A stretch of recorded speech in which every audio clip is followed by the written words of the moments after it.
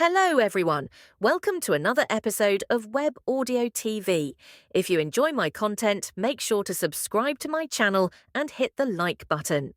Feng chuckled and patted Wang Tai's shoulder. Wang Tai, remember, if you're a seller, mastering this technique is crucial. The principle of competitive buying is a powerful marketing tool, simple yet effective. It also gave rise to a business tactic known as scarcity marketing, releasing limited quantities to create an illusion of high demand, encouraging competitive purchasing behavior to maintain high sales prices and profit margins. Wang Tai was stunned. Wow, there's such a strategy. Feng tapped on the table, seriously adding, actually, scarcity marketing is quite common now, many companies use it. Because it's simple, effective, and therefore, a commonly used strategy. Like McDonald's, they could increase production. Chicken processing only involves a few steps, yet they keep their quantities fixed, always in short supply, leading to 2 price increases within a year while still attracting a crowd. It relies on the unique advantage of their products, using the principle of competitive buying to make people eager to buy. If they opened up the supply, they might earn more daily, but when it comes to raising prices, customers would definitely be unhappy. Wang Tai had an epiphany, as if opening a door to a new world. Feng watched him ponder and smiled without interrupting. Wang Tai was his most trusted friend and would be his right-hand man in the future. Being naive now doesn't mean he'll stay naive at novel bin at. Engaging in business tends to sharpen one's wits. The young woman named Xiang brought over 2 cups of tea. Please wait a moment, the boss will be back soon, Xiang said with a light smile. Sure, we're not in a hurry, Feng nodded. After about 15 minutes, Hmph returned, having changed his jacket and combed his hair, making it evident that he had groomed himself. Feng inwardly nodded, recognizing Hmph's understanding of business etiquette, indicating he wasn't just any small-time businessman. Typical small business owners wouldn't pay attention to these details, only those with a certain social status and higher-level businessmen would. Because stepping out meant representing his business. Sorry to keep you waiting, let's head out now, Hmph apologized. Not long, does Boss Ning drive, or shall we take a taxi together? Being in the early stages of starting up, I can't afford a car, Feng admitted openly. Being genuine in front of such people could make them see you as more sincere. Hmph laughed, in that case, I'll drive. I believe little brother will surely be able to afford several luxury cars in the future, changing them daily? Haha. He found this young man more interesting, genuine, and mature for his age, managing everything flawlessly. Such a person is bound for success. Let's not get ahead of ourselves, Boss Ning. Switching cars daily would be tiring, especially come maintenance time. Feng casually replied. They chatted while walking to the elevator and down to the parking lot.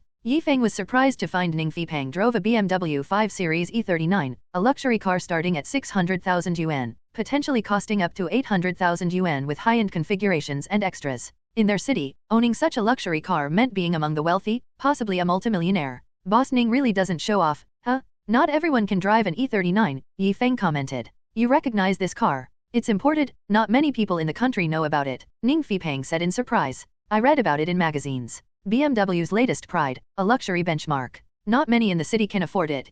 Feng admired the car, praising it. Haha, little brother you flatter me. There are plenty of wealthy people in the city. I'm nothing special. I didn't buy this car, it was a gift from my father. I find it comfortable, so I've kept using it, Hmph explained as he unlocked the car and got in.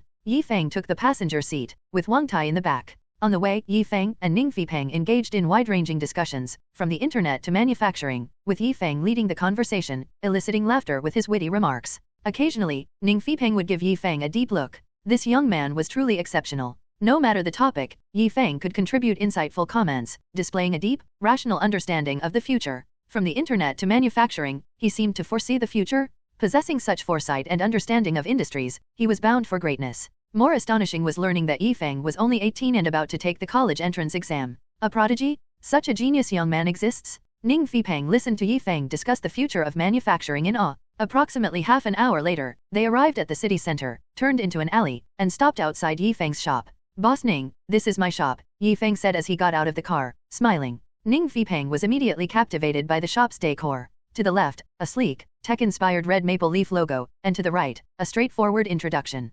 Feng Electronics computer repair expert. The shop's minimalist and stylish design instantly caught the eye. This shop is well decorated, Hmph exclaimed, pleasantly surprised. Boss Ning, please come in. This is my turf, you can let loose, Feng joked. Haha, little brother, how could I dare? Hmph strode into the shop.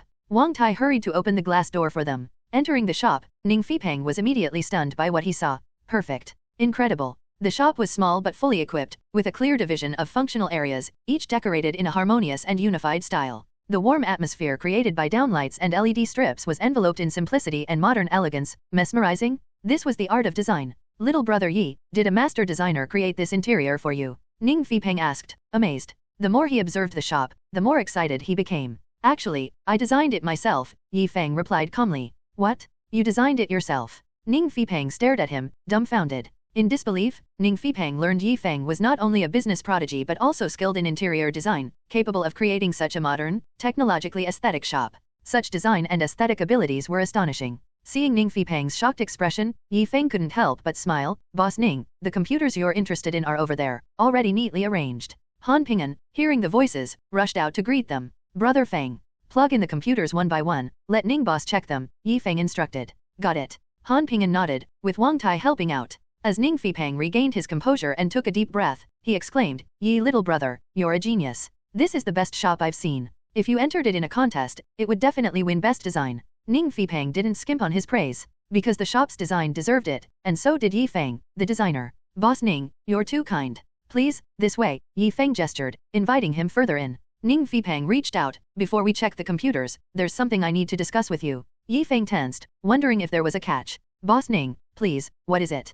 Feng asked, maintaining composure. Hmph, trying to appear more flattering, said, would you design a shop like this for me? Feng was taken aback, thinking it was a serious issue.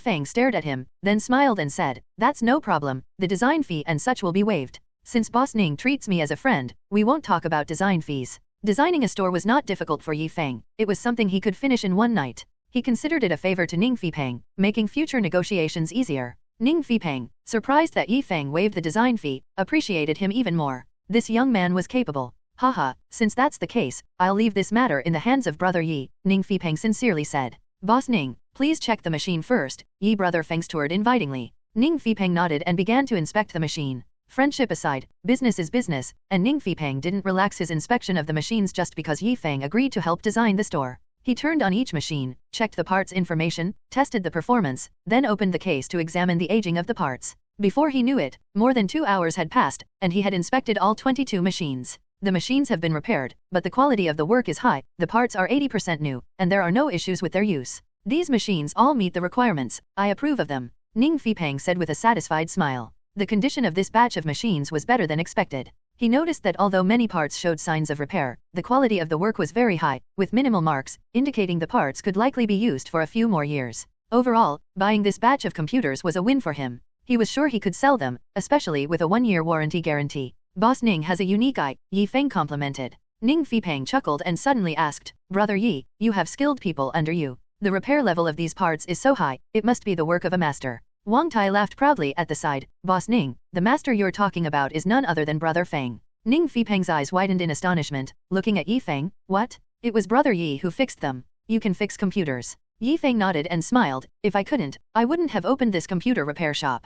Wow, I didn't expect you could fix computers, and your skills are so good. A genius. Hmph exclaimed in admiration. The young man before him knew many things. His future was boundless. Hmph was even more determined to befriend Feng. Such a genius was like a dragon carp, transforming into a dragon at the first sign of wind and cloud, unstoppable. Boss Ning, you flatter me. Now, shall we sign the contract? Business is business, and certain procedures must still be followed, Feng said modestly. All right, let's sign the contract now. Hmph nodded. Feng presented the prepared contract for his review. Hmph looked over the contract several times, raised no objections, and agreed to sign promptly. The two signed the contract on the spot, stamped it with their seals, and exchanged copies. Brother Yi, it's been a pleasure working with you. I'll have someone transfer the money to you soon. Hmph extended his hand, smiling. Feng shook his hand and also smiled. No rush, Boss Ning, whenever you have time. How about we have dinner together later? I'll treat Boss Ning to Guanggui Tower, how does that sound? Eating together suited him, as he also wanted to strengthen his relationship with Feng, so he said, sure, let's have a few drinks. Feng turned back to Hmph and Wang Tai, you guys prepare the meal, come eat with us, and leave Nanan to help watch the store. Okay, brother Feng. Hmph responded. Brother Feng, I'll go reserve a private room then, Wang Tai said smartly, then took out his phone to make a call. Feng had also bought him a second-hand phone for easier contact. In the afternoon, they headed to Guanggui Tower for the meal. Feng and Hmph enjoyed their meal immensely. Both were quite sincere people who got along well. After a few drinks, they became close friends, addressing each other as brothers. Feng didn't talk business or career at the dinner table, just focusing on building their relationship. It was their first day of acquaintance, and sometimes it's better not to delve too deep into conversation. what to discuss at what stage of a relationship. Feng always had a good sense of measure. Wang Tai accompanied them throughout, occasionally taking out a notebook to secretly jot down Feng's conversational skills. Hmph ate silently, his expression somewhat restrained and nervous. The meal lasted over 2 hours, and they continued drinking until 6 in the evening before happily parting ways. Hmph called a friend to drive, wanting to give Feng a lift back, but Feng politely declined. Sometimes, it's best to keep things moderate, building relationships step by step, not too hastily. This was also a kind of push and pull tactic in business relationships. After seeing off Feng, Feng, Wang Tai, and Hmph returned to the shop. Not long after returning, Feng received a text message from the bank. China Bank. Dear customer, your debit card account number 2213 has received an income of 90,000 yuan, with a balance of 135,500 yuan.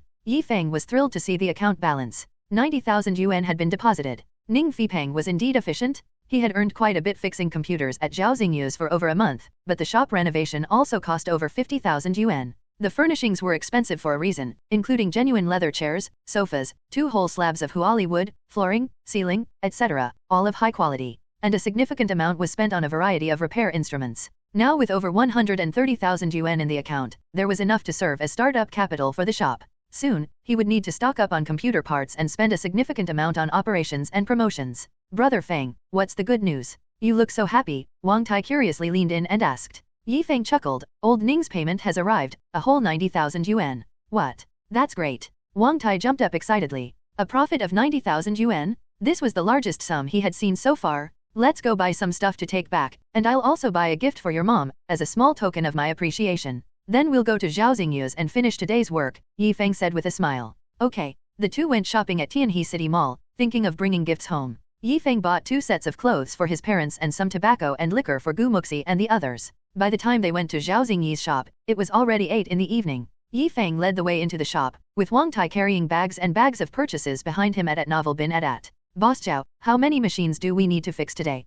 Feng asked with a smile. Zhaoxingyu sat inside the showcase, not bothering to get up to greet them, and coldly said, oh, just one. Huh? Can't be, just one machine on a weekend. Feng squinted at him. He felt a change in Zhaoxingyu's attitude today. He was not as enthusiastic as before. Hehe, just one left, the other machines have already been fixed by little Gao, Zhaoxingyu said with a smug smile. Boss Zhao, that's not very nice, is it? We agreed that he was just assisting, and I would be the one fixing the machines. Doing this isn't very honorable, is it?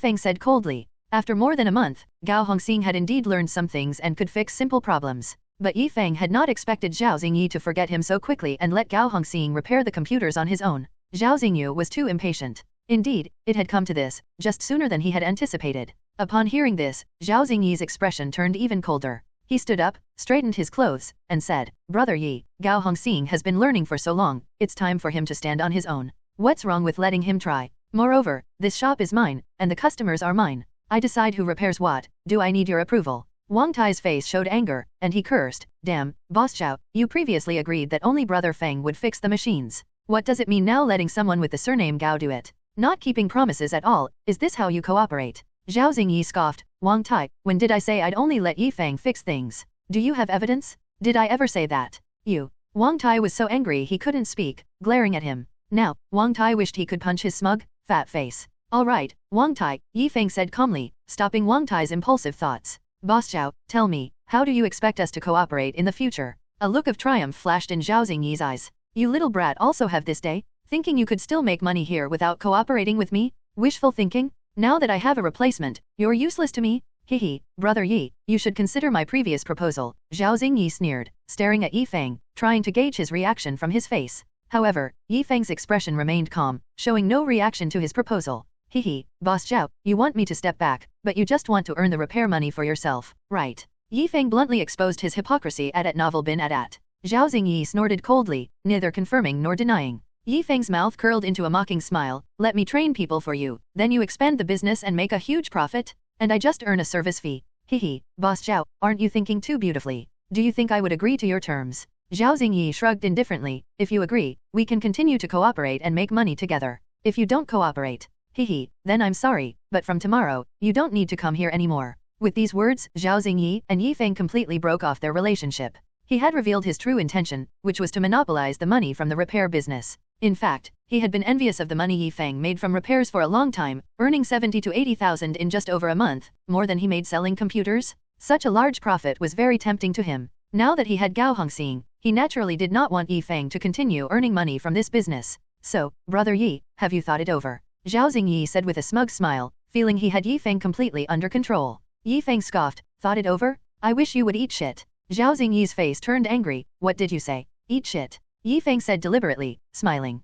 I don't even want to come here anymore. Wang Tai, let's go. Yi Feng turned and left without any hesitation, knowing his own shop would be opening in a few days, and then he would not have time to work for him. Moreover, from now on, they would be competitors. Okay, brother Feng. Wang Tai picked up the packages and quickly followed. Zhao Xingyi's face turned cold, and he chased to the doorway, twisting his waist, shouting at Yi Feng's departing figure. Yi Feng, you're nothing. Ungrateful bastard. Tui. On the way home, Wang Tai was still indignant. Brother Feng, that fatso is too bad. He clearly just wants to ditch you and monopolize the repair business money. Damn. Initially, he spoke nicely about us handling the repair business, but now that he has that Gao guy, he's ditched us. Truly shameless. Yi Feng rode his bicycle, his expression calm, not as furious as Wang Tai. Because he had anticipated such an occurrence, it was only a matter of time, just sooner than expected. Wang Tai, there's no need to be angry with such people, it only adds to your own troubles. Remember, there are no permanent friends in business, only permanent interests. Even the closest business partners, friends,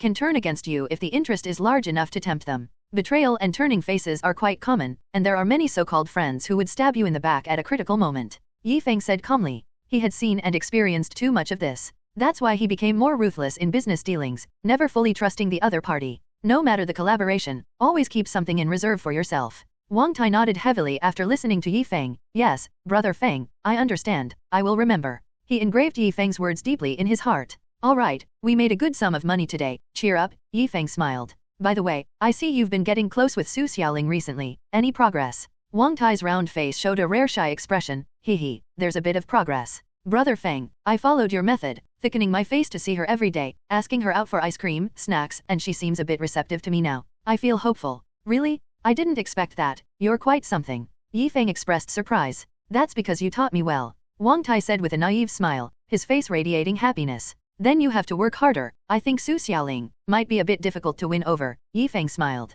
He had seen Su Xiaoling, who indeed was pretty, the belle of the class. But well, she seemed to like playing around, hanging out with several boys in the class. And it was rumored she was also close to a boy from the neighboring class. That girl seemed quite astute, and Wang Tai, being rather simple and naive, might not easily win her over.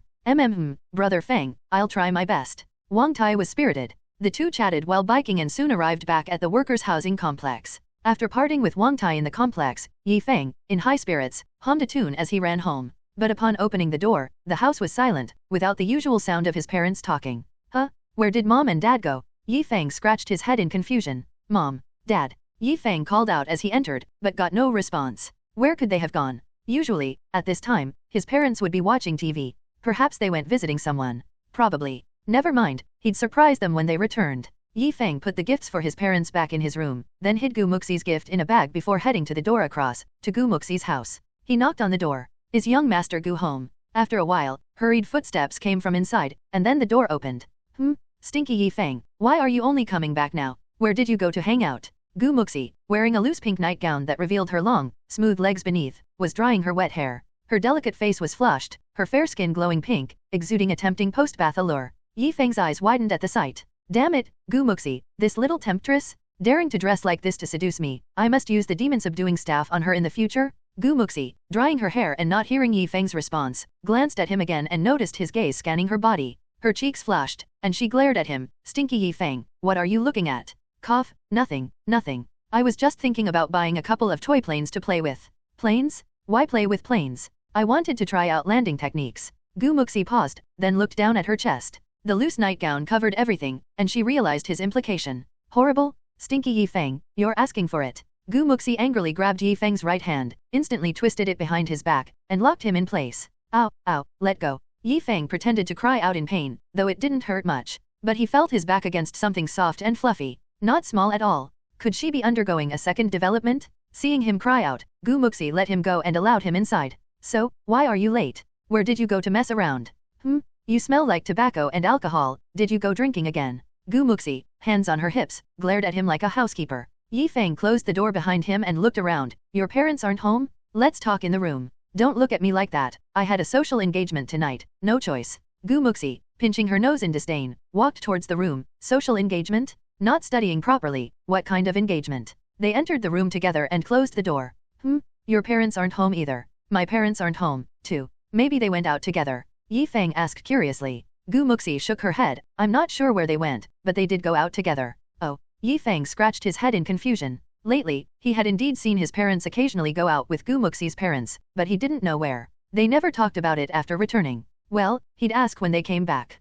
Feng sat down on Gu Muxi's bed and comfortably lay down. Gu Muxi's bed was really fragrant and soft. Stinky Feng, you're all smelly and lying on my bed. Get up. Gu Muxi warned seriously, baring her little tiger teeth. Stinky men, how can they be men if they're not stinky? It's okay, let me rest a bit, I'm so tired today. Feng shamelessly smiled. No way, get up. Gu Muxi climbed onto the bed, trying to pull him up. But Feng grabbed the sheets and refused to budge. Gu Muxi puffed her cheeks, disregarding everything, sat on his stomach, grabbed his collar, and tried to pull him up. Get up. Not getting up. Then I'll strangle you. Stop. Gu Muxi, do you like this position? What do you mean? I have 1,000 ways to strangle you, tell me, which position do you prefer? Feng shyly said, as long as you like it, I can accept any position, hehe. Gu Muxi paused, looked down, and realized she was sitting on him in her nightgown. Her cheeks instantly turned as red as apples, and she hurriedly got off. Stinky Feng, asking for a beating. Gu Muxi's little fists were about to fall. Stop. Can you not hit my face? Why can't I? Because I still need to rely on my face to make a living. Thinking too beautifully. Then, her little fists fell like raindrops on Feng. It didn't actually hurt, almost felt nice, but Feng still howled cooperatively. Eventually, she forcefully pulled him up with her domineering strength. Don't lie on my bed. All right, no more messing around, I have a gift for you. Gu Muxi, holding his collar, suddenly froze. Gift? For me? What gift?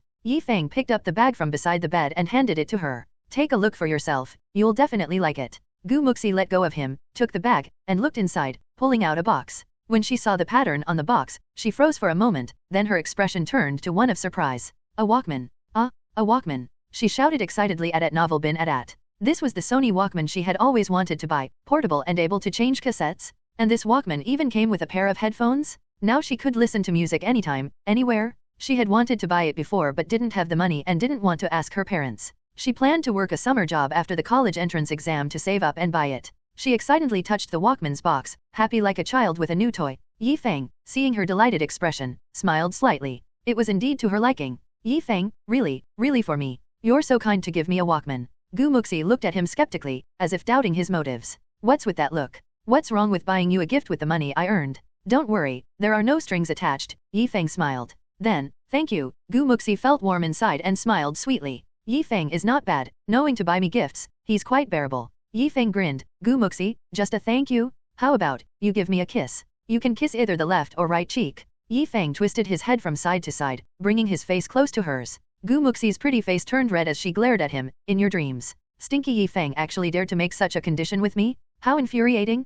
Feng smiled and said, okay, I was just joking. Open it and see if it works. Gu Muxi huffed and started to unwrap the package, saying, considering you gave me the Walkman, I can cook something delicious for you as a thank you. Feng. Gu Muxi, is this your way of returning a favor? Every time Feng remembered Gu Muxi's cooking, he couldn't help but feel a bit nauseous. Truly a dark memory. Please, I've been looking up recipes online recently and learning to cook, okay. Gu Muxi glared at him, proudly stated. Have you cooked anything yet? Not yet, I'm still in the learning phase, haven't practiced yet. And you still want to cook for me? Looking for a guinea pig, huh? Pfft. Gu Muxi, you really want my life, huh? No way. Gu Muxi looked up at him, rubbing her fists. Creak. Is my cooking really that bad? It's not about being good, it's just extremely bad. Okay, this can be discussed. Let's talk nicely, huh?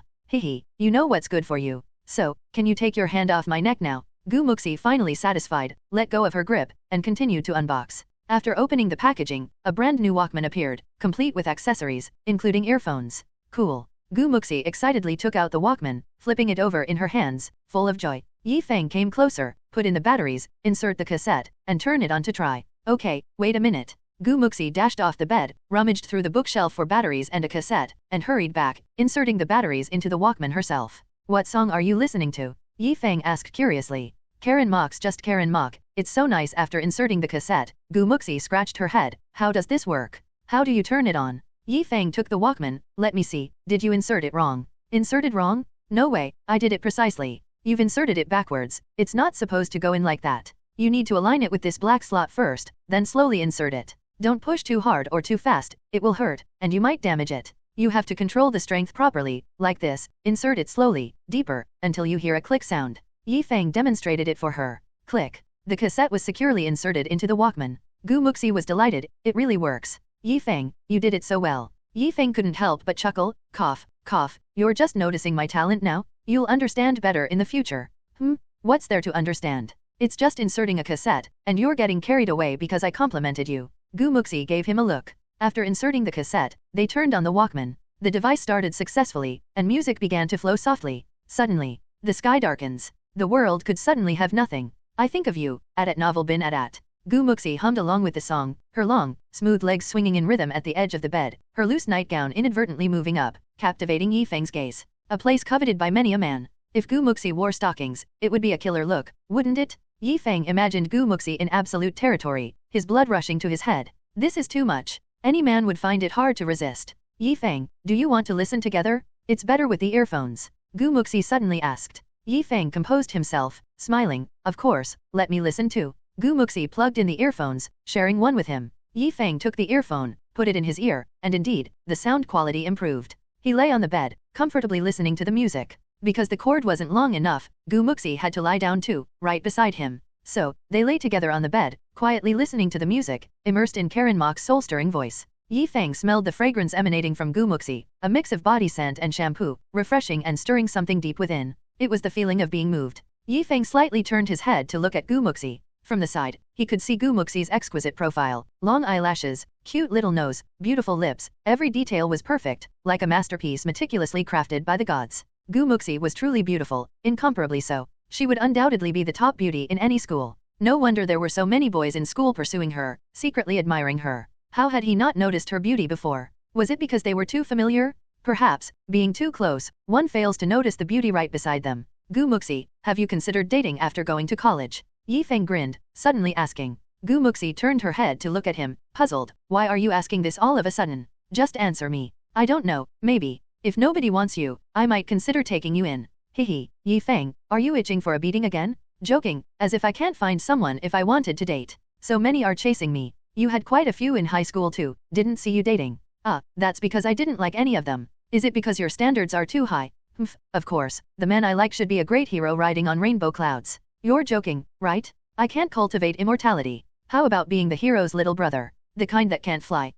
No way. Then you're destined to be alone. Stinky Yi Feng, asking for a beating. Muxi turned over, hands around his neck, showing her playful and fierce side. Then she raised her leg and aimed at Yi Feng. Her cute little foot was smooth and rounded, like a string of pearls. Eat my kick. Yi Feng's eyes sparkled, such good fortune. He grabbed her leg, opened his mouth, ready to bite. Muxi was startled, quickly retracting her leg, puffing her cheeks, glaring at him. Stinky Yi Feng, you were really going to bite? Are you a dog or something? Yi Feng, woof, woof. Muxi, Stinky Yi Feng, you pervert. Thanks for the compliment, I'm honored. Damn it, I'll strike first. Wow, Muxi, you were really going to bite. Muxi firmly clamped his legs and then grabbed his right arm, biting down hard. Ow. Yi Feng cried out in pain, quickly tickling her waist with his left hand. Muxi, who was ticklish, was forced to let go, laughing uncontrollably. Stop, stop, it's so ticklish. Still dare to bite me. Stinky Yi Feng, I'm going to fight you. The two tickled each other, laughing and wrestling. Yi Feng tickled her, and she tried to fend him off with her hands. Suddenly, she pulled Yi Feng's hand upward, right onto her chest. Yi Feng paused. He felt like he had grabbed something, and squeezed. Why is it so soft? He looked down. Muxi felt the mischievous hand and also looked down. For a moment, both froze. Muxi was stunned for a moment, then her cheeks flushed red as apples. Stinky Yi Feng. Muxi, listen to my excuse. No, listen to my explanation. Bang. Yi Feng was kicked off the bed. Muxi, with her face flushed, stood up indignantly, ready to finish Yi Feng on the spot. Naturally, Yi Feng wouldn't just wait to die. He quickly got up and shielded himself with a chair. Muxi, calm down. I really didn't do it on purpose. Muxi rubbed her fists. My fists won't be accidental either. Explain it to them. Yi Feng tugged at the corner of his mouth, thinking if not now, then when. Muxi, it's getting late. I should head back. Bye. See you tomorrow. At novel bin at. After saying this, Yi Feng opened the door and dashed out, swiftly closing it behind him. Muxi bit her lip, her face flushed to the neck. Damn it, I let Yi Feng take advantage of me again.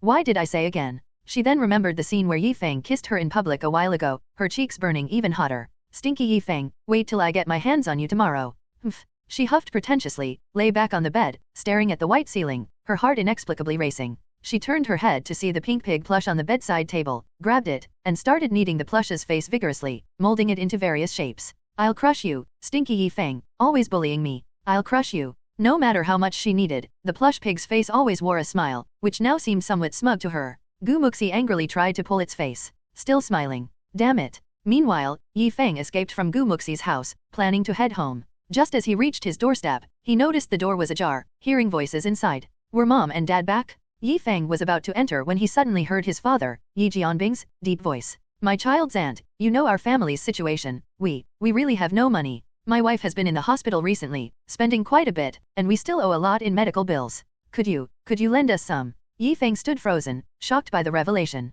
Mom is sick. Then, a sharp, harsh voice responded. Brother-in-law, where would I have money? Don't look at me owning 2 clothing stores, but I hardly make any money each month. I really don't have money to lend you. Yi Feng peeked through the door crack and recognized the middle-aged woman speaking as his aunt. Her family owned clothing stores and was the wealthiest among the relatives, having already bought a house in the city and driving a Volkswagen. However, the money to start her business years ago was pooled by several relatives, including a significant amount from Yi Feng's father, totaling 2,000 yuan. That 2,000 was all the savings they had at the time. Although his mother occasionally complained, she didn't say much after the money was lent. After the aunt's business took off and she repaid the loan, contact with relatives dwindled, only seeing her during holidays at their hometown. Since becoming successful, she distanced herself from relatives and never mentioned the loan again. Inside, Yi Jianbing, upon hearing her refusal, looked visibly upset but continued to plead softly, Aunt, we really don't have the money for Xiaoen's treatment to continue. I'm begging you. Meng Tingmei crossed her arms, slightly raising her chin, begging me is useless, I really don't have money to lend you. Although I sympathize with my cousin's situation, times are tough for everyone. Besides, lending you money, you probably can't pay it back. You're asking for 20,000, but with your salary, and a family member who's a financial burden, how can you save any money throughout the year? Isn't this just giving money away? Yi Jianbing's face grew even more distressed. No, if you lend me the money, I'll work 2 jobs to ensure I can repay you. When Yi Feng goes to college, he can also work part-time to earn some money. I believe we can pay you back soon. We just can't get over this hurdle, I'm really begging you, for the sake of our years of kinship, and for the help I've given you in the past, please. Yi Feng, standing at the door, trembled, clenching his fists. His father had always been proud, never begging anyone like this. His father's words pierced his heart like a knife. Meng Tingmei raised an eyebrow, you only lent me 2,000 back then, and I've already repaid you. I owe your family nothing. And as for Feng, he's not the brightest, and his studies are mediocre. Can he even get into university? Even if he does, he won't get into a good school, let alone earn enough to cover his tuition. Being able to pay his own tuition would be a miracle. Yi Jianbing sighed deeply, really, you can't lend anything? Even a little would help. I'm begging you, just this once. Meng Tingmei was cold, I really don't have money to lend you. Alright, it's getting late, I should be going. I'm usually busy with work and have a lot on my plate, so please don't call me unless it's necessary. I might not have time to answer. That's all. She got up to leave without finishing her sentence. Meng Tingmei muttered as she approached the door. Borrow my ass, even if I had money, I wouldn't lend it to you. Just as she opened the door, she was startled to see someone standing there. Feng. Yi Feng looked at her calmly, Aunt, leaving so soon? Won't you stay a bit longer? Oh, I have something else to do. Another time. Meng Tingmei glanced at Yi Feng and walked straight past him, downstairs, and out of the house. Yi Feng turned to look at her, shaking his head. There was no hope of getting help from such a materialistic relative. He walked back into the house. Dad, I'm back. Yi Jianjun's troubled face managed to force a faint smile. Son's back. How was your studies today? Yi Feng looked at him and sighed. Dad, why did you keep it from me? What? Keep what from you? Yi Jianjun's eyes showed a hint of panic. Why didn't you tell me about Mom's illness? Yi Feng asked calmly, with no hint of blame in his tone. Because he knew his parents had sacrificed too much for this family. His father's shoulders carried the weight of the entire family. For his mother's sake, he, with all his pride, had set aside his dignity to beg others for help. Yi Feng didn't blame them at all, he felt nothing but pain. He only hated himself for not sharing any of their burdens. Yi Jianjun was taken aback. Father and son looked at each other in silence for a long time. The atmosphere was heavy, as if a thick cloud were enveloping them both. You already know. Do you already know? Yi Jianbing looked at Yi Feng, his face a bit bitter. Yeah, I heard it all at the door. Where is Mom now? Yi Feng asked. She's at the hospital for a checkup, your Uncle Gu and Aunt Li are with her there. Yi Jianbing sighed, sat down, and started smoking. His back looked even more hunched in the smoke. Mom, what illness does she have? A brain tumor. It was checked before. Fortunately, it's still benign, but if we don't operate, it might turn malignant. But the surgery would cost at least hundreds of thousands, Yi Jianbing said helplessly. Yi Feng did not hesitate. Dad, let mom have the surgery as soon as possible. Son, we don't have that much money. Yi Jianbing sighed. I do. Huh? Son, are you joking? This is hundreds of thousands, not just 10 or 20. Dad, I really do. Yi Feng took out his mobile phone, opened a message, and handed the phone to him. Yi Jianbing looked at him doubtfully, took the phone, and was immediately startled by the message content. He stared at the numbers, dumbfounded, completely flabbergasted. My God, son, where did you get so much money? A tumultuous wave surged in Yi Jianbing's heart, his cigarette dropping to the ground. This is the money I earned from fixing and selling computers. I was actually planning to give you a surprise today. I originally planned to use this money to open a shop, but let's use it for mom's treatment first. No amount of money is more important than my mom's life, Yi Feng said solemnly. He clenched his fist, his nails digging into his flesh. This time, he did not want to have any regrets. No matter what, no matter the cost, he had to save his mom. Yi Jianbing looked at the phone, then at Yi Feng, his expression somewhat dazed, still incredulous. But then, a smile finally appeared on his face. His son was promising. Very promising? Beyond expectation? This money was literally a lifesaver for the entire family. Alright, let's go to the hospital now. Half an hour later, Yi Jianbing and Yi Feng arrived at the hospital. They saw Gu Muxi's parents and Meng Xiaoun in the infusion hall. Meng Xiaoun's face changed when she saw Yi Jianbing brought Yi Feng along. Why did you bring little Feng too? Yi Feng gave a bitter smile. Mom, did you still want to hide it from me? Meng Xiaoun managed a smile on her pale face. Little Feng, Mom is fine, just a bit of stomach discomfort. Mom, no need to say any more. Dad told me everything. I'll help you with the hospital admission now. Yi Feng shook his head and chuckled. To this point, his mother still wanted to hide her condition from him, just not wanting him to worry, affecting his preparation for the college entrance exam the day after tomorrow. Meng Xiaoun glanced at Yi Jianbing and said with a bitter smile, Son, hospitalization costs a lot of money, the doctor said. As long as I rest well, not staying in the hospital, not undergoing surgery is also fine. At novel bin at. Yi Jianbing interrupted, Don't worry about the money, our son is promising now. Our son quietly earned a big sum of money. What? Meng Xiaoun was stunned. Gu Xingzhong and Li Wan were also stunned. Yi Feng earned a big sum of money. Yi Feng took out his mobile phone and bank card, showed the phone to her briefly. The cash deposit of more than 130,000 yuan directly stunned Meng Xiaoun. Hiss. Son, where did you get so much money? You didn't do anything illegal, right? We may be poor, but we can't do those things. Meng Xiaoun's face turned even paler, shocked by the amount. Yi Feng then briefly explained about earning money by fixing and selling computers. After listening, Meng Xiaoun finally calmed down. Son, you are so promising. You will always be mom's pride. Meng Xiaoun happily hugged Yi Feng, kissing his forehead several times, her emotions hard to express. Beside them, Gu Xingzhong and Li Wan were incredibly shocked, looking at Yi Feng with astonishment. My goodness, little Feng, this child, is so good at making money. Li Wan's eyes sparkled with admiration. This child, little Feng, is destined for greatness. It seems my judgment was correct. Having observed this child's intelligence from a young age, I never expected him to grow up with such a business mind. If Sixi could date him in the future, it would definitely be a great thing. Yi Feng didn't know, at this moment, he had already become Li Wan's chosen son-in-law. Gu Xingzhong patted Yi Feng on the shoulder, happily saying, Good lad, I knew you earned some money fixing computers, but I didn't expect so much. Being able to earn a living with this skill, you're definitely going to be successful in the future. He then turned to Yi Jianbing with a smile, Old Yi, with little Feng so promising, you can just wait to enjoy the good life. Yi Jianbing's heart was bursting with joy, his smile almost reaching his ears. Enjoying the good life is out of the question. I'm just a hard-working man. I just hope Xiao Feng can be more promising in the future, can achieve something that would make me satisfied. No parent doesn't wish for their child to succeed. Now seeing Yi Feng earning so much money at a young age, he was immensely comforted. Enough talk, I'll go and handle the hospital admission for Xiaoun, arrange the surgery as soon as possible, don't let it turn from benign to malignant. Yi Jianbing hurriedly said, Dad, I'll go with you, you go and talk to the doctor about the admission, I'll withdraw the money. Yi Feng said, Okay. His father and son split up to carry out their missions. Yi Feng withdrew 30,000 yuan from a nearby ATM, enough for the hospitalization and medical fees, and hurried back to the hospital with the cash. With the money, the two of them smoothly completed the hospital admission. Holding the admission form, Yi Jianbing felt a bit relieved. It was as if he had lifted part of the burden in an instant. Yi Feng handed the bank card to his father, instructing, Dad, take this card, the pin is my birthday, no matter how much it costs, we must cure mom. If you need money, just withdraw it from a nearby ATM, and if it's not enough, you must tell me. I'll find a way. Yi Jianbing took Yi Feng's bank card, looking at Yi Feng's serious expression. At that moment, it felt as if his son had grown up. His son had grown up? His eyes couldn't help but moisten. He said reassuringly, All right, Dad knows. The two returned to Meng Xiao's side, waited for her to finish her 4-drip, then escorted her to the inpatient building. After completing the hospitalization procedures, Yi Jianbing stayed to care for her. Old Gu, I might have to ask you for a long leave, Yi Jianbing said with a bitter smile. Meng Xiao needed someone to accompany her during her hospital stay until she was discharged after surgery. Muxi opened her big eyes wide, offering a particularly encouraging look. This time, she was serious. Feng was now fully awake, feeling as if he had been injected with chicken blood. Thank you. This was Feng's heartfelt gratitude. Hey, why the formalities? As your Miss Gu, it's only right. Muxi covered her mouth and laughed. Feng chuckled, pretending to forget to let go of her hand, instead holding it even tighter. How could Muxi's hand be so smooth, so tender? Holding it felt really comfortable. Muxi tried to pull her hand away, but finding Feng still holding on, her cheeks flushed. Stinky Feng, how long do you plan to hold my hand? I forgot, hee. Only then did Feng reluctantly let go. Muxi stood up, alright, comforting mission accomplished. I should head back now.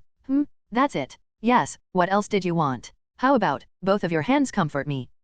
Stinky Feng, you're really pushing your luck. No need for hands, then your mouth works too. Mouth? How can a mouth comfort you? Cough cough. Just say a few encouraging words. As long as you cheer me on, I could even top the city in the exams. Cut it out. Bluffing works too.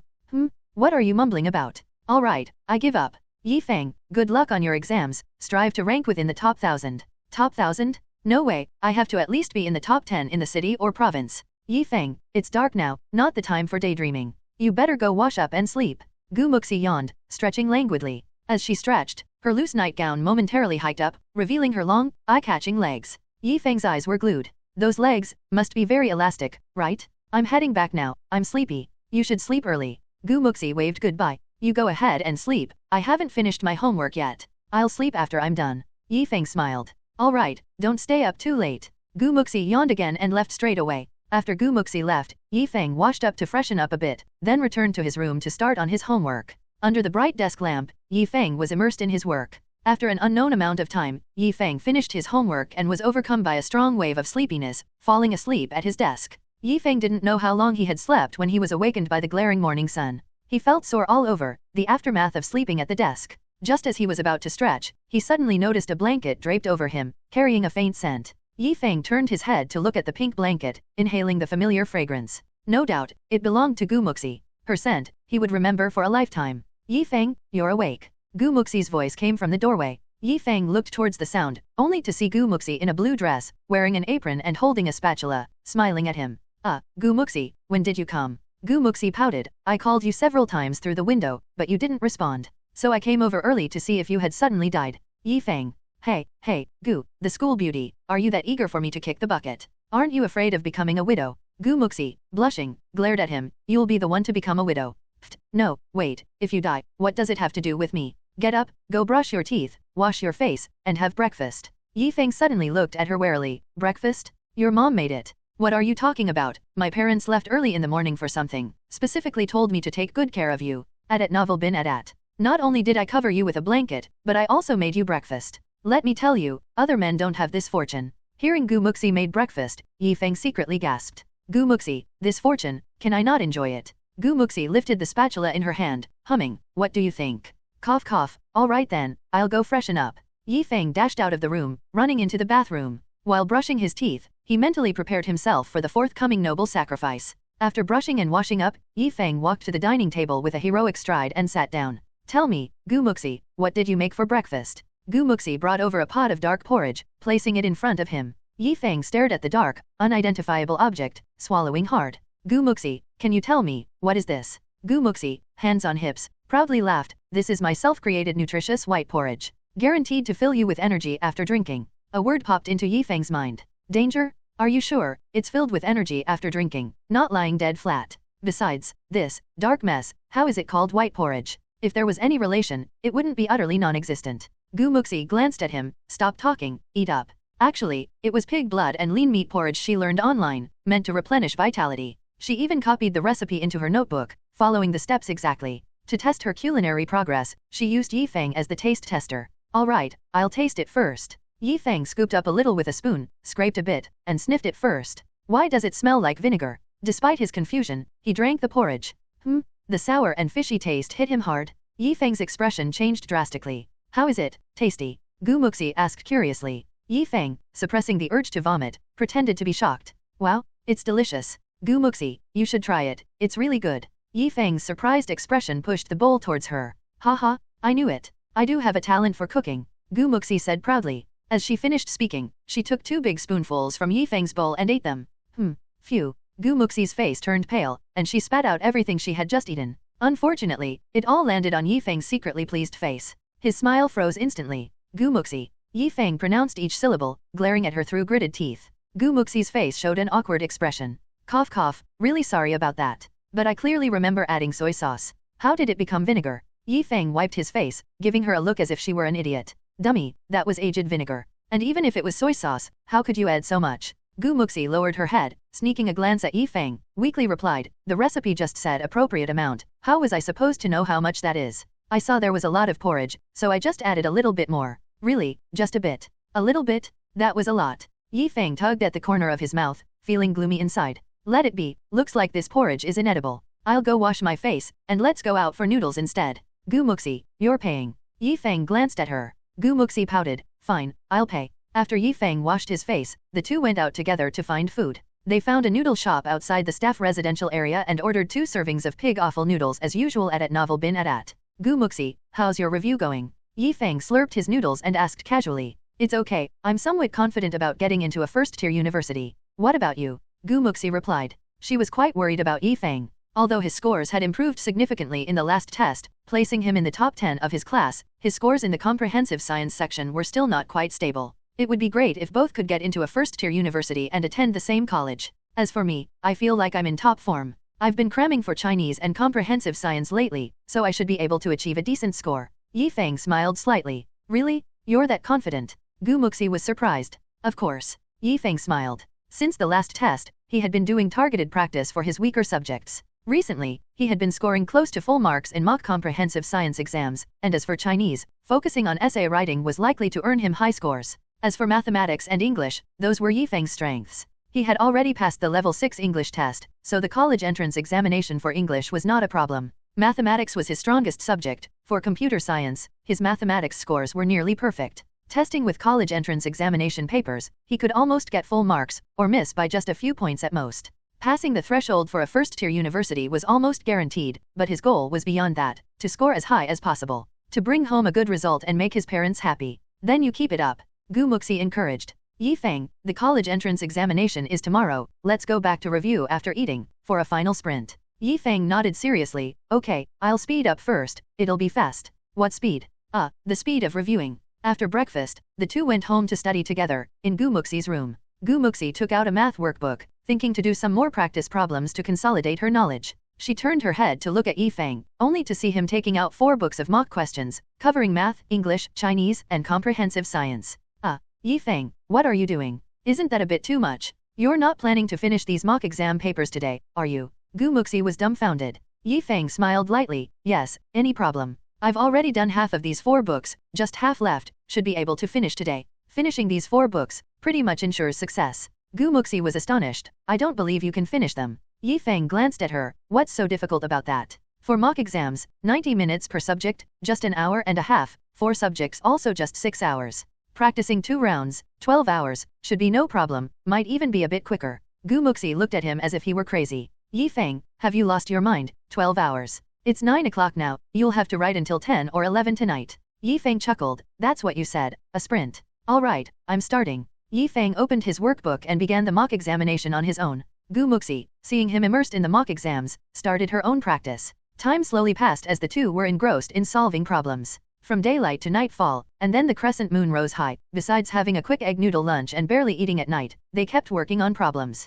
Suddenly it was 9 o'clock at night. Gu Xingzhong and Li Wan were in the living room reading magazines. It's 9 o'clock already, are those kids still reviewing? They're really pushing themselves. Li Wan glanced at the time and then at Gu Muxi's room door. Gu Xingzhong flipped through a magazine nonchalantly. Well, the college entrance exam is tomorrow, they're a bit pressured. I hope they don't overpressure themselves. It's easy to underperform. They need to relax a bit. I'll go make some juice for them, let them take a break. Li Wan stood up and went to the kitchen. After a while, she came out of the kitchen with 2 glasses of watermelon juice, walked to Gu Muxi's room door, and knocked. Zixi, little Feng, take a break and have some juice. Okay, Mom, I was just getting thirsty. Gu Muxi's voice came from inside. Li Wan entered the room, seeing Gu Muxi with a lackluster look, exhaustedly slumping in her chair, while Yi Feng was still intensely scribbling away. Here, you both worked hard today. Drink some juice, take a breather. Li Wan placed the juice on the table. Gu Muxi, rubbing her sore temples, said, indeed tired, doing questions all day has made my head spin. She grabbed one of the glasses of watermelon juice and gulped it down.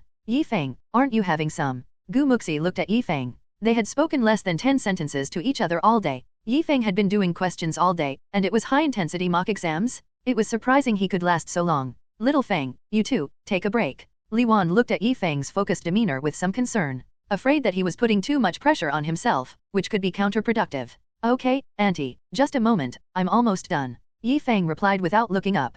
All right, remember to rest, don't stay up too late. Tomorrow is the real battle, you need to be fully rested. Li Wan advised. Okay, auntie, I got it. Yi Feng still didn't look up, his pen never stopping. Li Wan left the room, and after another half hour, Yi Feng finally put down his pen, exhaling deeply. 2 rounds of mock tests, finally done. He hadn't felt this intense sensation of doing questions for a long time. This fully immersed state was really magical. He didn't feel tired while writing. But now that he had finished, a strong wave of fatigue rushed over him. His fingers were sore from holding the pen for so long. Gu Muxi was amazed. Yi Feng, I didn't expect you to last so long. More enduring than I thought. Yi Feng raised an eyebrow. I've always had stamina. Okay. Are you doubting my endurance? Let me tell you, a mere hour or 2 is no problem at all. Gu Muxi felt his words were strange, but still huffed. I didn't know you were so enduring before. Yi Feng grinned. Then you'll definitely find out later. If there's a chance, you can experience it for yourself. Gu Muxi rolled her eyes at him, proudly saying, I don't want to. Between 680 and 700.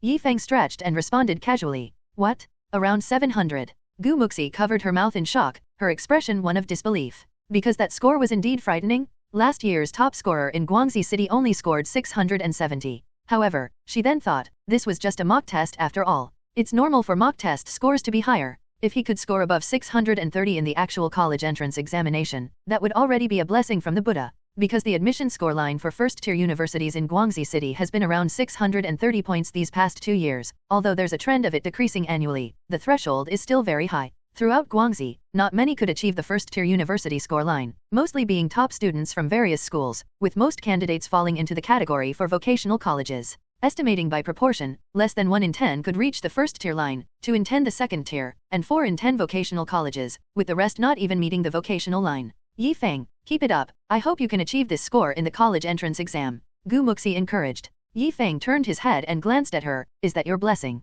Shouldn't it be to score even better than this? Gu Muxi rolled her eyes at him, scoffing, you wish. Getting the score for a first-tier university would be great, and you still want to achieve this score. Don't think that because you did well in the mock tests you can slack off. Tomorrow's college entrance examination is the real battle. Yi Feng chuckled. After these 2 rounds of mocks, I'm fairly confident, but rest assured, I won't slack off. Facing the college entrance examination, I will give it my all. Gu Muxi then nodded in satisfaction. That's right, you must give it your all. But you should drink the juice and take a break now. I see you've been writing all day, even the strongest body can't withstand that. Yi Feng patted his chest, my body is awesome. Just as he finished speaking, he suddenly felt a cramp in his fingers, his expression changing. Damn, cramping. His right hand's fingers started cramping from the high intensity, long duration of holding the pen. His fingers uncontrollably curled up, the muscles stiffened, and he felt a piercing pain. Don't move, let me help you. Gu Muxi quickly grabbed his cramping index and thumb, starting to quickly massage and press to relax the muscles. After her massage and pressing, the cramping in his fingers eased significantly, but there was still some soreness.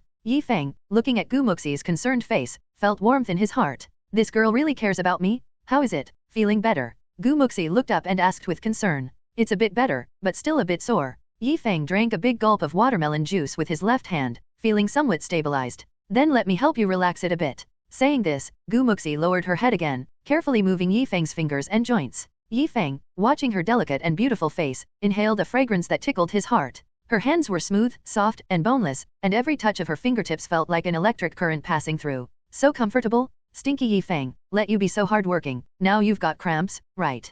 Gu Muxi nagged while helping him massage and stretch his fingers and joints. After about 15 minutes, she looked up again. How is it? Better now. Yi Feng hadn't had enough. How could it be better already? His eyes darted around. He clutched his waist. My fingers are better, but my back is so sore. Maybe I've been sitting too long. Didn't sprain my back, did I? How about, you give me a massage? Gu Muxi said irritably. Hmph, what's with you? If it's not this hurting it's that hurting. Am I a servant? Yi Feng held his waist, pretending to endure the pain. Alright then, I won't bother you, I should be able to withstand it, don't worry about me. I'll probably be better after resting a bit. Seeing him like this, Muxi hesitated for a moment before scoffing. Alright, lie down on the bed, I'll give you a massage. Yi Feng's eyes twinkled with an imperceptible gleam of triumph. Hehe, I can enjoy a massage from the great school beauty? If this got out at school, he'd probably be hunted down by countless suitors of Muxi. Yi Feng quickly got on the bed and lay down. Muxi, I'm ready. If it weren't for worrying about affecting your exam tomorrow, I wouldn't massage you. Though she said that, she still sat next to Yi Feng and started massaging his back. Though Muxi's technique was clumsy, her strength was not small, and surprisingly, the massage was quite comfortable. Yi Feng felt the warmth of her 10 fingers on his lower back, the alternating light and heavy pressure, very soothing. Really comfortable. Muxi, a bit lower, yes, right there, press harder. In the living room, Li Wan, having washed up, was about to rest when she suddenly heard strange noises coming from Muxi's room. What are those kids doing in there? Li Wan curiously asked at novel bin at. Gu Xingzhong put down the magazine. I don't know, but it's late, they should rest now. If they don't rest well, they won't have the energy for the exam tomorrow, affecting their performance. He stood up and walked over, but stopped dead at the door. What's wrong? Seeing his expression, Li Wan curiously approached. As she reached the door, she too froze upon hearing the noises inside. Muxi, faster, yes, faster, it feels so good. I'm already going as fast as I can, should we change positions? Sure, how about you get on top, try this position. Okay, but don't move, let me do it. Gu Xingzhong and Li Wan exchanged puzzled glances, their expressions baffled. What are those two kids doing? Gu Xingzhong pointed at the door, astonished. Li Wan quickly pushed the door open, only to see Muxi sitting on Yi Feng's thighs, giving him a massage. Mom, what's up? Muxi looked up at her parents who barged in, puzzled. What are you doing? Li Wan breathed a sigh of relief internally. Oh, Yi Feng said his back was sore and asked me to help massage him. Muxi replied earnestly. I thought you guys were. Mom, thought we were what? Cough cough, nothing. Okay, continue then, but go to sleep early after massaging. Li Wan quickly closed the door. Gu Xingzhong, with a strange expression, coughed. It seems we misunderstood. Alright, let's go to bed. Li Wan shook her head and laughed. It seems she was overthinking it. But, the kids are grown up now. It seems they'll have to teach them some knowledge in that regard in the future. After all, safety first? In the room, Muxi scratched her head in confusion. What was with Mom's look just now? Why was it so weird? Yi Feng secretly chuckled, guessing Auntie must have misunderstood something. Hey, maybe she was surprised to see you willing to give me a massage. Let's continue. Yi Feng lifted his waist, finding a more comfortable position. Muxi suddenly realized his waist seemed to have no problem at all. Was this stinky Yi Feng deceiving me? Muxi, stop dazing, let's continue. Yi Feng said with a playful smile. Seeing his expression, Muxi almost guessed what was happening. Alright, stinky Yi Feng, deliberately making me serve you? You want a massage, right? Then I'll give you a good one. A sly look flashed in Muxi's beautiful eyes. Hehe, alright, let's continue. Then lie down properly, I'll give you a Thai massage. Muxi grabbed the soft flesh around his waist and pulled it inward. Ow! Yi Feng cried out in pain, his face changing color. Then Muxi bent his legs upwards, almost folding him in half. Damn, that hurts. Muxi, what are you trying to do? Muxi huffed, I'm using Thai techniques to massage you, just bear with it. No, ow. After being tortured by Muxi for about 15 minutes, Yi Feng found an excuse about needing to urinate to finally escape, sprinting back to his room. Hiss. That girl has some real strength in her hands. Yi Feng lay on the bed, gasping in pain, thankful she hadn't disassembled his entire body. Yi Feng, didn't you say you were going to the toilet? Why did you run away? Muxi's bell-like laughter came from outside the window. Yi Feng got up, went to open the window, and saw Muxi leaning on the windowsill, her face full of proud color. Cough cough, it's too late today, and tomorrow is the exam, let's not massage anymore. Yi Feng said with a dry laugh. But I haven't finished showing off my Thai massage skills yet, how can we just stop like this? Muxi, some other time, okay? Some other time. Alright then, Yi Feng, you're welcome to come over again. After saying this, Muxi gave him a flirtatious glance, then closed the window. Yi Feng felt goosebumps all over his body. Let you massage again, do you think I don't want to live anymore, huh? Definitely no next time. The night passed without incident, and the next morning, Yi Feng was woken up as usual by the knocking on his window. Yi Feng, time to get up. Yi Feng opened his eyes, rubbed his sleepy eyes. Ever since Muxi started waking him up every day, he had thrown away his alarm clock. Why not enjoy a unique wake-up service from the school beauty? Got it. Yi Feng responded and got up to open the window. Muxi was as usual at the window, tying her ponytail, her beautiful face radiating youthful vitality. Morning, Muxi. Morning, stinky Yi Feng. They greeted each other. Muxi finished tying her hair. Today is the first day of the college entrance exam. My mom made a rich breakfast. Come over and eat. After eating, we'll go to school. Today's Gu Muxi was especially serious, not joking around with Yi Feng as usual. Yi Feng could tell, she was feeling pressured. The arrival of the college entrance exam inevitably made most students a bit nervous and pressured. However, Yi Feng, not his first time taking the college entrance exam and quite confident, was not nervous at all. Okay, I'll come over after I wash up. Yi Feng smiled.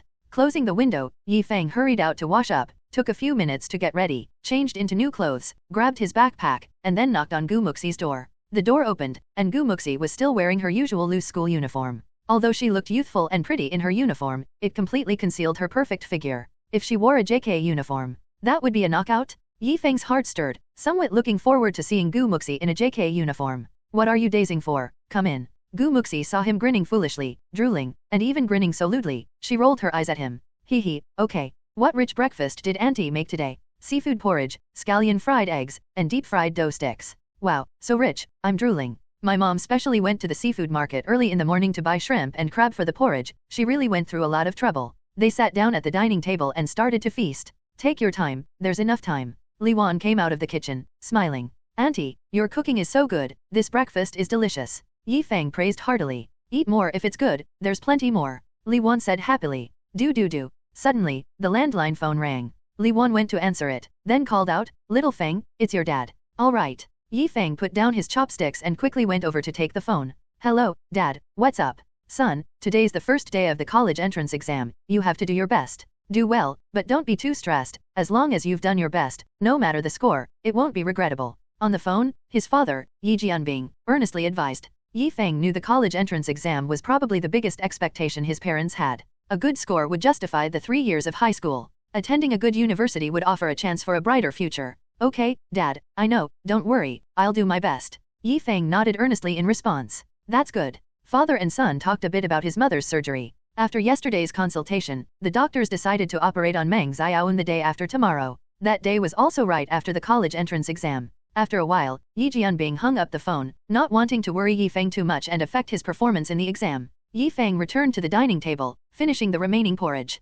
I'm full, Gu Muxi, let's head out. Okay. The two went to school together, collected their admission tickets in the classroom, and prepared exam tools like pens, erasers, and rulers. Brother Feng, which exam site are you going to? Wang Tai leaned over, curious. Tianhe school exam site. You. Great, me too. Haha, this way we'll have company. Wang Tai was delighted at novel bin at. Then let's go together later. Yi Feng nodded, then looked towards Gu Muxi sitting in front of him. Gu Muxi, which exam site are you at? Gu Muxi seemed a bit distracted, not hearing Yi Feng's voice. Yi Feng reached out to pull on her blouse strap. Gu Muxi. Gu Muxi then snapped back to reality, glaring at Yi Feng. What? Why are you so distracted? Yi Feng asked curiously. I'm a bit nervous. Gu Muxi admitted with a wry smile. She had felt her parents' expectations early on, hoping she would score well. But the greater the expectations, the greater the pressure, to the point where she was somewhat absent-minded today. Give me your hand. Yi Feng smiled and extended his right hand. Gu Muxi hesitated but placed her hand in his. Yi Feng held her hand, saying, You gave me luck last time, today I give you confidence. Gu Muxi, you're the best. Gu Muxi's heart skipped a beat, then she chuckled. Of course, I'll definitely get into a first-tier university. She immediately regained her usual confident and spirited smile. Thank you, Yi Feng. Gu Muxi sincerely thanked him, feeling less nervous now. No need to thank me, who are we if not each other? Then, can you let go of my hand? I forgot. Hmph, don't pretend, stinky Yi Feng, you did it on purpose. Gu Muxi's cheeks flushed with a hint of red, and she glared at him. Stinky Yi Feng, you're taking advantage of me again. Why does this guy always like physical contact lately? Is he openly taking advantage of me? I need to teach him a lesson when I find the time. Hey, Gu Muxi, don't slander me, I'll sue you for defamation. Yi Feng said righteously. Look, Wang Tai, she's defaming me. Yi Feng exclaimed with a face full of righteousness. Wang Tai secretly laughed. Brother Feng really has a thick skin. Learned it. The three were joking around when the class teacher, Demon King Zhao, walked in quickly, and the classroom instantly fell silent. Zhao Xue knocked on the lectern, glanced at the class, and said sternly, Today is the first day of the college entrance examination. Math in the morning, Chinese in the afternoon, Science comprehensive tomorrow morning, and English in the afternoon. Remember that, don't forget. Prepare your admission ticket and examination stationery, don't make mistakes at the last minute. After leaving school later, you will go to the examination room on your own. Be very careful on the road and do not be late. Did everyone hear clearly? The whole class shouted, we heard clearly. Zhao Xue's expression relaxed, showing a kind smile. After the college entrance examination, you won't spend much time in school, and maybe you'll go your separate ways. I really don't want to part with you, but I still wish you all can achieve good results and have a bright future. Zhao Shui's sincere and touching words, simple and very moving, made several sensitive girls in the class secretly wipe their tears. Yi Feng secretly sighed. Demon King Zhao, actually, is quite good. Although he is very strict with students, he also cares about them. He is indeed a good teacher. After Demon King Zhao finished admonishing, he let everyone start heading to their examination rooms. Yi Feng, Gu Muxi, and Wang Tai, all from the same school, Daowin Middle School, took the college entrance examination, just not in the same classroom. The three rode their bicycles to the entrance of Daowin Middle School, where many students and parents had already gathered, parents sending off their children into the school as if sending off warriors into battle. The faces of the parents were all similarly tense, with the same expectations in their eyes. After entering the school, Yi Feng and the others said goodbye to each other. Wang Tai, do well, good luck. Yi Feng patted his shoulder in encouragement. I will, brother Feng. Wang Tai nodded. Although his grades were not good, he also wanted to try for a second-tier college, to at least get a bachelor's degree. Yi Feng, you also have to do your best. I'll wait for you at the school gate after the exam. Gu Muxi raised her little fist, spirited. Okay. Yi Feng smiled in response. After they separated, they went to their respective classrooms. Yi Feng found his examination room and sat down according to the seat number on his admission ticket. Soon, students entered the classroom one by one, each at a single desk. After all the examines arrived, a middle-aged female invigilator came in, distributed the test papers as the examination time arrived, and explained the examination rules once more. With the ringing of the bell, the college entrance examination officially began. Ladies and gentlemen, start your exam, commanded the female invigilator, and the students began to write furiously. After scanning through the math paper, Yi Feng felt confident. This year's paper was not particularly difficult, and the major questions were within his grasp. With careful work, getting full marks should not be a problem. Yi Feng smiled slightly and began to take the exam. Time slowly passed, and an hour flew by. At the school gate, countless parents, without anyone to chat with, looked forward eagerly. A van from a news agency arrived, its noise breaking the silence. A group of reporters stepped down from the vehicle, with a cameraman carrying equipment following a female reporter. The female reporter, in her early 30s, with shoulder-length hair, dressed in a light gray business suit, slender, and attractive. Her appearance caused a stir among the parents around. Hey, isn't that Yang Na, the reporter from Guangxi TV's News Truth? What is she doing here? Haha, come interview me, I want to be on TV. It really is the News Truth program. They seem to report on the college entrance examination every year, didn't expect them to come here today? Come interview me, haha. Yang Na, hearing the surrounding discussions, was indifferent. She indeed had an interview mission today, but it was not like before, interviewing parents. Interviewing parents every year about the college entrance examination, with the same advice and expectations, had long lost its novelty. So, before the mission, the program team had a meeting and decided to change the approach this year, not interviewing parents, but students instead. And she was planning to interview the first student to come out of the examination room, to understand the students' feelings about this year's college entrance examination. How long has the exam been going on, little Wu? Yang Na asked her assistant reporter, Wu Gang. Wu Gang looked at his watch. Nana, it's been exactly 1 hour, 30 minutes left until the exam ends. Yang Na nodded and smiled. Okay, then get ready to start filming at any time. We'll just wait at the gate for the first student to come out. Nana, it's unlikely anyone will come out this early from the exam room. Shall we rest a bit on the side? Wu Gang wiped the sweat from his forehead. Today was a hot day after a rain shower, making the air very muggy, like being in a sauna. Alright, then go buy 2 bottles of water. Yang Na, also sweating profusely, waved her hand. Hi, okay. Wu Gang agreed and ran to buy water. Yang Na and the cameraman squeezed into the shade under a tree to cool off. But just as she sat down, she suddenly saw a student coming out from inside, with no one else behind him.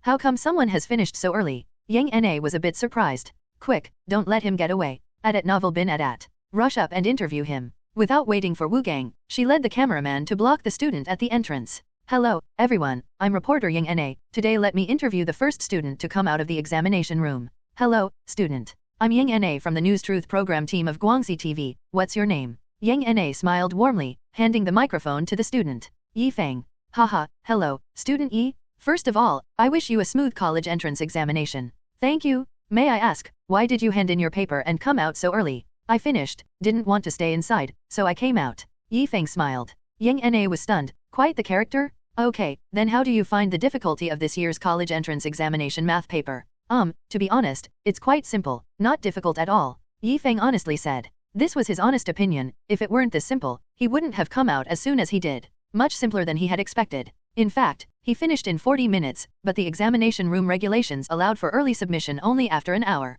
He boredly twirled his pen for 20 minutes inside, and as soon as the early submission time arrived, he was the first to submit his paper and leave. The parents nearby, hearing Yi Feng's words, couldn't help but show disdain. Which school student is this? So arrogant? Yang Na was baffled. This young man, young but not modest at all. This student seems very confident about the college entrance examination, so let's wish him success. Yang Na said politely, but she secretly wondered if this young man had just given up and left because he couldn't write anything. Being able to submit the paper early means either being a super top student or a god-level bottom student. It seems this young man is more like the latter.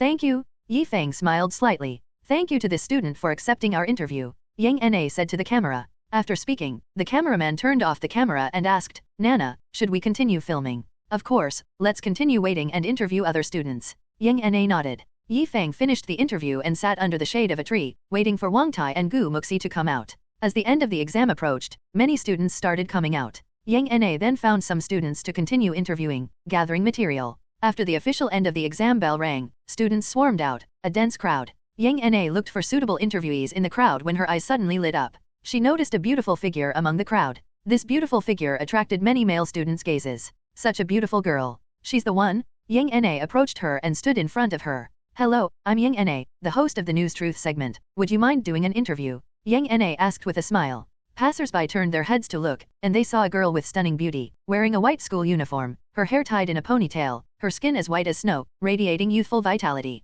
Two young examins were staring at her, forgetting to watch their path, and both bumped into a pole, grimacing in pain. Gu Muxi, surprised by the sudden appearance of the reporter and cameraman, quickly tidied her hair and appearance. Okay. Gu Muxi nodded. Am I going to be on TV? She was a little excited. What's your name, student? Gu Muxi. Hello, student Gu, did you find this morning's math difficult? Yang Na asked as usual. Gu Muxi gave a wry smile. It was quite difficult. Some of the big questions were beyond the syllabus, and they were new questions I hadn't seen before. But fortunately, I've been cramming math questions recently with the help of a friend, so I should be able to get a good score. Gu Muxi appeared modest. Yang Na smiled. So you also found it difficult, right? Except for the first student I interviewed, everyone else felt it was challenging. It seems the difficulty and level of our college entrance examination are improving every year. Student Gu, how do you feel now that the exam is over? Gu Muxi smiled. Not bad, I'm in a good mood. Saying this, Gu Muxi looked back to see if Yi Feng was there. Are you waiting for a friend, student Gu? Yang Na casually asked. Yes, waiting for a friend. Gu Muxi nodded. Gu Muxi. Suddenly, a familiar voice sounded behind the cameraman. Gu Muxi turned her head and saw Yi Feng sneakily hiding behind the cameraman, a smug look on his face. Yi Feng, how come you finished before me? Gu Muxi was startled. Yang Na turned around and also saw Yi Feng. So, the two knew each other. This is perfect for a comparative interview? Haha, student Gu, this student was the first one to leave the examination room. Yang Na laughed. The first one to come out? Yi Feng, you're really bold. Gu Muxi stared at him in astonishment. Others wished the exam could be extended for another half hour to check their answers carefully or recalculate their processes to avoid missing anything. But he actually came out first. Can he really do well? I was too bored inside, so I left after finishing. Yi Feng walked over and stood beside her. Yi Feng was much taller than Gu Muxi, but the two of them standing together looked naturally harmonious. Hmph, if you don't do well, see what you'll do. Gu Muxi huffed, unavoidably worried. No worries, I definitely did well. If I don't, I'll grill you. Yi Feng joked at Novel bin at. Hmph, dare to grill me? I'll tear you apart and sprinkle you with chili and cumin. Gu Muxi said proudly. Seeing how familiar the two were, Yang Na squinted her eyes and continued the interview. For both students, if you were to rate the difficulty of this math exam paper from 1 to 10, what score would you give? 8 points. 5 points. The two gave different answers simultaneously. Yi Feng turned his head and glanced at her. Gu Muxi, it's really not that hard. It's really difficult. Gu Muxi glared back. The two stared at each other, eye to eye. Yang Na secretly laughed. Today's news material was secured. The confident student's downfall recorded. If we come back to interview him again when the college entrance exam results are released, that downfall scene, it would definitely become a hot topic of conversation, a source of amusement. The news would be explosive. Thank you both for the interview. Hope you both do well in the Chinese subject this afternoon. Yang Na waved her hand, and the cameraman turned off the camera. Gu Muxi excitedly asked, can I really be on TV? Will it be broadcast tonight? Yes, at 8 p.m. on the news channel during prime time. Remember to watch on time. Yang Na explained. Okay, I'll watch it tonight. Gu Muxi nodded, then turned to Yi Feng. Yi Feng, I'm hungry. Shall we find something to eat? Let's wait for Wang Tai to come out, then we'll go together. I just saw a noodle shop at the front corner. We can eat there. Yi Feng turned around and saw Wang Tai coming out, waving. Wang Tai, over here. Wang Tai ran over. Brother Feng, goddess Gu of our school. Hehe, Wang Tai, how did you do? Yi Feng asked with a smile. Wang Tai grimaced and scratched his head. Math was too difficult. I guess I can only hope for a passing grade. No worries, as long as you tried your best. Let's go have lunch. Yi Feng patted his shoulder. The three left together, Yi Feng and Gu Muxi walking side by side, chatting and laughing, attracting envious glances from the male students nearby. This guy is really lucky. Being so close to a school beauty, truly enviable. Yi Feng and the others arrived at the noodle shop at the corner, which served rice rolls. Because the exams had just ended, the shop was mostly filled with students, and there were no seats available. Many people were squatting at the door eating with plates in their hands. Brother Feng, it looks like there are no seats. Wang Tai looked around. No worries, it's just a casual meal. Squatting to eat is fine too. Yi Feng didn't mind. Wang Tai looked at Gu Muxi, opened his mouth, thinking, although it's fine for us, but Gu Muxi is the school beauty of Tianhe No. 1 middle school, should she also squat on the street to eat rice rolls? But he didn't say it out loud. As long as Gu Muxi didn't mind, what Brother Feng said goes, hee. As soon as Gu Muxi appeared in the shop, she immediately attracted the attention of most male students, her stunning beauty making her the center of attention, leaving many male students dumbfounded. So beautiful. Which school is she from? So pretty. Looking at the uniform, she seems to be from Daowin No. 1 middle school?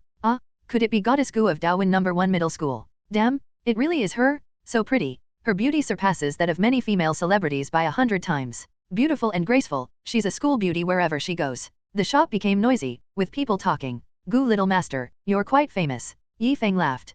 I don't care about such false fame. Gu Muxi said proudly. Okay, you wait here, I'll go buy rice rolls. Yi Feng queued up and bought 3 portions of meat rice rolls, received 3 red tokens, also known as rice roll tokens. Just place the token on the corresponding number and wait for the number to be called. After waiting for about 15 minutes, Yi Feng's number was finally called, and the 3 steaming rice rolls were placed at the pickup window. Yi Feng and Wang Tai each took their rice rolls and squatted at the shop door to eat. Gu Muxi then picked up her rice rolls, added some sweet and sour tomato sauce, seasoning sauce, and then looked around. The male students she glanced at were thrilled. Many boys thought to themselves, she's looking at me? Many male students then stood up to offer their seats. Student, this seat is for you? I'm full. Student, sit here. This student, my friend is full, why don't you sit next to me? A burly young man kicked his companion away. His companion. Damn, I just started eating. Such a traitor? Gu Muxi coldly said, thank you, no need. The iceberg goddess? To be admired from afar but not to be approached. That cold indifference on her beautiful face kept people at a distance. A goddess is a goddess, full of elegance and temperament? But then, under the gaze of all the male students, Gu Muxi walked over to Yi Feng. She squatted down beside Yi Feng and started eating. Just like him, her perfect iceberg goddess image instantly shattered. This scene left the male students on the scene dumbfounded. No, it can't be. The crowd, 0Q. Who is the guy next to the goddess? How could he make the goddess act so out of character? The scene of Gu Muxi squatting at the shop door eating rice rolls had become a spectacle, with the surrounding crowd watching in astonishment. How could such a beautiful girl act so out of place? Surely she was led astray by the boy next to her? For this reason, many male students felt a sense of regret. Yi Feng also noticed the astonished and envious looks from these people and whispered to Gu Muxi, it's all your fault, eating rice rolls and being watched like a monkey. After eating a few bites, Gu Muxi's mouth was covered in tomato sauce. She appeared indifferent and continued to mix her rice rolls. I don't mind, why would you, a big man, care? How come these rice rolls are so hard?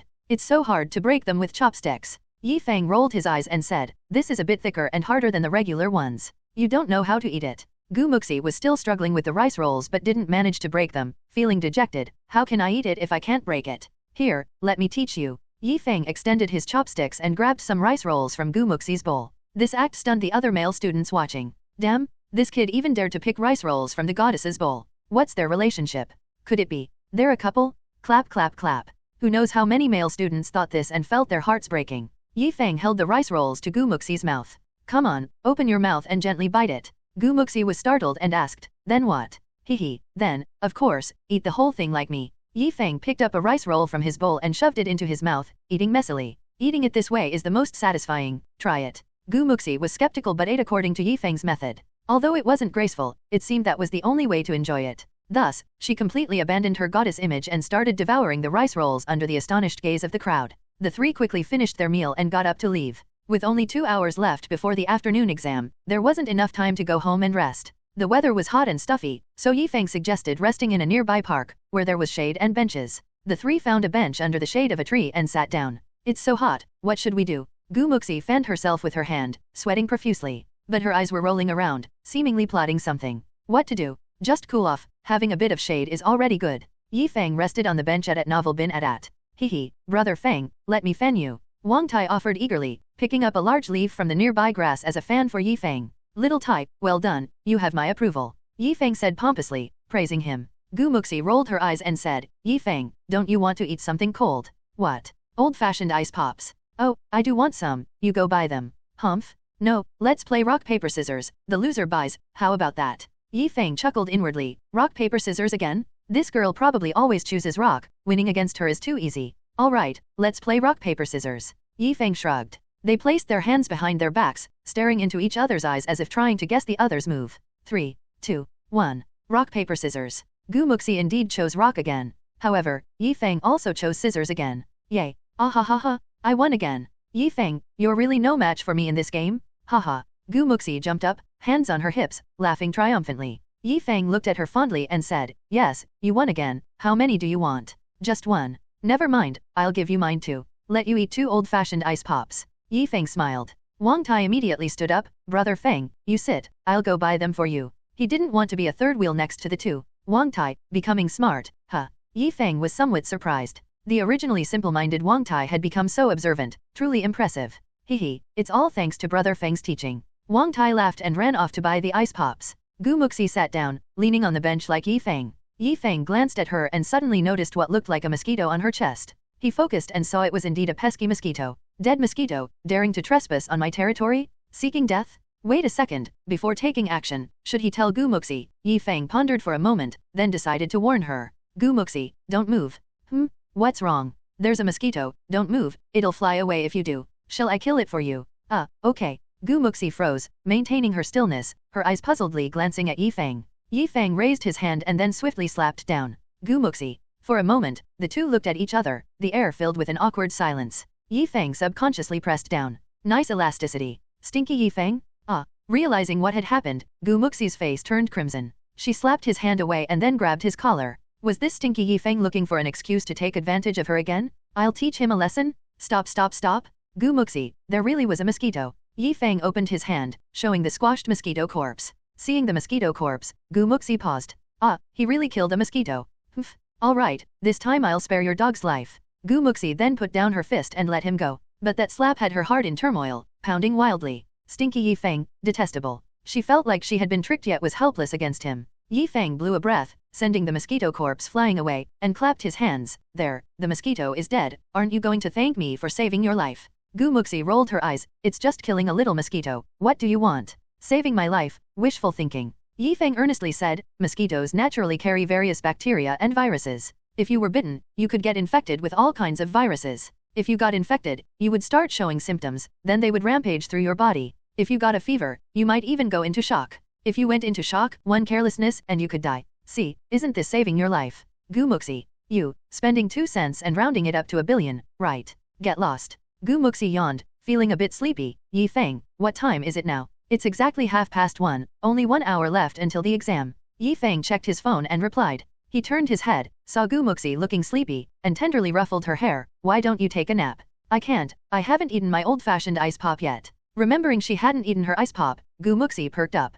Just then, Yi Feng's phone rang, a call from Gu Muxi's home phone. Yi Feng answered the call, hearing Li Wan's voice. Hello, is this little Feng? How did the exams go? Not bad, no big problems, we've got this. Yi Feng laughed. That's good. You've all worked hard today. I've taken 2 days off to prepare something delicious for you at home. I've cooked an old hen soup and bought oysters, planning to make garlic oysters for you. Oysters are great for replenishing vitality. Hearing they would have garlic oysters, Yi Feng's eyes lit up, one of the few foods he never got tired of. The more he ate, the more he loved it. Great. Thank you, Auntie. Yi Feng replied happily. Alright, do well in your exams this afternoon, and come home for dinner afterward. Li Wan said with a laugh. Okay. Yi Feng ended the call, and Gu Muxi leaned in to ask, my mom's call. Yeah, Auntie said she's making us something delicious for dinner, garlic oysters. Yi Feng shared excitedly. Great, I haven't had oysters in a long time. Gu Muxi smacked her lips, her mouth already watering at the thought. Gu Muxi's family used to be better off than Yi Feng's, but they also seldom ate seafood, only having such delicacies during festivals and birthdays.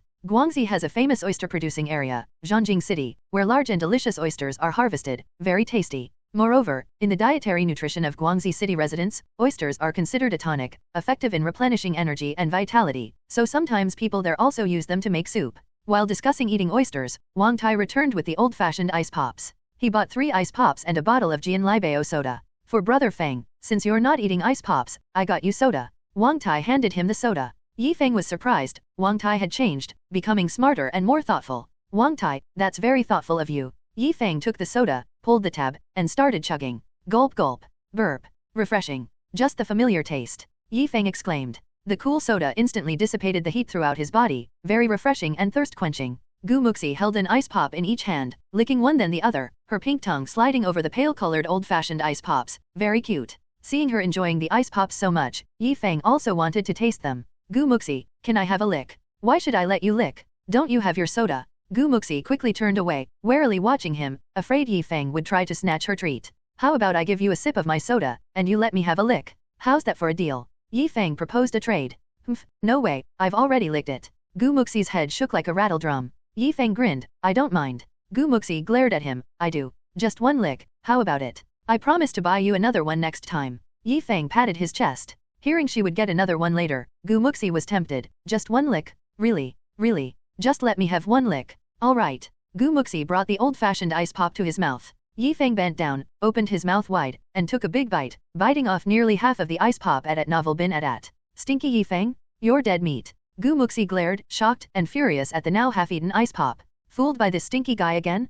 Just one bite. Yi Feng said with a muffled laugh, his mouth full of ice, freezing. This is one bite? We agreed on licking. You tricked me again. I'm going to strangle you. Muxi bit the other ice pop and then single-handedly pushed him down on the bench. Wang Tai quickly took his old-fashioned ice pop and moved aside to avoid getting involved. Praying silently for Yi Feng's well-being, he watched from a safe distance, enjoying the drama. After a few minutes of commotion, they finally stopped. Stinky Yi Feng, dare to bite my old-fashioned ice pop again, and I'll bite you. Muxi showed her cute little canines. Alright, no more fussing. Hurry up and finish your ice pop and rest a bit, or you'll be out of energy this afternoon. Yi Feng laughed. Muxi actually listened to him and quickly finished both ice pops without licking them anymore. After eating the ice pops and causing a bit of a stir, Muxi seemed to have released her energy, yawned, and leaned back in the chair to close her eyes. Soon, Yi Feng heard her steady breathing, but her head had nowhere to rest and kept waking up whenever it tilted. Yi Feng moved closer, supporting her head on his shoulder. Sleep. Muxi leaned on Yi Feng's shoulder, murmured softly, closed her eyes, and slowly fell asleep.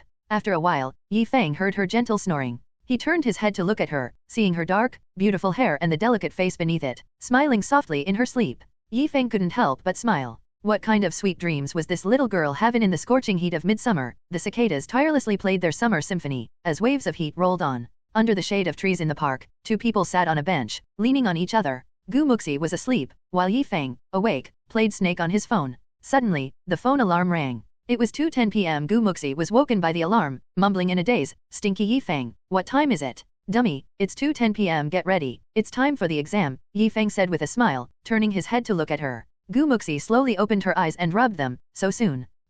Have you been here the whole time? Only then did Muxi realize she had been sleeping on Yi Feng's shoulder, her cheeks flushing. Yeah, where else would I be? Yi Feng said. Quick, wash your face to freshen up. We need to head to the examination hall, Yi Feng said, moving his shoulder, feeling a bit sore. To avoid waking Muxi, he had maintained the same position, motionless for nearly an hour. Oh, okay. Muxi quickly straightened up, feeling somewhat embarrassed. Did you dream? You were smiling so happily, Yi Feng asked, massaging his shoulder. Muxi recalled the dream, her cheeks reddening even more, and spat, I did not. In fact, she didn't know why she had dreamt of swimming in a pool with Yi Feng, and they were the only 2 people. That scene was too weird. She dared not share such dreams aloud at novel bin at. Forget it, I don't care. Let's go, Yi Feng stood up. Wang Tai, let's go. Yi Feng called out to Wang Tai. Wang Tai hurriedly got up from the bench and responded, okay, brother Feng, wait for me. The 3 left the park and re-entered the examination hall. The afternoon subject was Chinese. Yi Feng flipped through the exam paper to check the essay question first.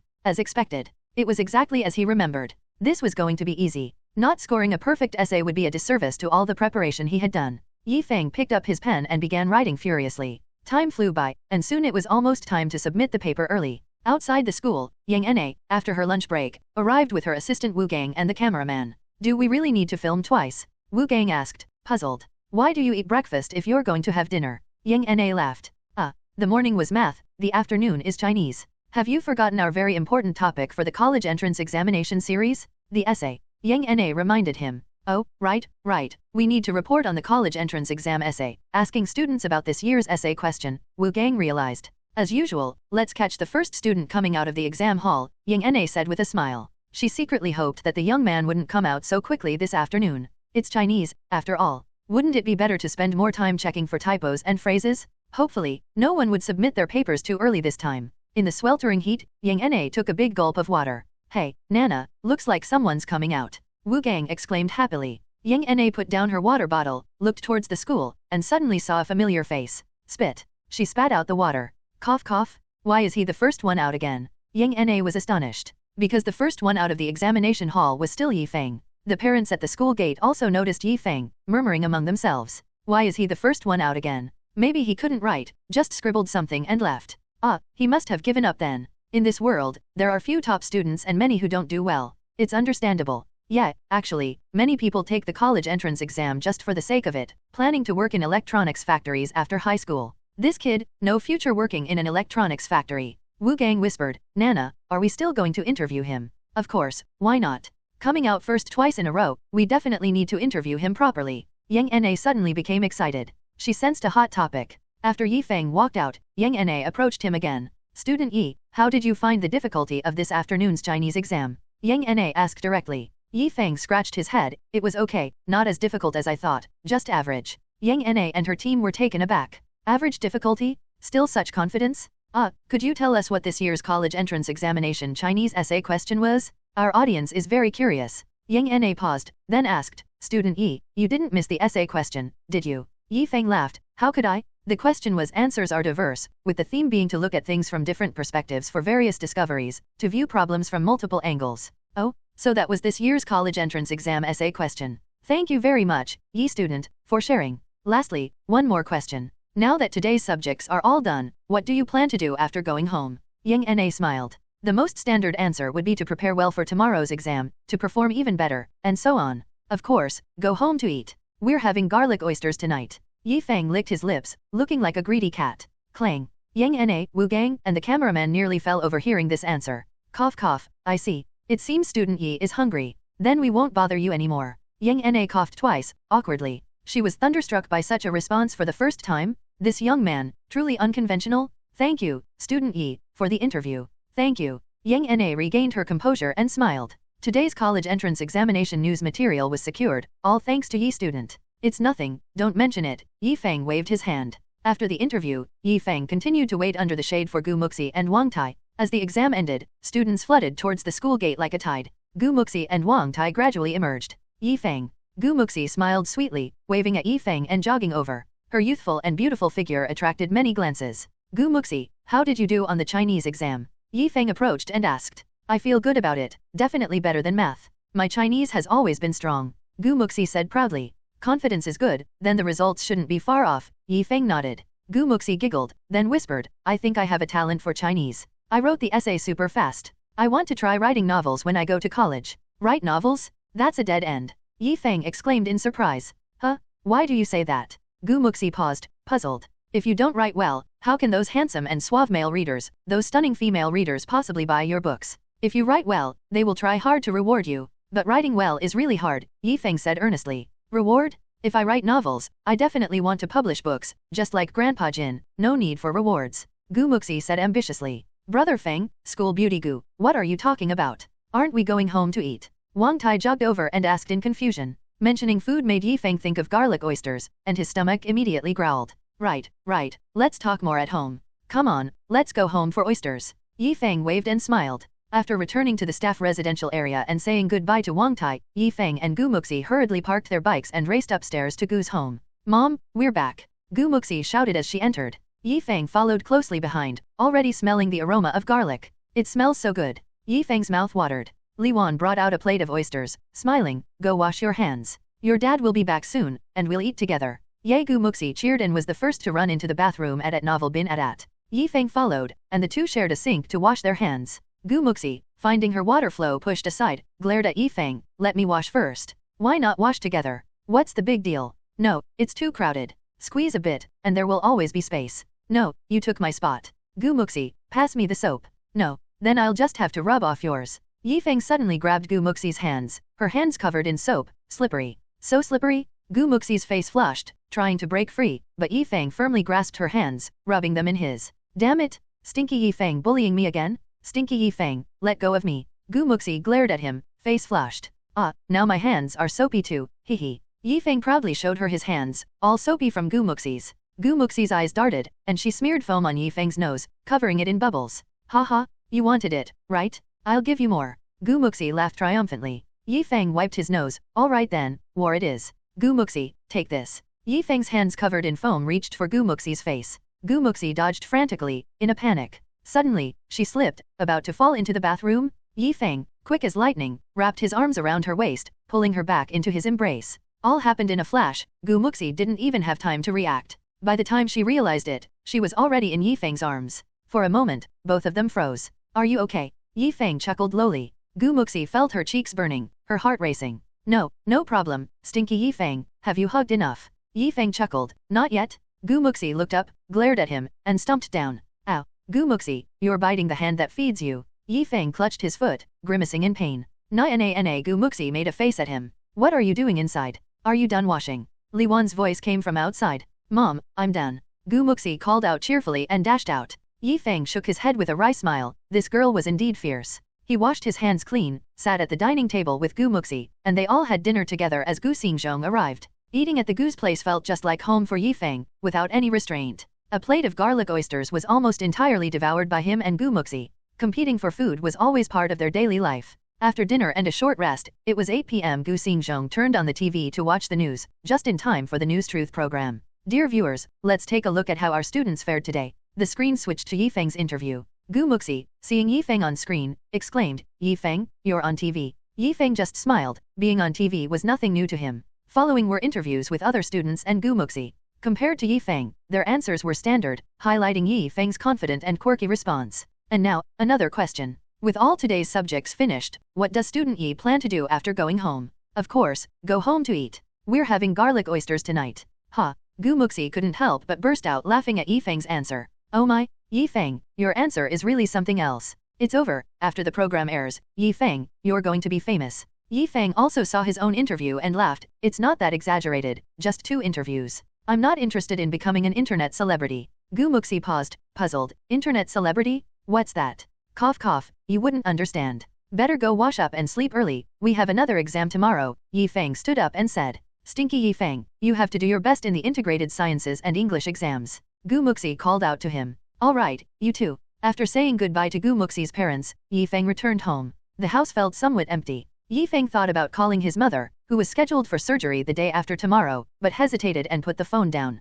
His father had instructed not to call him before the end of the college entrance exams, fearing it might upset him. Yi Feng shook his head with a wry smile, planning to visit the hospital after tomorrow's exam. By then, his father wouldn't have any reason to complain. Returning to his room, Yi Feng turned on his computer and continued working on the antivirus program code. The program wasn't particularly challenging, but due to the current level of computer technology, it needed to be optimized to adapt to most machines' capabilities, or it wouldn't be effective. The project was already 80% complete, and he should be able to finish and start internal testing before starting college. Engrossed in coding, Yi Feng lost track of time until it was 10 p.m. Suddenly, his QQ messenger chimed. It was a message from Tsinghua Nianhua. Ever since Gu Muxi added him with this alternate account, she had pretended to be a netizen from the northeast, trying to tease him, but Yi Feng always parried her attempts. Yi Feng occasionally teased her back, once convincing her that cucumber slices soaked in sugar water could beautify her skin, only for her to actually try it and end up chased by mosquitoes and ants all day. Tsinghua Nianhua, hey, little handsome guy, what are you up to? Feng, correcting you first, I'm not little. Tsinghua Nianhua, I haven't seen you, how would I know your age? Feng, so, you want to meet? Hehe. Tsinghua Nianhua, nah, it's too far. I'm way over here in the northeast. Yi Feng smirked, looking out the window. What northeast? She's just across the window. Still pretending with me? Feng, oh, you're lost then. Tsinghua Nianhua, I've noticed you have a thick skin. Feng, thanks for the compliment. What do you want? Tsinghua Nianhua, let me share a post with you, it's hilarious. Haha. She then sent a link to a post on Tianya forum. He clicked on the post, and the title left him stunned. How do you evaluate the Oyster brother from the college entrance exam? Do you think he's a top student or a slacker? With over 1,000 replies, the post had made it to the forum's hot list. Judgment made, Oyster brother is undoubtedly a slacker. My brother said, the last time such a bold student ended up working in a factory. Haha, I saw the news too, that guy is hilarious. What's with young people these days, always wanting to stand out? The post sparked a mix of praise and criticism among netizens. Yi Feng shook his head and smiled.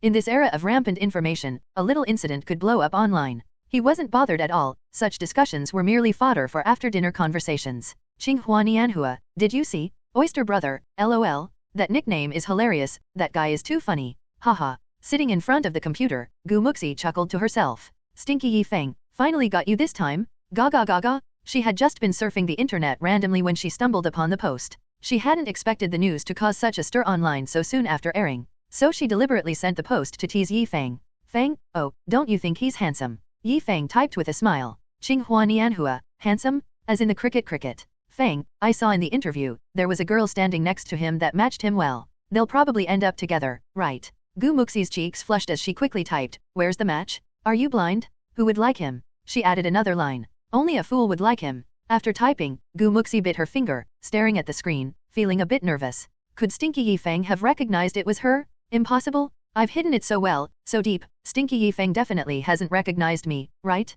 Meanwhile, Yi Feng chuckled to himself. He could imagine Gu Muxi nervously biting her finger by now. Playing with me, little girl. Feng, oh, is that so? But why are you so agitated? That girl isn't you. Seeing this message, Gu Muxi felt somewhat relieved. Ah ha ha ha, Stinky Yi Feng definitely doesn't know he's chatting with me right now? Hee, so fun. Tsinghua Nianhua, I'm just speaking up for her. She's so pretty, so naturally beautiful. Feng, yes, she is. I know her, she's pretty nice, just dresses a bit conservatively, hee. Gu Muxi's eyes widened.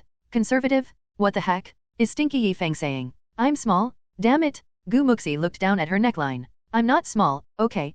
Hmph. Tsinghua Nianhua, I don't think she's small at all, you must be blind. Get your eyes checked before you go blind. After sending the message, Gu Muxi closed QQ, puffing her cheeks in anger at novel bin at. I'm perfectly normal? Is Stinky Yi Feng only into bigger? Gu Muxi looked down again, lost in thought. Seeing the QQ avatar go grey, Yi Feng knew Gu Muxi must have logged off in a huff. Little Zixi, you can't beat me. Yi Feng murmured with a smile, then resumed his programming work. The next morning, Yi Feng was woken up as usual by human alarm clock Gu Muxi. Yi Feng, time to get up.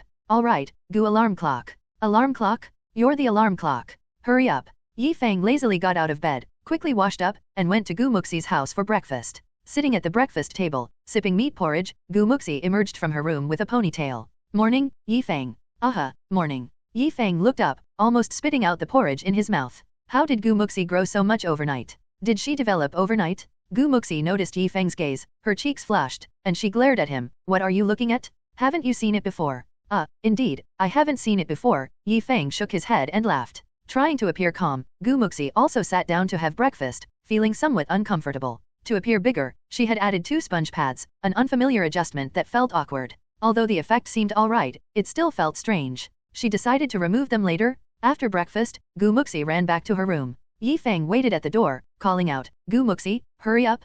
Coming. Gu Muxi emerged from her room again. Yi Feng was stunned. What happened? Why did it seem smaller again? He rubbed his eyes, puzzled. Had he seen it wrong earlier? Was it not that big? But with his keen eyesight, how could he have been mistaken? Truly bizarre? The fluctuating size was perplexing. On the second day of the college entrance exams, the two, along with Wang Tai, headed straight to the examination center. The morning session was for integrated sciences, and the afternoon was for English. Both exams went smoothly for Yi Feng, presenting little difficulty. Especially English, which seemed simple for someone who had passed the level 6 English proficiency test. After the afternoon exams, the students emerging from the school were jubilant and excited, celebrating the end of the exams. For them, this major life milestone had finally concluded. They could relax, free from the constant tension and pressure of exams, naturally uplifting their spirits. Yi Feng waited for Gu Muxi at the gate and saw her bouncing joyfully towards him, her face beaming with happiness. Yi Feng, the college entrance exams are finally over. Yay, haha. Gu Muxi ran up to Yi Feng, spinning around joyfully like a cheerful sprite.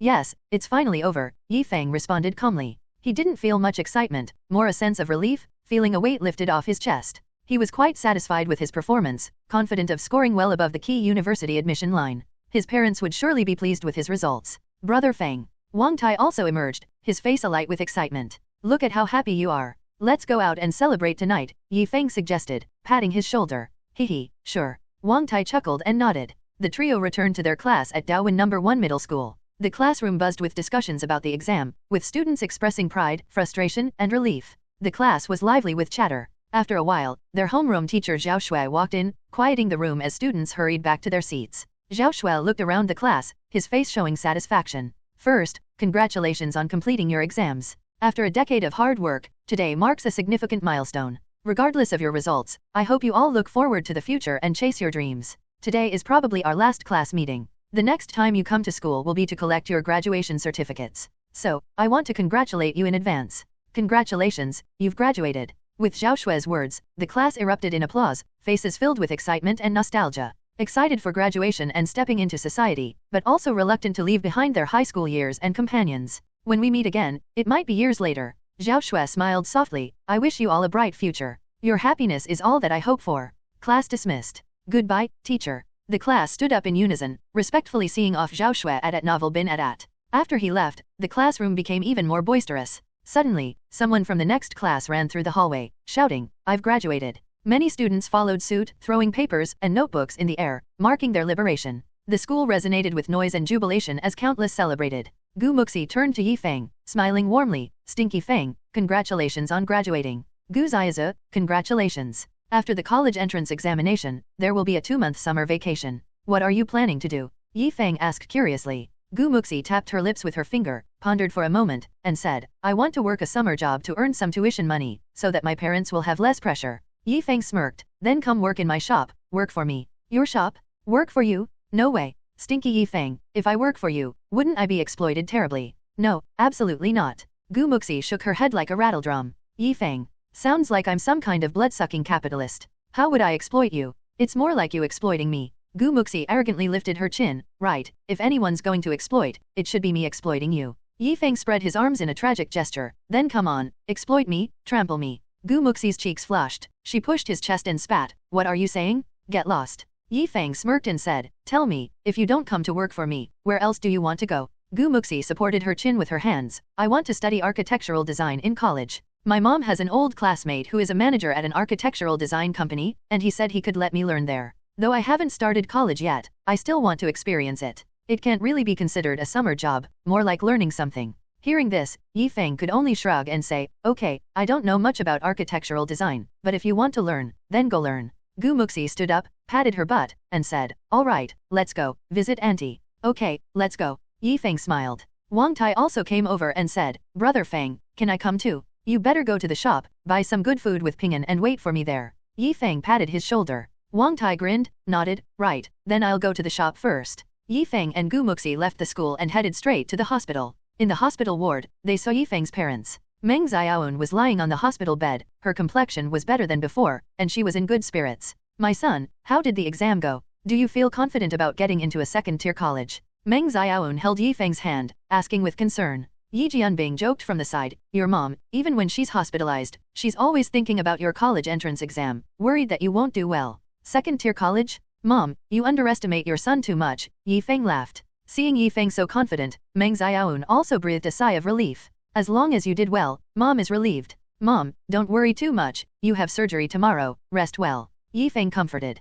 Yes, auntie, you should rest well. Gu Muxi said obediently next to him. Ah, good, Zixi, these days have really troubled you to look after him. In the future, you have to keep a closer eye on him, don't let him play around everywhere after the college entrance exam. Especially not sneaking off to stay up all night on the internet. Meng Xiaoan turned to hold Gu Muxi's hand and instructed.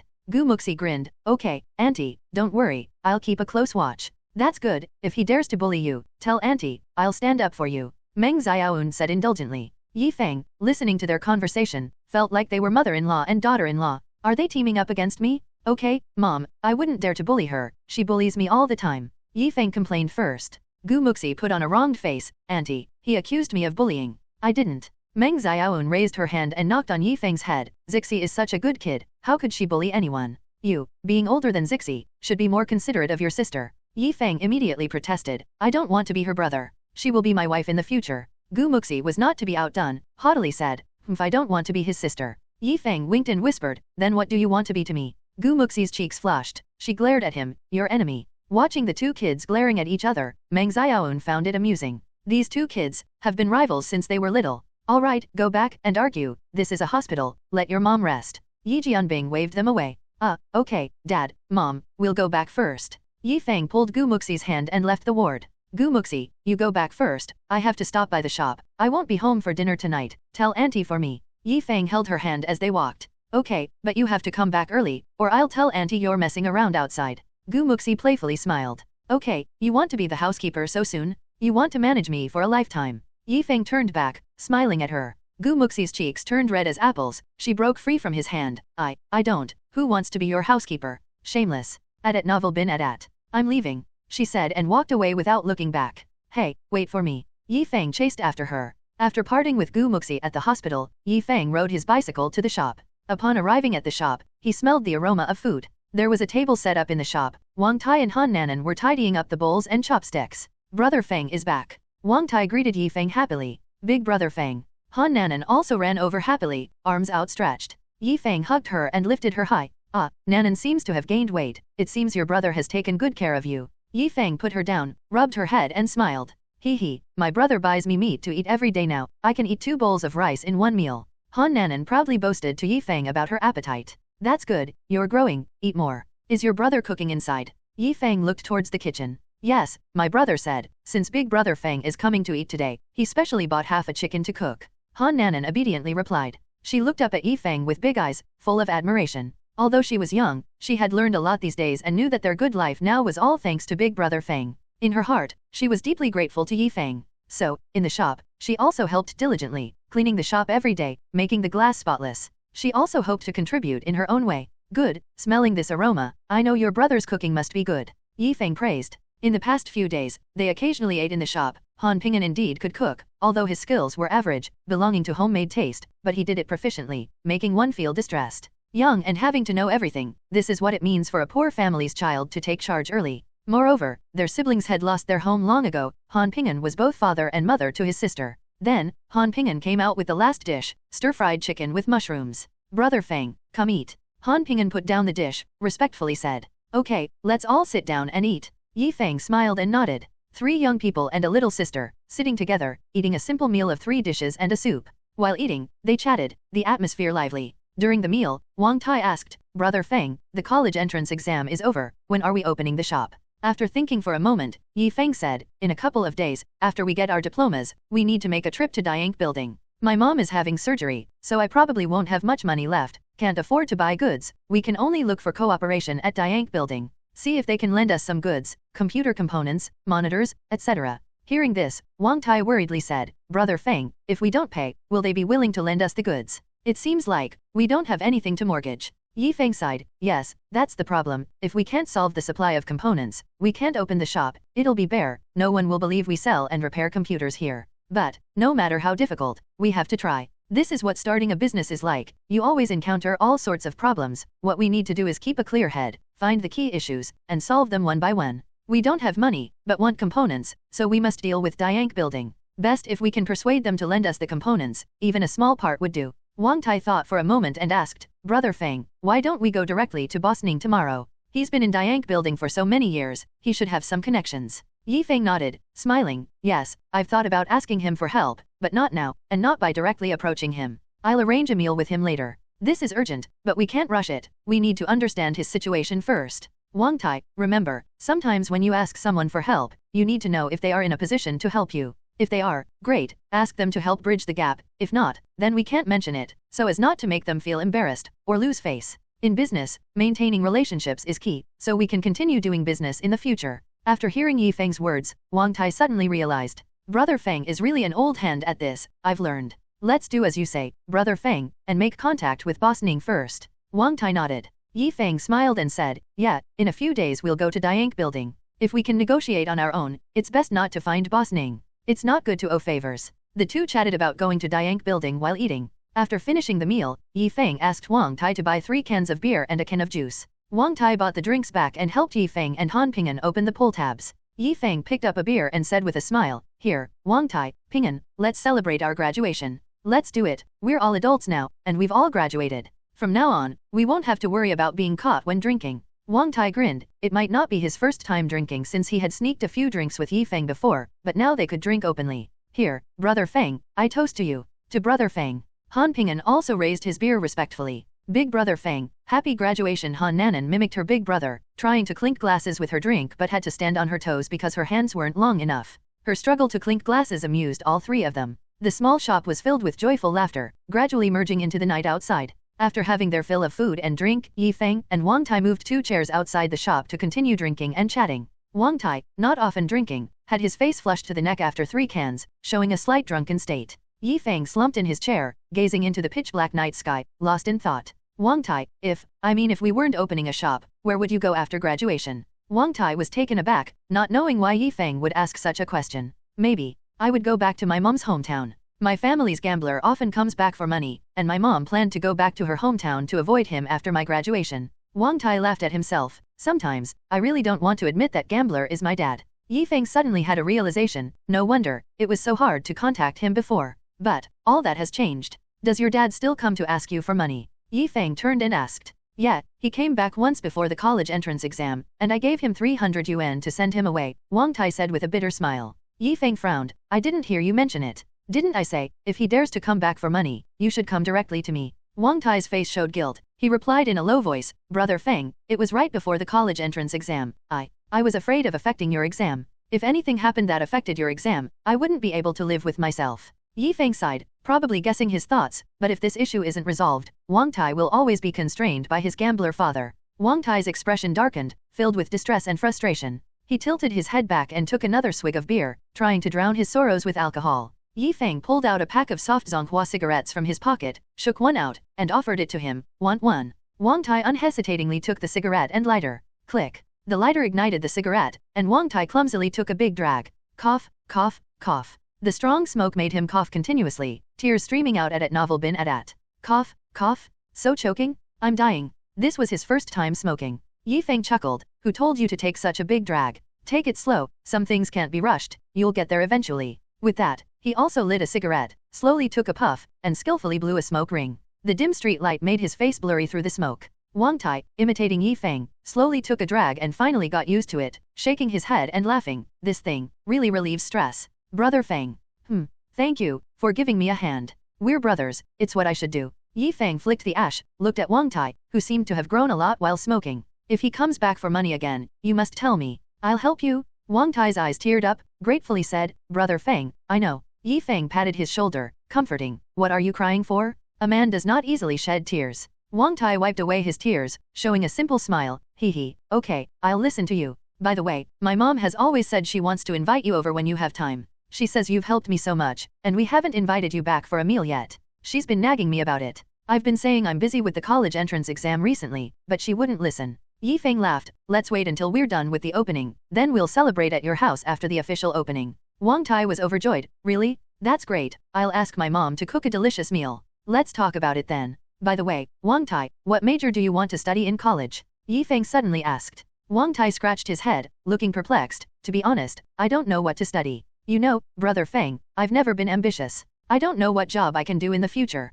Feng shook his head. This was indeed a confusion many examines faced. After the college entrance exam, they need to choose their majors, but many don't know what they want to study. Without a clear future goal, they fall into confusion, eventually following their families' or relatives' advice to choose a major they know nothing about. They spend 4 years in college aimlessly, either unemployed upon graduation or switching careers. Feng didn't want Wang Tai to end up like this. He should have a better future, but the choice was up to him. What Feng could do was to guide him slightly, hoping he would find his life's goal. Wang Tai, think about it before you go to sleep when you get back. Think about what kind of person you want to be in the next 10 years. Maybe you'll find the answer yourself. Feng smiled. Wang Tai nodded seriously. Brother Feng, I'll think about it carefully. Come on, let's drink. Feng raised his beer. They clinked glasses and drank up. At 10 p.m., Feng returned home. Just as he turned on the room light, there was a thud-thud sound at the window. Pulling back the curtains, he saw Muxi, still awake, standing behind the window in her nightgown, the night breeze blowing her flowing black hair, like a sprite of the night. Feng, why are you back so late? Where have you been enjoying yourself? Feng chuckled, leaning on the window. What, you missed me already? Muxi arrogantly lifted her chin. Who misses you? I'm just performing my supervisory duties. Don't forget, Auntie gave me the right to monitor you. So, the Inspector General is not sleeping late at night, waiting for me to come back.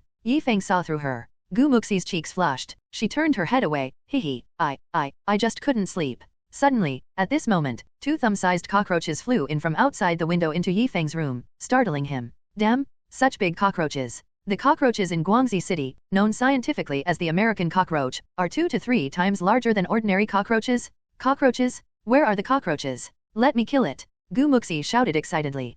Feng, did a cockroach fly into your room? Do not be afraid, do not panic, let me go and kill it. Gu Muxi shouted repeatedly, then turned around and left the room like a bolt of lightning. Yi Feng tugged at the corner of his mouth. This girl still loved small creatures so much? He still remembered when he was about 6 or 7 years old, a group of children were digging in the mud in the community when suddenly a caterpillar fell from a tree, scaring the other children to tears, who then ran away. Only Gu Muxi, curious, poked it with a stick and even picked it up to show everyone. She said in her baby voice, "What's there to be afraid of?" At that time, she even brought the caterpillar home to play with, but later, wanting to test the caterpillar's elasticity, she accidentally tore it into 2 pieces. Later, she also did a number of bold deeds, including but not limited to burning cockroaches with fire, pouring boiling water on ants, and stabbing flies with needles. After a while, there was a knock on the door at Novel bin at. Yi Feng went to open the door, and Gu Muxi dashed into the house. Where is the cockroach? I'm ready. She raised the slipper she was holding in her hand, which was definitely a lethal weapon against the cockroach. It should still be in the room, Inspector General, I'll leave the rest to you, Yi Feng said with a smile. Don't worry, little Feng, lead the way, let me take care of it. Gu Muxi said proudly. The two returned to the room and found 2 cockroaches motionless on the wall, seemingly not afraid of humans at all. This was actually a characteristic of the American cockroach. They can fly and are not afraid of humans, light, and dare to move during the day. Such pests must be eliminated by everyone. Gu Muxi narrowed her eyes, slowly raised the slipper, and tiptoed closer. When she was only about a meter away, she stopped, suddenly threw the slipper in her hand. The movement was clean and swift. The slipper hit one of the cockroaches on the wall precisely like a hidden weapon. Snap.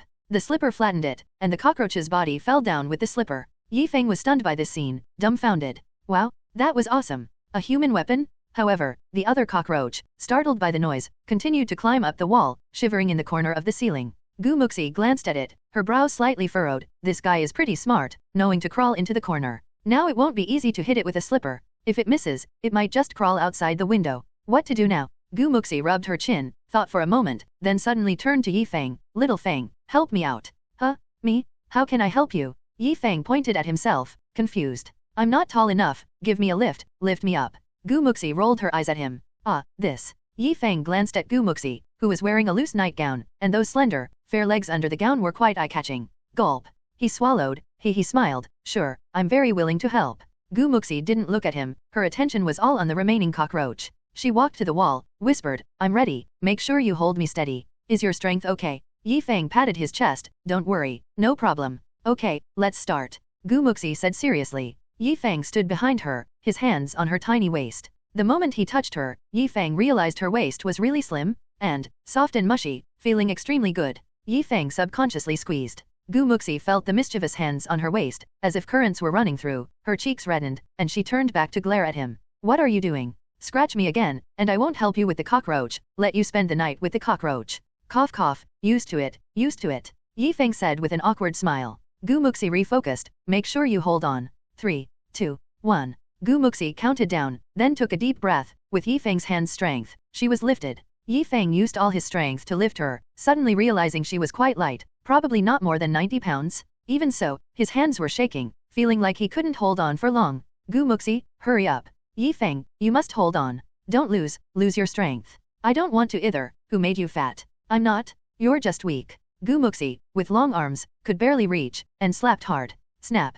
The remaining cockroach was also flattened. Aha, done. Gu Muxi shouted happily. But Yi Feng's arms could no longer hold on, he staggered backward, falling onto the bed. His hands released, and Gu Muxi also fell down, crashing onto him. Bang. Creak. The bed made a mournful sound. Yi Feng not only fell onto the bed but also had Gu Muxi pressing on his stomach, almost throwing up everything he had eaten that night. Yi Feng, are you okay? Gu Muxi turned her head, concerned. Yi Feng's face turned purple, weakly said, Can you get off me first? Gu Muxi then realized she was sitting on him, laughed dryly, and quickly stood up. It's all your fault for not holding on, you can't blame me, ha. Yi Feng recovered, teased, it's all because you've eaten too much again, definitely gained weight. Gu Muxi, stinky Yi Feng, dare to call me fat? I think you're asking for trouble. Gu Muxi grabbed his leg, then twisted it back. Ow. Yi Feng was flipped over, one leg firmly held by Gu Muxi. Let go, murdering your husband. Gu Muxi's cheeks were hot, she spat, psh, nonsense husband, shameless. But she still let go of his leg.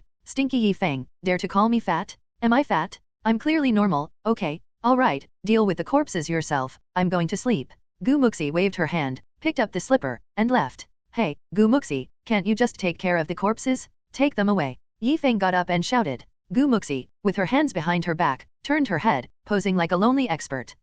The young lady, only kill, not bury. Saying that, she walked out of the room without looking back. Yi Feng chuckled, this girl really knows how to act. Well, better clean up myself? Yi Feng swept the cockroach corpses away with a broom, then went to wash up. When he came out from washing up, he saw that the light in Gu Muxi's room was already off. Did this girl fall asleep? Yi Feng drew the curtains, turned on the computer, ready to continue working on antivirus software. Just as he logged on to QQ, he found Gu Muxi's alt account online. Well, turning off the lights to sneakily play on the computer. Ding ding ding. Qinghua Nianhua sent a message. Yi Feng opened it. Qinghua Nianhua, hey, Feng, let me tell you a horror story. I saw it on Tianya. Feng, what? Qinghua Nianhua, once, a scholar met a respectable woman on the road, and the scholar secretly said this woman was really fat. Feng, and then, Qinghua Nianhua, he was beaten to death. Yi Feng, what kind of horror story is this? Yi Feng typed back. Qinghua Nianhua, isn't it? Oh, I just omitted the process of the scholar being tortured to death, afraid it might scare you.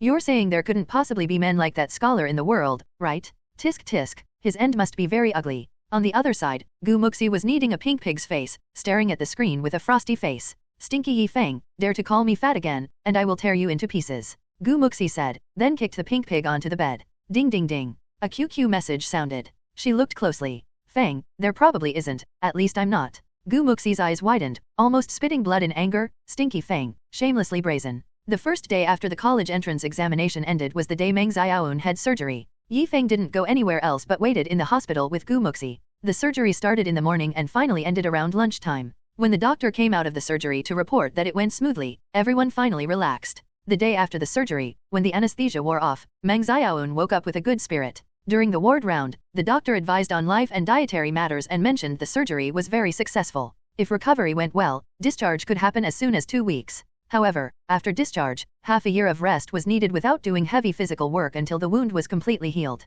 Hearing the doctor's words, Yi Feng finally felt a weight lifted off his chest. 2 days later, Yi Feng collected his diploma from the school, took a class photo, and officially graduated. It felt like a bird finally freed from its cage, no longer bearing the pressure of the college entrance examination, free to fly. After taking care of family matters, Yi Feng and Wang Tai went to Diank Building early on Saturday at Novel Bin Adat. They found a company named Shend Electronics and Trade Electronics, which acted as an agent for multiple computer component brands and was a first-level distributor in the city. They represented many motherboard brands, and in addition to motherboards, there were other brands of graphics cards, making this company quite significant in the Diank Building. Yi Feng and Wang Tai directly visited, and the receptionist, hearing they wanted to buy components, contacted a sales manager. In a small meeting room, Yi Feng waited for a while until the door opened, and a middle-aged man dressed in a suit and leather shoes, with slicked-back hair, came in smiling. Hello, I am the sales manager of Shend. My name is Nai Xin. The middle-aged man extended his hand in greeting. Hello, I'm Yi Feng, here's my business card.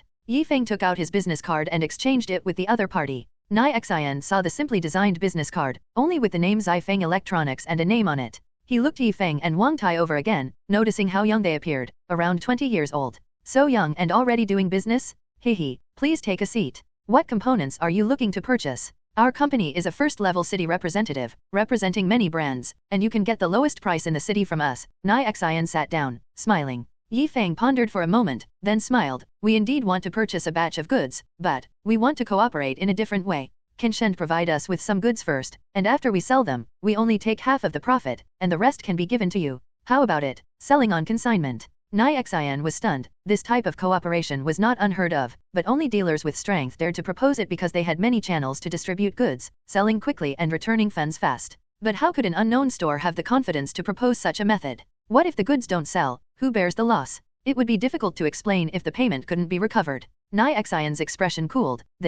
Brother Yi, this kind of cooperation really puts me in a difficult position. Yi Feng smiled. Manager Nai, you might lack confidence in us, but I can promise you, if this batch of goods doesn't sell out, we will buy the rest at your company's original price. We can sign a contract. It's beneficial for your company and for us too, easing the pressure of payment. How about it? Hearing Yi Feng was willing to sign a contract to guarantee buying any unsold goods, Nai Xian was somewhat tempted. He pondered for a moment, then said, Brother Yi's proposal is constructive, but I can't decide this alone. We need to consult higher UPS and discuss it before we can pioneer this. No problem, we'll wait for your good news, Yi Feng said with a smile. Nai Xian looked at Yi Feng unexpectedly, as if this young man was very confident this cooperation would work.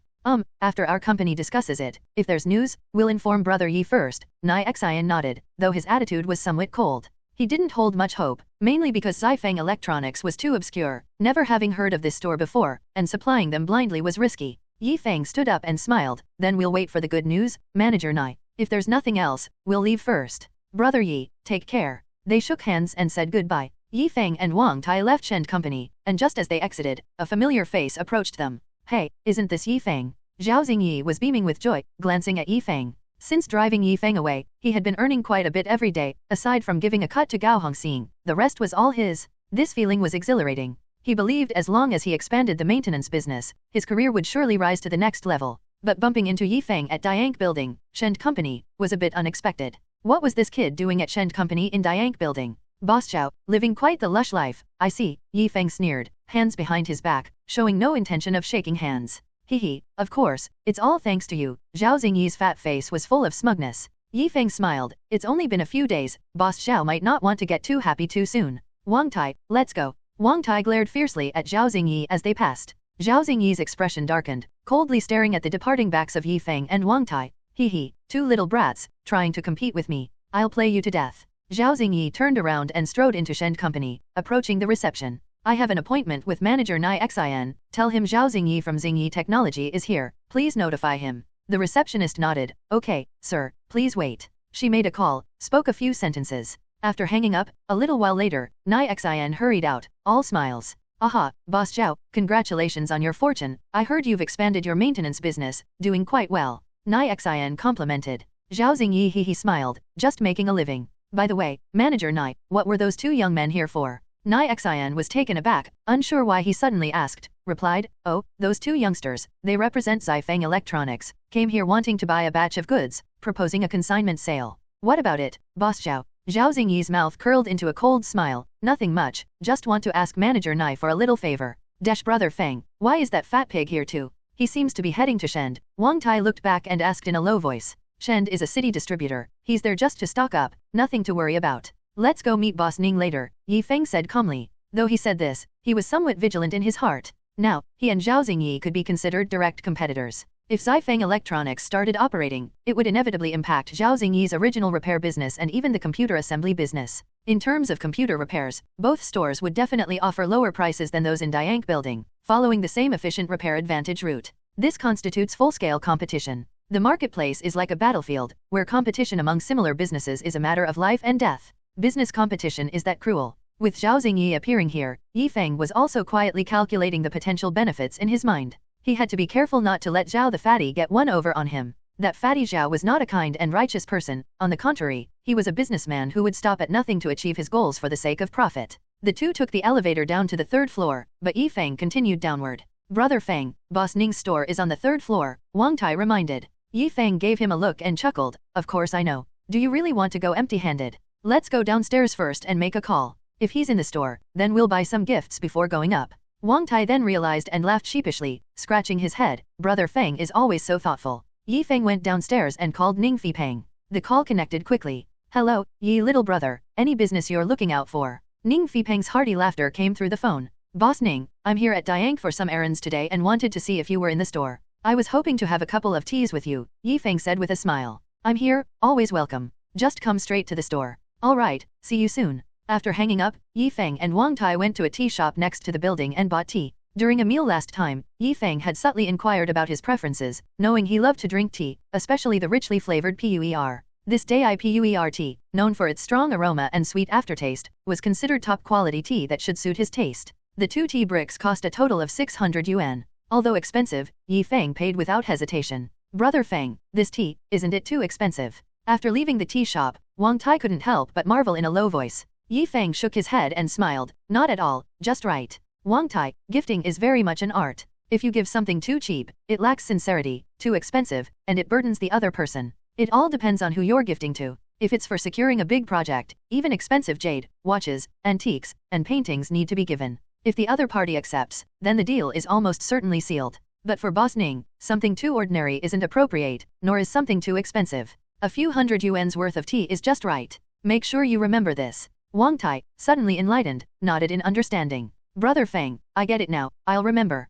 Feng nodded, smiling. All right, let's go to his store. They went back to the third floor and arrived at Ning Fipeng's store. Ning Fipeng had been waiting at the store entrance early. He greeted Yi Feng and Wang Tai warmly as they arrived. "Ha, little brother Yi is here." Yi Feng lifted the tea bag in his hand. "I came specially to have tea with you. Look, I brought my own tea leaves to share with you." Hmph was slightly surprised to see the tea. This young man is quite thoughtful. "Hey, you didn't have to bring anything. I already have plenty of tea here, enough to last." "You're too polite." Yi Feng chuckled. "You couldn't possibly expect me to come empty-handed, could you? Here, this is a rare batch of Dai-puer tea, rich and mellow. Have a taste." Hmp's eyes lit up, pleased. "Ha, little brother Yi, how did you know I love old puer? Dai-puer is indeed excellent.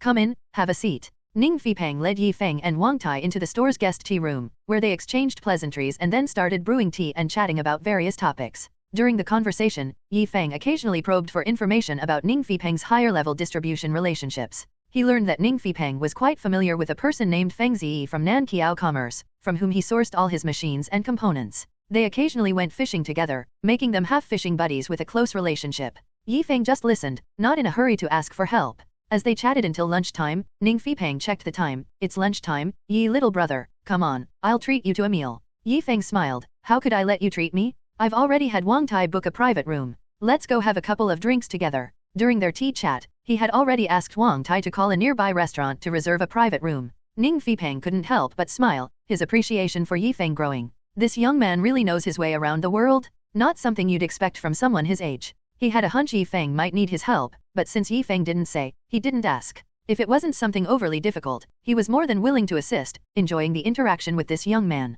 To him, Yi Feng showed immense potential, bound to succeed sooner or later. "All right, since you've treated me to tea, I'll gladly accept your liquor." Ha! The three left the shop, heading to a nearby Cantonese restaurant for lunch. In the restaurant's private room, with the dishes served and the wine flowing, Yi Feng and Wang Tai took turns toasting Hmph, who was generous in his responses. After a few rounds of drinks and dishes, seeing Hmph slightly tipsy, Yi Feng knew the time was right. "Boss Ning, to be honest, I came to you today because I hoped you could help me with something," Yi Feng said, smiling. Hearing this, Hmph knew the conversation was turning to serious matters. "I guessed you must have something. Don't worry, if I can help, I will." No second thoughts. Yi Feng was moved by his sincerity. "As you know, my shop is ready to open, just missing some components and machines. Recently, I've run into some financial issues at home, making funding tight, but opening day is pressing. So, I'm looking to partner with a distributor on a consignment basis. I'm not well acquainted with the big bosses in Diank, making it hard to negotiate consignment terms, so, I was hoping you could introduce me."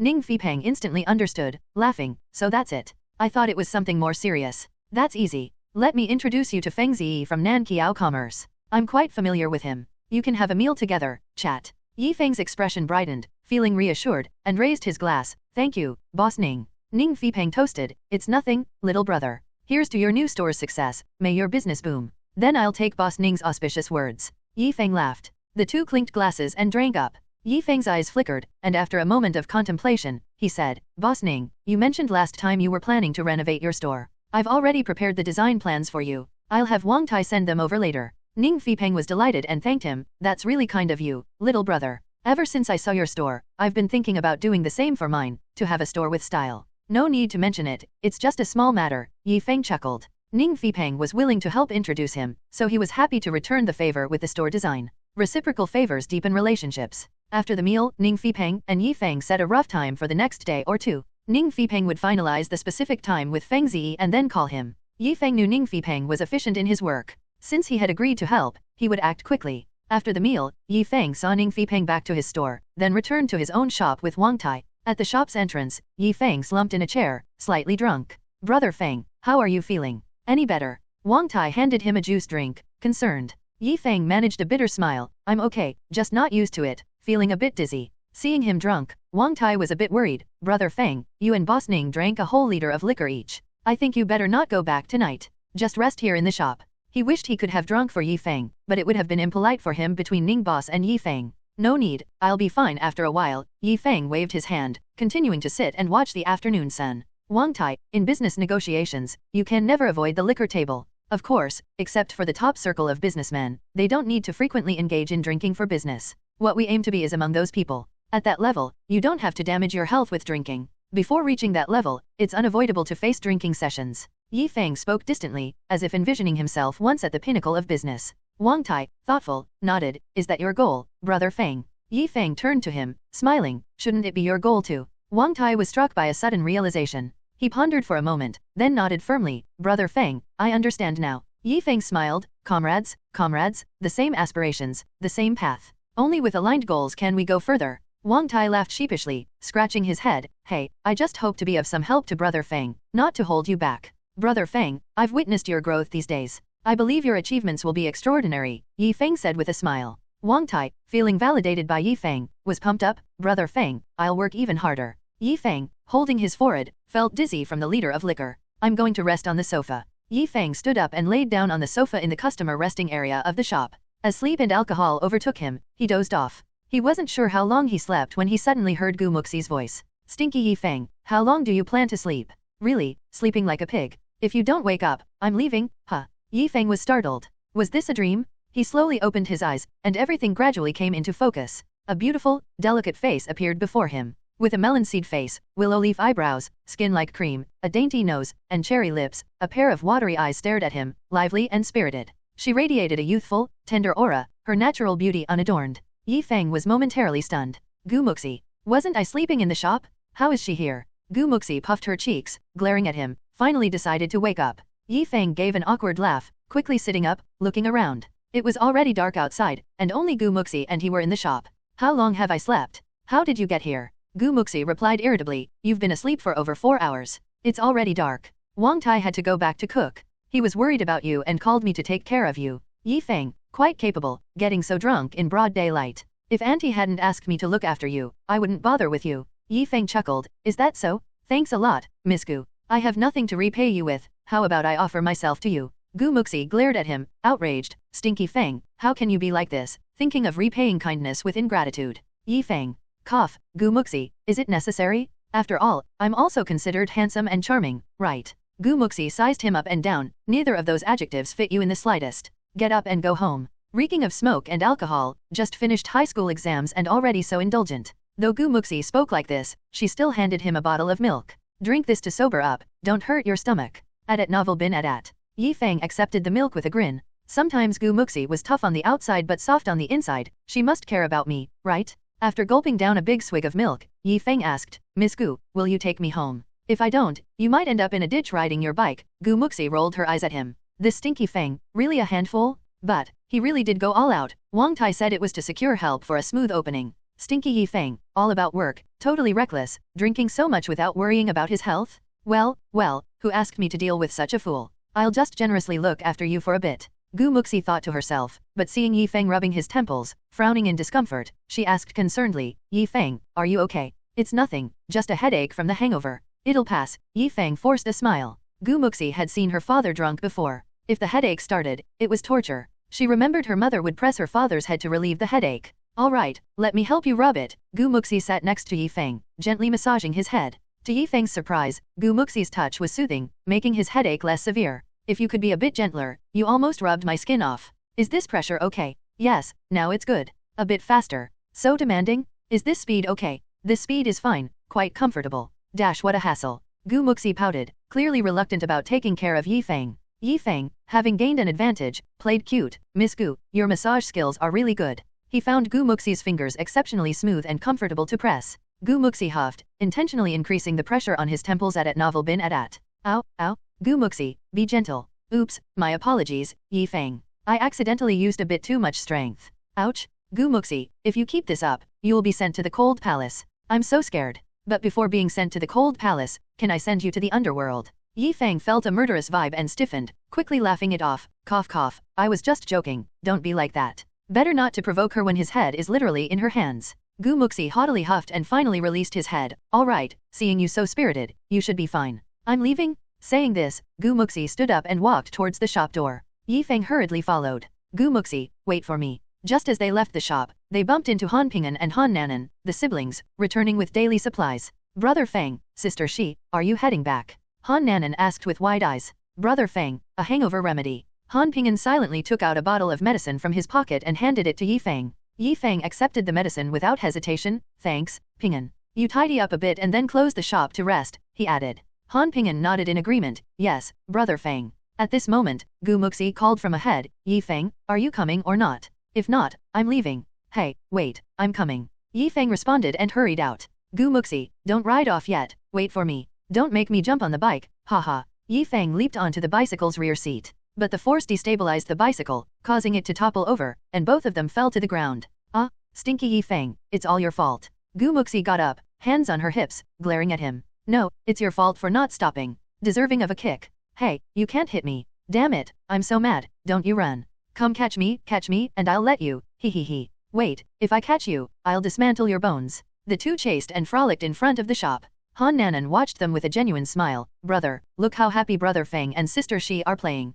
Han Ping'an's lips curled into a rare smile. Yeah, Brother Feng is lucky to have such a childhood friend. Truly enviable. Enough, stinky Yi Feng, I'm not playing with you anymore, I'm going home. Muxi stopped, huffing in exasperation. Alright, no more playing, I'm feeling dizzy, Yi Feng said, pretending to be drunk. Muxi glared at him secretly. Still pretending? Weren't you running around just fine a moment ago? Hmph, always bullying me? Muxi went back to the bicycle, lifted it, and said, Stinky Feng, get on. Sure thing. Yi Feng laughed and settled on the rear seat of the bicycle. Muxi started pedaling forward. Suddenly, Yi Feng caught a whiff of her unique fragrance, a mix of her hair and body scent. Distinctive, refreshing, and soothing. Yi Feng wrapped his arms around her slim waist, pulling her closer. Muxi felt her waist encircled and her face flushed, her heart racing. Stinky Yi Feng, do you need to hold on so tight? It's ticklish? Considering Yi Feng was drunk and might fall off if not held tightly, she let him be, despite the discomfort. As they rode, Yi Feng gazed at the slowly receding city lights and asked, Muxi, what animal do you like? Muxi replied without turning her head, cats. Yi Feng, meow. Muxi, hee, then I like dogs. Yi Feng, woof woof woof. Muxi, Yi Feng, you must be the most shameless person in history, truly unparalleled. Yi Feng, thanks for the compliment. Muxi, truly, shamelessly invincible. Yi Feng chuckled, being invincible is always so lonely. Muxi huffed, then suddenly asked, Yi Feng, are you eager to make money? Yeah, if I don't start making money, I'll get old. As the saying goes, nothing is difficult for those with money. With money, life has fewer troubles, Yi Feng said lightly. Nothing is difficult for those with money? Yi Feng, you do have a way with words, Muxi laughed. Isn't that the truth? Some are born in Rome, and some are born as cattle. If you don't strive to make money, you'll end up serving others, Yi Feng stated calmly. Muxi thought it over and found it made sense. I didn't expect you to have such deep insights into life, Yi Feng. Of course, if I were still attached to worldly desires, I'd have become a monk by now. But even if I were a monk, I'd want you in the nunnery next door, hee, Yi Feng said, holding her tighter, wishing to stay in this moment forever. Muxi was right there, not leaving. Wishful thinking. I haven't even found a partner yet. How could I become a nun? Muxi said proudly. A partner? How about me? You? Not so much. Yi Feng. Muxi, your mouth is quite sharp, isn't it? Yi Feng, you're really annoying? Thick-skinned. Muxi, I'm warning you, don't be arrogant. Hee, what are you going to do about it? Riding on one bike, the two bickered in unique accents, drawing curious glances from passers-by. As the night deepened, they arrived at the staff residential area and stopped the bike downstairs. All right, Yi Feng, we've arrived. Get off, Muxi turned and said. My queen, you did well today. I'll surely reward you handsomely another day. Yi Feng got off the bike, joking. Muxi rolled her eyes, reward your ghost. Go wash up and sleep. I'm exhausted. Next time you get drunk, see if I don't leave you on the street. Yi Feng laughed awkwardly, then his stomach suddenly protested with a gurgle. He had only eaten lunch and was now starving. Yi Feng looked at Muxi with hopeful eyes. Muxi was taken aback. What are you looking at me for? Yi Feng blinked pitifully, gazing at her with a poor little me look. Muxi, you wouldn't just watch me starve to death, right? Muxi, you wouldn't just watch me starve to death, right? At novel bin at. Muxi looked at him seriously and nodded, I would. Yi Feng feigned sadness. Muxi, how could you be so heartless? Muxi rolled her eyes at him, cut it out. If you're hungry, find something to eat yourself. My parents left some food for you, just heat it up. Yi Feng chuckled, knowing Muxi would soften. Alright, then I'll eat at your place. The two went upstairs together and entered Muxi's home, only to find her parents were not at home. Where are uncle and auntie? Yi Feng looked around and asked. They said they were visiting the hospital and would be back later, Muxi replied casually. Then I'll go heat up the dishes. Yi Feng headed to the kitchen to take matters into his own hands. In the kitchen, Yi Feng reheated the leftover dishes and noticed half a pumpkin in the cabinet. He decided to make pumpkin porridge to warm the body and stomach. He skillfully peeled and shredded the pumpkin, adding it to the pot to cook with the porridge. Having learned to cook many household dishes since junior high, and after getting married in his previous life, he was mainly responsible for cooking, striving to satisfy Liu Yao's taste. This was not an easy mission, but it honed his culinary skills. Cooking pumpkin porridge might seem simple, but it actually requires a lot of knowledge, especially in controlling the heat and the doneness of the rice and pumpkin. If undercooked, the pumpkin would taste raw. If overcooked, it would lose its unique fragrance and sweetness. A perfect pot of pumpkin porridge should have a thick, fragrant texture, allowing one to enjoy the taste and sweetness of the pumpkin, leaving a lingering fragrance and a warm feeling throughout the body. Feng adjusted the flame to medium and watched over the porridge, occasionally stirring it to check its doneness. Half an hour later, Muxi came out from her room and found Feng still in the kitchen, curiously asking, Feng, what are you doing in there for so long? Haven't you heated the dishes yet? She had just finished speaking when she smelled the fragrant scent of pumpkin, sniffing the air. That smells delicious. What's stinky Feng cooking? It smells so good. It's ready now. Feng replied from the kitchen and then brought out a pot of pumpkin porridge, placing it on a trivet. The pumpkin porridge was steaming, with its fragrant scent filling the room, making Muxi salivate. She hurried to the dining table, saw the pumpkin porridge, and its golden, thick appearance seemed very appetizing. She leaned in to smell it, her eyes widening in surprise. That smells so good. Feng, I didn't know you had such skills. Feng brought out the reheated dishes, potato stir-fry with sliced meat and garlic stir-fried lettuce. Muxi, there's a lot you don't know about me. He took bowls and chopsticks, deliberately serving himself a bowl of porridge and taking a delightful sip in front of her. Delicious. Feng was very satisfied with his cooking, praising himself. Muxi watched, her mouth watering, looking like a greedy cat. Feng, could I also have a bowl? Feng secretly laughed but maintained a serious face. It's not impossible, but you have to agree to a condition. What condition? Muxi licked her tender, red lips and asked. Later, help me massage my head again, 20 minutes, and it has to meet my standards. No way. Muxi turned her head away.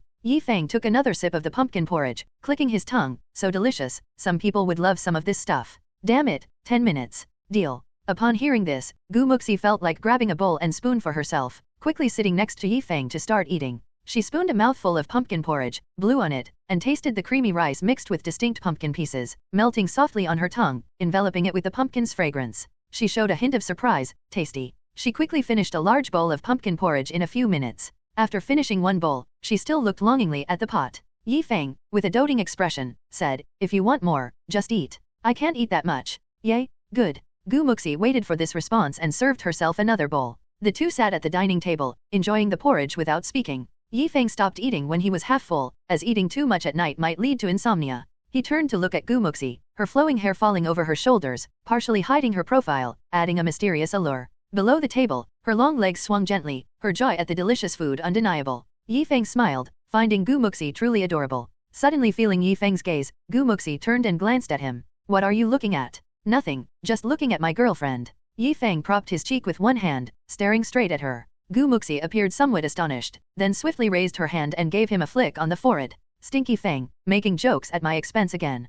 Feng winced in pain, holding his forehead. Muxi, I'm seriously starting to suspect you have a violent streak. Muxi snorted, immediately stood up, and clasped his head with both hands, applying a deadly cross-lock. It's all your fault, take this. Stop, stop, stop. Muxi, you just had pumpkin porridge, and now you're turning on me. Feng hastily exclaimed. Muxi glanced at the pumpkin porridge. For the sake of pumpkin porridge, I'll spare your life this time. Make fun of me again, and I'll tear you apart. Muxi threatened, showing her small canines. Feng, how could she react so strongly? Nearly lost my life to her? Cough cough, you're finished eating, right? You're full, right? Feng cleared his throat. Muxi sat back down, glancing at him. Just a few more bites, what's up? Have you forgotten the condition you agreed to just now? Feng smirked. Muxi paused, remembering the condition she agreed to for the pumpkin porridge, and then slumped. Fine, fine, I'm done with you. She hurriedly finished the pumpkin porridge, then cleaned up the bowls and utensils, washing them in the kitchen. When she came back out, she saw Feng standing at the bedroom door, waving at her. Little Zixi, done with your chores?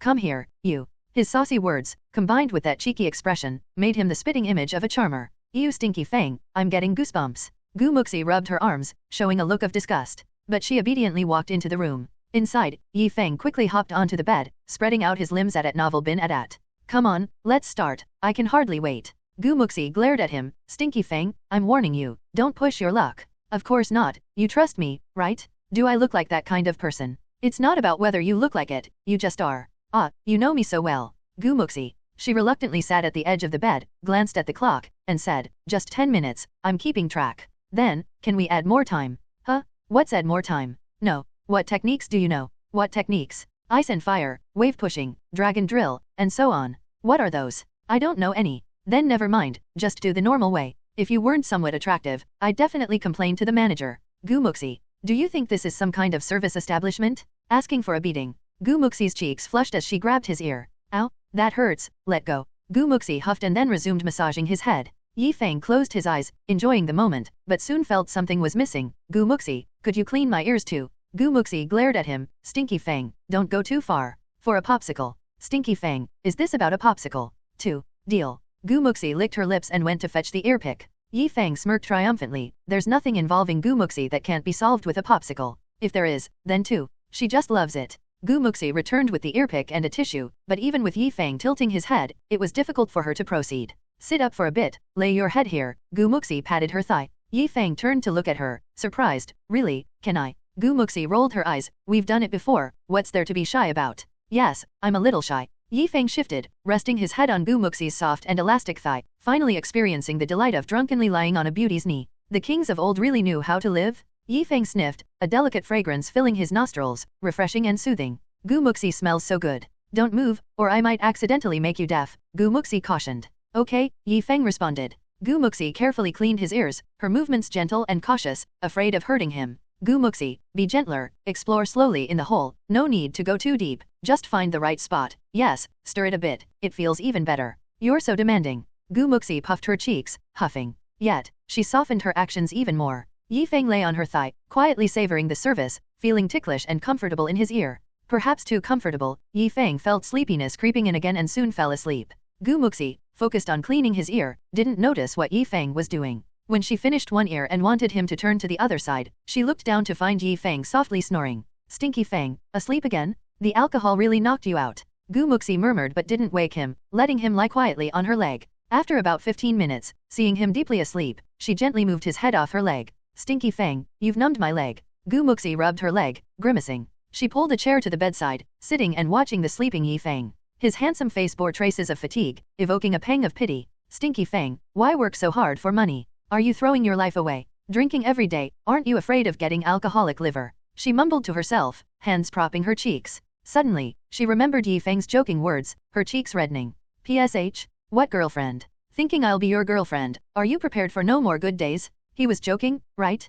Gu Muxi, what are you thinking about? That stinky guy was definitely just joking? Surely that's the case. Stinky Feng never says anything true. Her mind flashed back to childhood memories. That year, both 6 years old, playing in Yi Feng's living room. Yi Feng's mother, Meng Xiaoun, had bought him a set of playhouse toys, including blocks that could be assembled into a house. They played house in the living room. Yi Feng, with a runny nose, pointed at a block figure. This is daddy, I'll be daddy. Then I'll be mommy. Gu Muxi, with her cute braids, raised her hand and shouted. Yi Feng sniffled, looking at her seriously. My mom said you need to have a baby to be a mommy, and you don't have a baby, so you can't be a mommy. No way, I want to be a mommy. How do you get a baby? Gu Muxi demanded, hands on her hips. Yi Feng scratched his head, innocently. My mom said a kiss will make a baby. Gu Muxi pouted, turning her cheek towards him. Then kiss me quickly, I want a baby too. Okay. Yi Feng leaned in and pecked her on the cheek. There, you'll be a mommy soon. Yay, I'm going to be a mom. Can we start playing the game now? Gu Muxi jumped around excitedly. Yi Feng casually wiped his nose with his sleeve. Okay, then I'm the dad,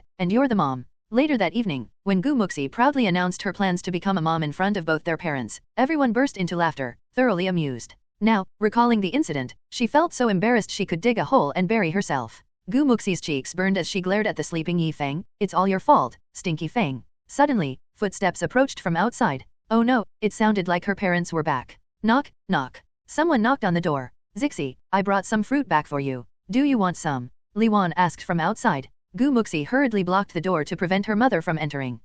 No, Mom, I'm getting ready to rest.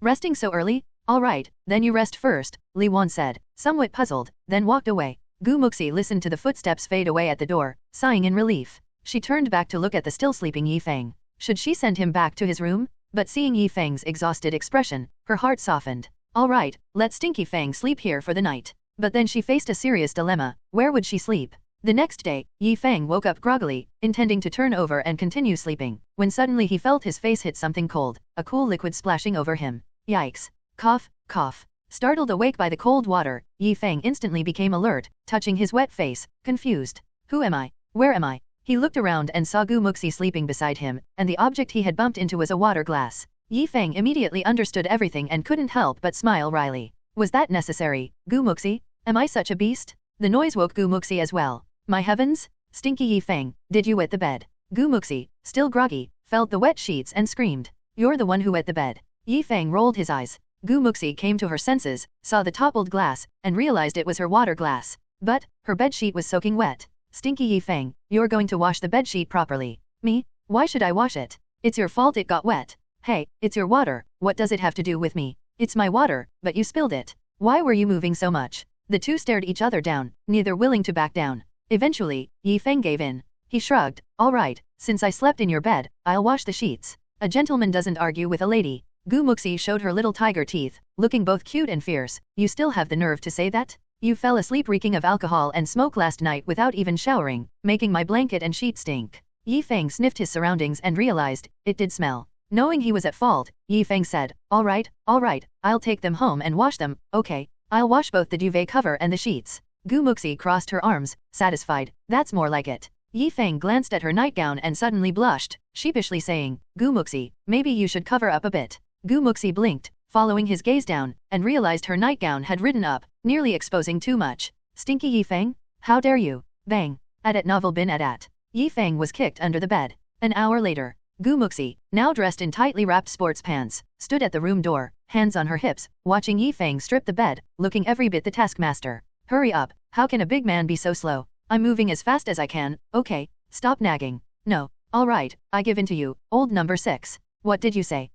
Nothing. Yi Feng, having packed up the bedding, hugged it, okay, then I'll take them home to wash. Gu Muxi glared at him, make sure you wash them well and wring them out. Otherwise, they won't dry for days. Okay, got it, Boss Gu. Do you know you sound like a capitalist right now? Say one more word, and you'll see just how fierce a capitalist can be. Yi Feng, clutching the bedding, dashed out, better to escape this place of conflict. Gu Muxi, watching Yi Feng's pathetic retreat, suddenly burst into laughter. Stinky Yi Feng, you've had this coming. Just you wait, I'll show you. After returning home, Yi Feng took a shower and washed Gu Muxi's bedding, hanging it out on the balcony to dry. By the time he was finished, it was noon. Just as Yi Feng was about to head over to Gu Muxi's place for some food, his phone rang. It was Hmph calling. Haha, Yi bro, I have good news. I mentioned our deal to Mr. Feng over dinner, and he agreed to meet. Hmph's hearty laughter came through the phone. The dinner is tomorrow at 6 p.m. at Lianxiang restaurant. Don't forget. Yi Feng was delighted. Hmph had actually managed to arrange the dinner. This meant that the deal was already halfway to success. Thanks a lot, brother Ning. You've been a huge help. Yi Feng expressed his gratitude. Hmph laughed. It's nothing. Whether you can seize the opportunity still depends on you, but I have confidence in you. Yi Feng smiled slightly. Okay, see you tomorrow at Lianxiang. After a few more exchanges, they ended the call. Yi Feng rubbed his chin, his expression turning serious. Tomorrow's dinner was crucial. Whether he could open for business soon hinged on this. That afternoon, Yi Feng called Wang Tai to his home to discuss the dinner party for the next day. Wang Tai took out a pack of double happiness cigarettes from his pocket and offered one to Yi Feng. Brother Feng, have one. Yi Feng looked at him in surprise, then took the cigarette with a smile. You've learned to carry cigarettes with you now. Wang Tai scratched his head with a silly smile. Hey, when you're out and about, how can you not carry cigarettes? Yi Feng glanced at the double happiness in his hand, a brand that cost 5 yuan a pack, and shook his head with a smile. Next time, bring an extra pack of Furong Wang instead. We can smoke the double happiness ourselves. I'll give you the money later. You go buy a carton to keep in the store. Just carry it with you when you go out. Wang Tai laughed sheepishly. Yes, brother Feng, I got it. He took out a lighter, lit it, and first lit Yi Feng's cigarette, then his own. Yi Feng, while smoking, thought for a moment and then said, Tai, let's go buy some gifts later. 5 gifts. Boss Ning has spoken up to help us and has been so enthusiastic. We should show our gratitude. That Feng Ziyi, President Feng, is someone we need to win over, so we need to carefully consider what gift to give him. We can't overlook the other 2 distributors either. Giving something to Feng Ziyi but not to them would make others think we are stingy and look down on people. The secretary of President Feng should also get something, but it doesn't have to be too expensive to avoid putting too much pressure on the recipient. Something too expensive might backfire. A delicate trinket will do. Wang Tai, with a cigarette in his mouth, jotted down notes in a small notebook. Brother Feng, you're so thorough in your approach. So, what gifts should we buy? Yi Feng smoked and thought for a long time, his mind rapidly calculating. He recalled all the details about Feng Ziyi mentioned during a meal with Hmph, hoping to piece together Feng Ziyi's character and preferences. Suddenly, Yi Feng remembered that Hmph was his fishing buddy, and they occasionally went wild fishing together. A flash of insight struck him, and he already had an idea for the gift. A suitable fishing rod would be nice. It didn't need to be too expensive, as a gift too luxurious for a first meeting could appear too utilitarian, but it couldn't be something too ordinary either. It needed to have some uniqueness. For Feng Ziyi, a fishing rod. For Boss Ning, a can of tea. For the other 2 bosses, the same set of 4 treasures of the study. For Feng Ziyi's secretary, a slightly better pen. Yi Feng said, exhaling smoke. Wang Tai pondered the meaning behind these choices, then had an epiphany and praised, Brother Feng, your thoughts are meticulous. I think this arrangement works. What did you see? Yi Feng asked with a smile, testing him. Feng Ziyi likes fishing, Boss Ning likes tea, the two other bosses I'm not so familiar, so giving them the same 4 treasures of the study shows equal respect, and they would all appreciate a more elegant gift. As for President Feng's secretary, a small gift will do. Brother Feng, did I get it right? Wang Tai asked like a student. Yi Feng shook his head with a smile, right, but not entirely. If we consider the value of the gifts as I envisage, the fishing rod for President Feng and the tea for Boss Ning are of equal value, followed by President Feng's female secretary, and lastly, the other 2 bosses. Wang Tai asked in surprise, Brother Feng, why are you so concerned about that female secretary? Yi Feng leaned back in his chair, blew a smoke ring, glanced at Wang Tai, and said, do you remember what Boss Ning said? President Feng has a family, a wife, and kids. The child is in junior high, and Feng Ziyi is nearly 40. He's successful in his career and has a family, yet he has a beautiful secretary by his side. This is something you should think about. Upon hearing this, Wang Tai's face showed a sudden realization. Could it be? Yi Feng raised his hand to stop him. Even if you guess that, you shouldn't say it or assume too much. We still need to base our judgments on actual situations. This only shows one thing, that Feng Ziyi trusts his secretary enough to bring her along to such a dinner. Wang Tai swallowed the rest of his words and nodded. Brother Feng makes sense. I've learned something new. After speaking, he noted down Yi Feng's words in his notebook. Yi Feng finished his cigarette, extinguished it in the ashtray, and said, now that we've decided, let's go prepare the gifts. You can't catch a wolf without spending some money. Wang Tai also extinguished his cigarette and quickly stood up. Okay, Brother Feng. The two left the residential complex together, riding bicycles to various markets and shopping districts nearby. Fortunately, after the surgery, besides the hospital expenses, there was a surplus of 20,000 yuan. This amount wasn't enough to start a business, but it was sufficient for buying gifts without being too stingy. After running around for an afternoon, Yi Feng and Wang Tai finally purchased all the gifts. The gift for Feng Ziyi was a 700 yuan fishing rod from Guangui, a classic limited edition model with good material quality. It was a limited edition and scarce in the market. Yi Feng had to visit several markets to find the only one available. The gift for Hmph was 600 yuan worth of Wei Shui Xian tea, considered one of the more prestigious teas on the market, and this particular variety was somewhat niche with a unique flavor. The gift for President Feng's secretary was a 280 yuan gold-plated engraved pen, which looked like an art piece with both ornamental and practical value. Finally, the gifts for the other 2 bosses were a set of fine stationery worth about 100 yuan. The set included enough brushes for calligraphy, not too expensive but still elegant. Nowadays, even the newly rich want to practice calligraphy to improve their cultural taste. If not for calligraphy, displaying it at home could also add a scholarly aroma. After all, once people have money, they should appear more refined, classy, and cultured. The pursuit of elegance is a common trait among the wealthy, as those without money are too busy earning it to care about elegance. This also serves as a way to differentiate social classes and status. The next day at noon, Yi Feng and Wang Tai brought the gifts to the store for careful wrapping and bought several attractive gift bags for them. In the afternoon, they both dressed up, wearing short-sleeved shirts and trousers, and took a taxi to Lianxiang Lu with the gifts at 5 o'clock. In the Tian private room of Lianxiang restaurant, 5 people were already seated. The person in the main seat was a middle-aged man wearing a white shirt, slightly overweight, with slicked-back hair, sitting to the left of Hmph at Novel Bin At. Feng, are you worried I'd stand you up for this meal? You're here even before getting off work, Hmph teased. The slightly overweight man in the suit was Feng Ziyi, the owner of Nanqiao Commerce and Trade. I didn't eat much at noon, just to save room for this meal. I was hungry even before getting off work, haha. Feng Ziyi joked. By the way, when is that young brother Yi Feng of yours arriving? In front of me, you've praised him a lot. I'm curious to meet him, to see what kind of person is worth your praise. Hmph smiled and replied, I just called him, he's on his way. Hehe, my brother Yi is really something. I can't prove it by just talking, you'll know once he arrives. Feng Ziyi laughed, you're always keeping me in suspense, really. At that moment, a woman sitting on his right, dressed in a light blue professional suit, wearing thin-frame glasses, with a graceful figure and an elegant demeanor, lightly opened her red lips and smiled. Hearing Boss Ning talk like this, I'm also curious now. I want to see what kind of talented and distinguished person he is. Haha, Secretary Lan is joking. My younger brother is modest and would not dare to claim himself as a talented and distinguished person. Hmph spoke highly of Yi Feng, hoping to help and leave a good impression on Feng Ziyi and Secretary Lan. Lan Ki smiled knowingly, understanding Hmp's intent without saying much, but gave Feng Ziyi a meaningful look. Feng Ziyi caught on, nodding and turning to Hmph. In today's world, it's rare to find young people who understand modesty. Right, President Cheng and President Jiao, he asked, looking towards 2 middle-aged men in suits seated to the right of Lan Ki, one with a round belly and chubby cheeks, the other balding with gold-rimmed glasses, both exuding a scholarly aura. Both were distributors in the Diank building, Chengbo and Jiao Tongxing. Yes, what President Feng said is true. Cheng Bo's round face crinkled into a smile, leaving only a sliver of his eyes visible. Jiao Tongxing adjusted his glasses and added with a smile, indeed, in today's world, modest people have an advantage. Just then, Ning Fipeng's phone rang. Speak of the devil, and he shall appear? Ha ha. Feng Ziyi laughed heartily. Ning Fipeng checked the caller ID on his phone and was momentarily taken aback. It's Old Wan. Old Wan was an acquaintance of his, but not exactly a friend, more a business contact. Old Wan's real name was Wan Tule, but he disliked his old-fashioned name. Being the third child at home, he preferred to be called Old Wan outside. Old Wan owned several computer stores in Guangxi's Uixiu district, initially purchasing complete machines from Ning Fipeng.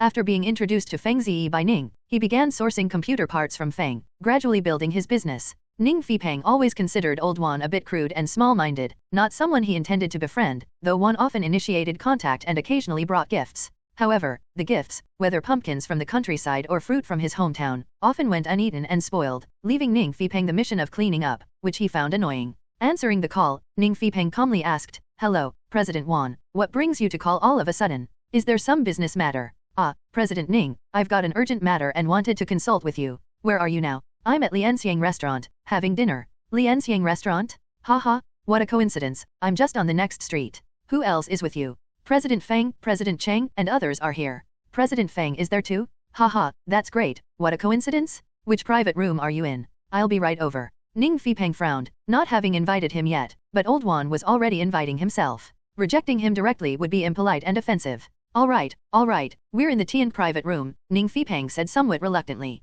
After hanging up, Ning Fipeng shook his head and smiled. "Old Wan is nearby and will be joining us shortly." "Old Wan? The guy from me is who?" Feng Ziyi inquired. Ning Fipeng nodded. "Yes, him." "Oh, let him come then. Having one more person for dinner is no issue," Feng Ziyi said nonchalantly, smiling. He knew the purpose of Ning Fipeng's dinner party, and Old Wan's arrival was unexpected. If Ning had intended to invite Wan, he would have mentioned it beforehand. Shortly after, a middle-aged man in a grey suit, with dark skin and a crew cut, entered the room. "Haha, hello, presidents." Old Wan greeted everyone with a smile, and when his gaze landed on Lan Ki, he was momentarily stunned by her beauty, then chuckled lewdly. "President Wan, what brings you here today?" Cheng Bo asked cheerfully. I've actually got some urgent business with President Feng, and I was planning to ask President Ning to arrange a dinner. It's such a coincidence to run into you all here, haha." Old Wan laughed, pulling out a pack of soft Zonghua cigarettes and offering a few to the room. Ning Fipeng expected Old Wan to offer him a cigarette first but saw him bypass Ning directly to Feng Ziyi, offering the cigarettes. "Here, President Feng, have a cigarette," Old Wan said, smiling and eager. Feng Ziyi glanced at Ning Fipeng, who had been snubbed, and internally shook his head at Old Wan's lack of tact. Not offering the cigarette to Ning Fipeng first was a classic move of someone who easily forgets favors. Nevertheless, he took the cigarette. "You're too polite, President Wan." After distributing to others, Wan finally turned to Ning Fipeng. "Here, President Ning, have a Zonghua." Ning Fipeng maintained his composure, smiled, and accepted the cigarette, though he didn't smoke it, instead tucking it behind his ear. "President Wan, you mentioned some urgent business?" Ning Fipeng inquired. Old Wan's expression darkened as he sighed. "I don't know if it's just my bad luck this year, but just a few days ago, a heavy rainstorm collapsed my warehouse, soaking all the computers and parts inside. I lost almost 80% of my stock. The problem is, one batch of damaged computer parts was due for delivery. With the delivery date approaching, I have no stock to fulfill the order. If I breach the contract, I'll have to pay a huge sum. President Feng, you must help me." Old Wan looked towards Feng Ziyi, who had the capacity to quickly supply the goods, hence his rush to meet Feng upon hearing he was present, hoping for Feng's assistance. Feng Ziyi remained calm, smiling. "No rush, let's eat and talk. Fipeng, let's have the dishes served." Ning Fipeng nodded, seated Wan Laosan, and then called Yi Feng. The call was quickly answered. "Hello, brother Yi, have you arrived?" "I'm downstairs, I'll be up shortly." "Haha, good, I'll have the waiter serve the dishes then," Ning Fipeng laughed. He then instructed the waiter to start serving. After a while, there was a knock on the door, and a waiter opened it, allowing Yi Feng and Wang Tai to enter the private room. Seeing Yi Feng, Ning Fipeng joyfully stood to greet him. "Brother Yi, you've finally arrived." "Brother Ning, you're being unfair. We agreed on 6 o'clock, and you're here by 5, making me the late one. Are you trying to make me drink 2 penalties?" Yi Feng joked at novel bin at. "Haha, blame President Feng if you must, it's not my fault, ha." Ning Fipeng laughed heartily. "Come, sit next to me, let me introduce you to a few presidents." Ning Fipeng introduced Yi Feng to everyone in the room and also introduced Yi Feng to the others. "My brother here, despite his young age, has opened his own shop, which is not only beautiful but also personally designed by him. Not only does he understand shop decoration and interior design, but he's also a computer repair genius. If his skills were ranked in Diank building, he'd easily be in the top 10. Hearing Yi Feng was skilled in computer repair, everyone showed a hint of surprise, especially with Hmph Peng's high praise, indicating Yi Feng's skills must be noteworthy. Being so young and skilled in computer repair, as well as owning his shop, was indeed rare. Feng Ziyi and Lan Kai looked at Yi Feng, evaluating him up and down. Feng Ziyi's face showed additional astonishment. Given Yi Feng and Wang Tai's youthful appearance, despite their mature attire, they couldn't hide the slight greenness in their eyes. Could they really be as outstanding as Hmph Peng claimed? Feng Ziyi was sizing him up when Yi Feng suddenly turned his head to look at him, their gazes crossing each other. President Feng, good day. I've heard from Brother Ning before about how righteous you are. It's an honor to meet you in person today, Yi Feng greeted with neither humility nor arrogance. Hehe, young brother Yi is also quite the looker and now even has his own shop. Quite promising for someone so young. Feng Ziyi replied politely. Yi Feng smiled, turned his head towards the others, and greeted each one by one. When he greeted Old Wan just responded indifferently and didn't even look at him properly. Yi Feng immediately got the measure of him. From the brief exchange of pleasantries, he could roughly figure out who was worth befriending and who wasn't worth paying much attention to. Especially when he saw Hmph Peng introduce Old Wan with a somewhat cold attitude, he understood that Hmph Peng was somewhat dissatisfied with Old Wan. Yi Feng knew then that Old Wan was even less worth bothering about at novel bin at. Brother Ning, I didn't come empty-handed today. I couldn't just freeload a meal from you, so I brought something for you as a small token of my appreciation, Yi Feng said with a smile, turning back to take the gift bag from Wang Tai and handing it to Hmph Peng. This statement was somewhat aimed at Old Wan. After hearing this, Old Wan's face showed an embarrassed expression, as he had indeed come empty-handed and could only sit quietly, not daring to make a sound. Lan Kai pushed up her glasses, looking at Yi Feng with interest. This young man, quite adept at handling matters, interesting. A smile appeared on Hmph Peng's face. What's with bringing gifts to a meal? Really? Just take it, it's nothing expensive, just a can of tea leaves. Yi Feng stuffed the gift bag into his hands. Hehe, thanks. Hmph Peng took out an exquisitely made sandalwood box from the gift bag, opened it, and saw a can of Wei Shui Xian tea leaves inside.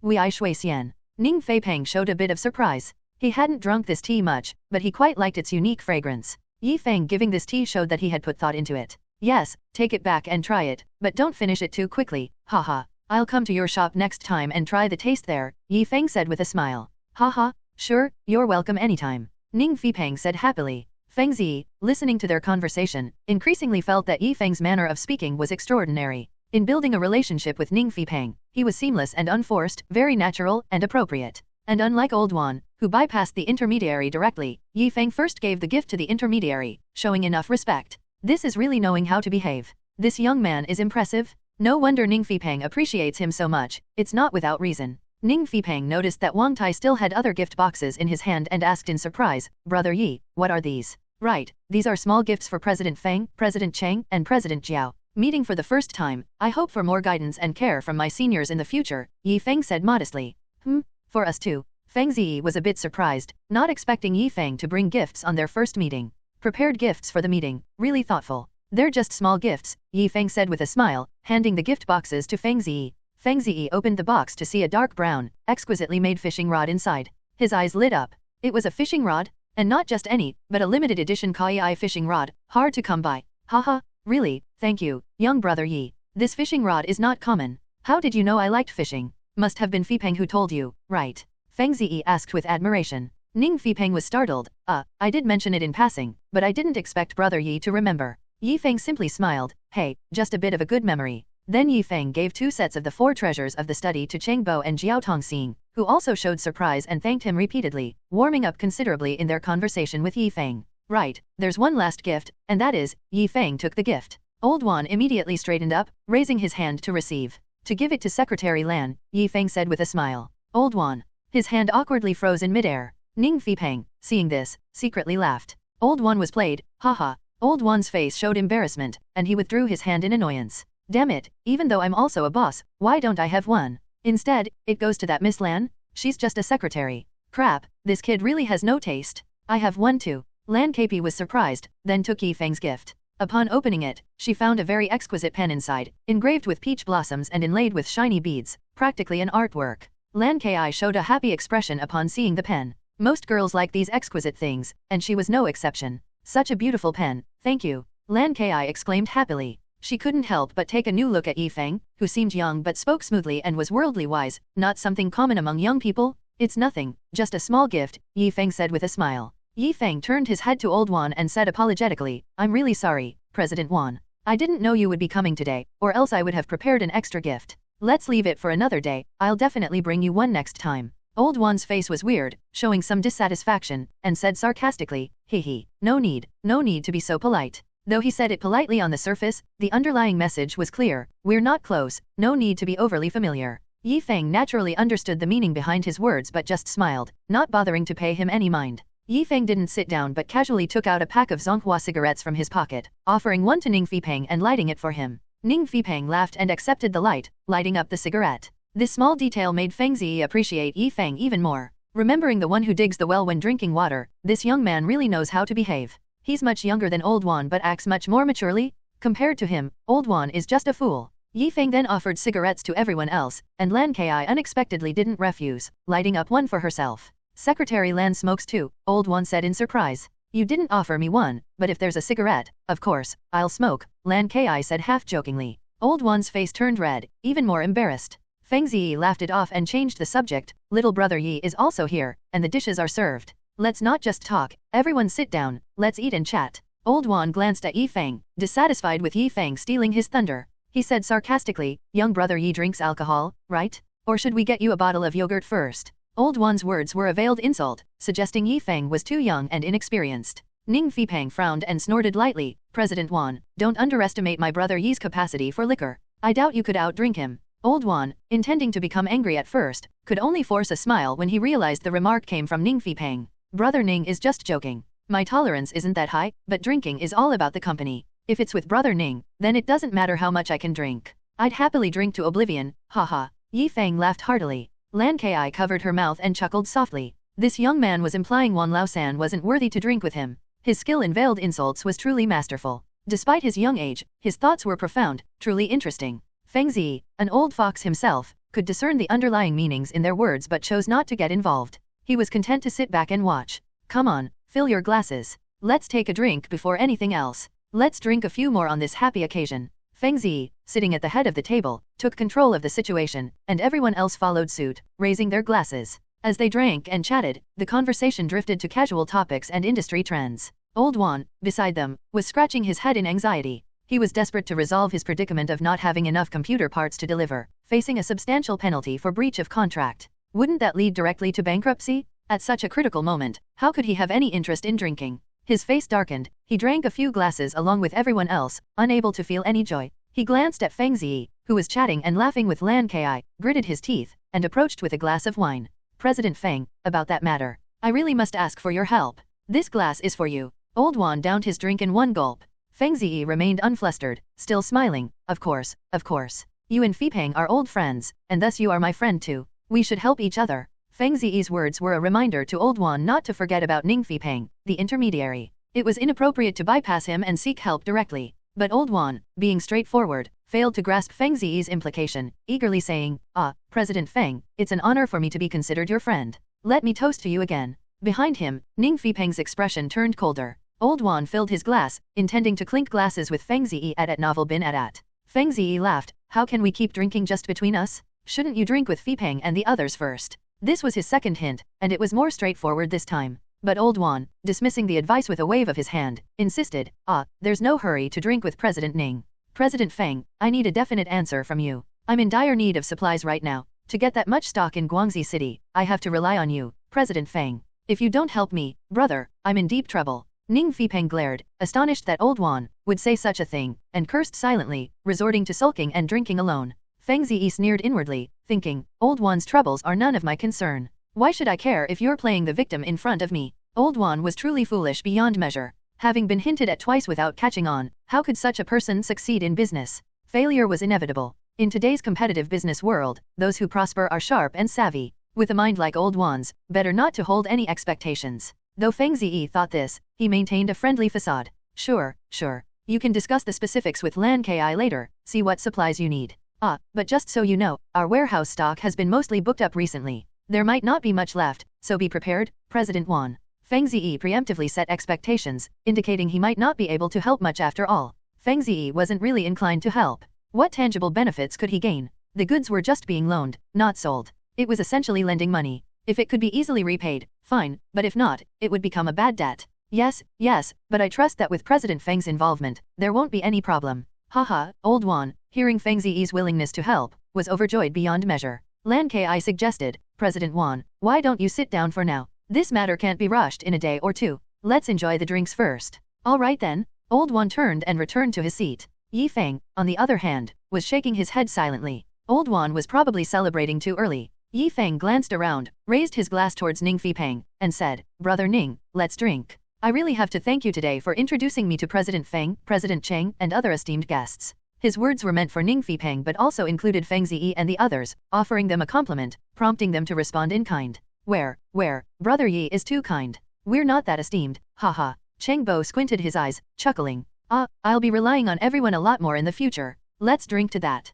Feng raised his glass, and the others followed suit. With that, Feng took the lead in the drinking session. After a round of drinks, Feng didn't rush to discuss business. Instead, he engaged in casual conversation, pulling the topic from the economy of Guangxi City to global economic trends. With his witty remarks, he quickly livened up the atmosphere at the table. Feng Ziyi and Lan Kai occasionally glanced at Feng, then whispered to each other. Feng Ziyi grew increasingly appreciative, whispering to Lan Kai, look at this young man, speaking fluently and with unique insights into the economic situation. He's truly talented. Lan Kai lit a cigarette, placed it in her mouth, and smiled. President Feng, I think he's not that simple. His speech and actions are seamless, just like an old fox. With such capabilities at this age, his future is limitless. Feng Ziyi nodded in agreement. Business people, are a group constantly coming up with ideas. How can these ideas emerge without interaction? Today's chat with you brothers has been incredibly enlightening for me. Here, I toast to you all.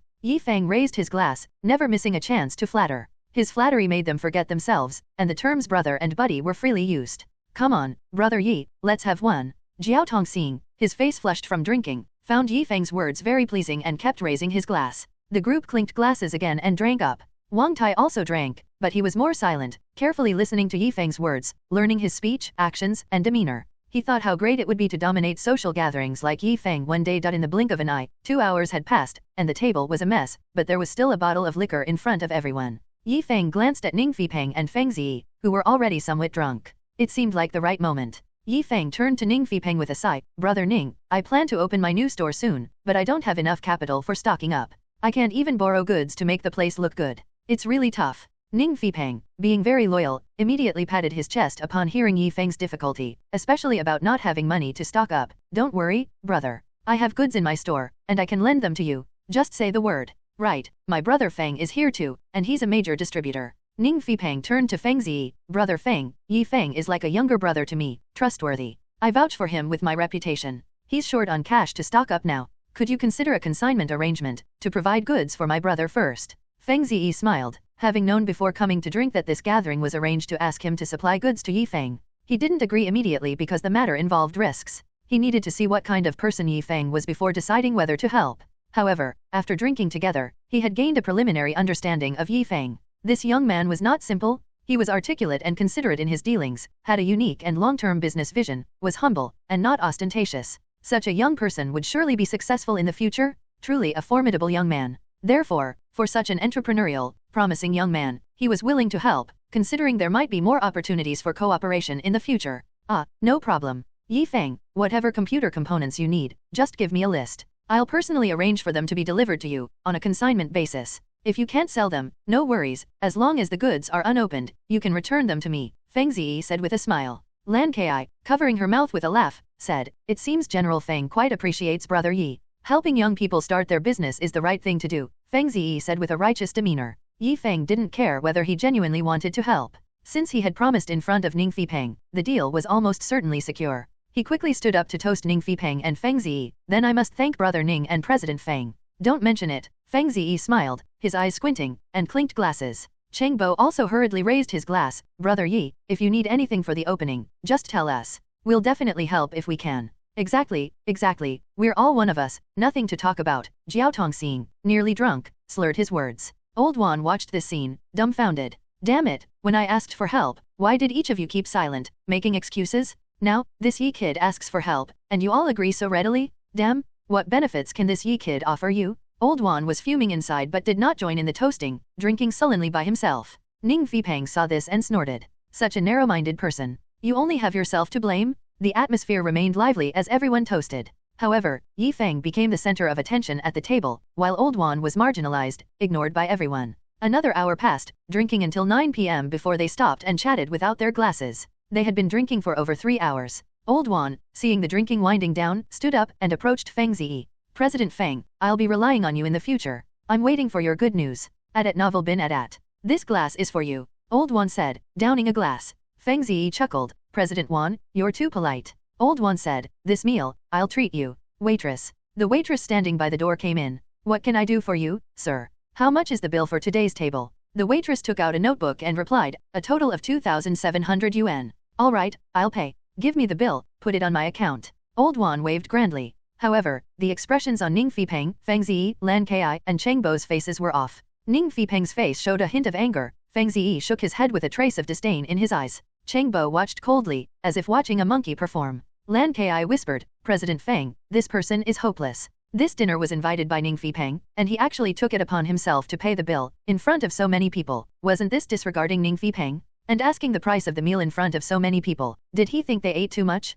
Too expensive? Old Wan's act of eagerly offering to pay the bill was a big mistake. Then, Yi Feng chuckled, President Wan, never mind, I had Wang Tai settle the bill an hour ago. This meal I owe Brother Ning a favor, this little matter, let's not trouble Brother Ning. Ning Fipeng and others at the table looked surprised. They hadn't expected Yi Feng to have settled the bill so early, and his words were very tactful. Ning Fipeng felt relieved and smiled. You, little brother, you're really cunning. Feng Ziyi's eyes showed even more appreciation for Yi Feng. This young man really knew how to behave and do business. Old Wan's face showed astonishment. You already paid the bill. After speaking, his face showed embarrassment. Cough cough, then I really let Brother Yi spend money. How about I invite everyone to a sauna next? Let's all have a bath, get a foot massage, relax a bit, how about it? Men can only have a heart-to-heart talk when they're bare-chested, Old Wan suggested. Feng Ziyi's expression cooled, and he waved his hand. I'll pass. You guys go if you want, I have things to do later. Going to a sauna often implied more than just bathing. With Lan Ki by his side, what was Old Wan thinking saying such nonsense? Even the fox-like Feng Ziyi was losing patience with him, showing signs of irritation. President Wan, I'll pass on the sauna. I don't have that hobby, haha. You go ahead with President Cheng and President Jiao, Ning Fipeng bluntly refused. Hee. President Wan, I'd love to, but it's too late now, I have to get home, let's plan it another day. Cheng Bo found an excuse to leave. Jiao Tongxing, also uninterested in the sauna, stood up to leave, though he was staggering. Old Wan was left awkwardly standing there, looking foolish. He hadn't expected these people to not enjoy going to a sauna. Then, Yi Feng stood up and said to Wang Tai, first take Brother Cheng and Brother Jiao downstairs to the car, tell the driver to be careful on the way. Sure thing, Brother Feng. Wang Tai stood up, nodding, and helped Jiao Tongxing downstairs. Afterward, Yi Feng turned to Ning Fipeng and Feng Ziyi. Before coming here, I had Wang Tai book a tea room nearby. President Feng, Brother Ning, how about we go have some tea and rest? This suggestion sounds good. Drinking tea can also help sober up. Ning Fipeng, who loved tea, became interested upon hearing about the tea room. Feng Ziyi smiled slightly. All right, then let's go have tea. He glanced at Old Wan, still awkwardly standing there, with a look of disdain in his eyes. Old Wan, you really can't even compare to a young man. Have you really lived your years in vain? The group began to gather their things to leave. Yi Feng casually asked, President Wan, coming. Old Wan, suppressing his anger, coldly replied, you guys go ahead, I won't join. Oh. Yi Feng grinned and then turned to leave. Old Wan coldly watched Yi Feng's departing back, fury rising in his heart. What's so great about this kid? Damn, he really stole the spotlight today. The group left Lianxiang restaurant and arrived at a high-end tea house club across the street, boasting a beautiful environment. Led by a waitress in a cheongsam, they reached an antique-looking private tea room. The bookshelves and furniture were made of mahogany, and the shelves were adorned with ancient jade artifacts, creating a full atmosphere. There was a tea table in the middle of the room, with a woman in a cheongsam already preparing tea. Each private room had a dedicated tea master responsible for brewing, allowing guests to simply enjoy the tea. However, Yi Feng preferred not to have outsiders present for convenience in discussing matters. Miss, please, we'll brew our own tea, Yi Feng said with a smile. The female tea master nodded and left. Yi Feng took the main seat for brewing tea and said to Ning Fipeng, Brother Ning, you've always been the one to brew tea, but you've had quite a bit to drink tonight. How about I take over?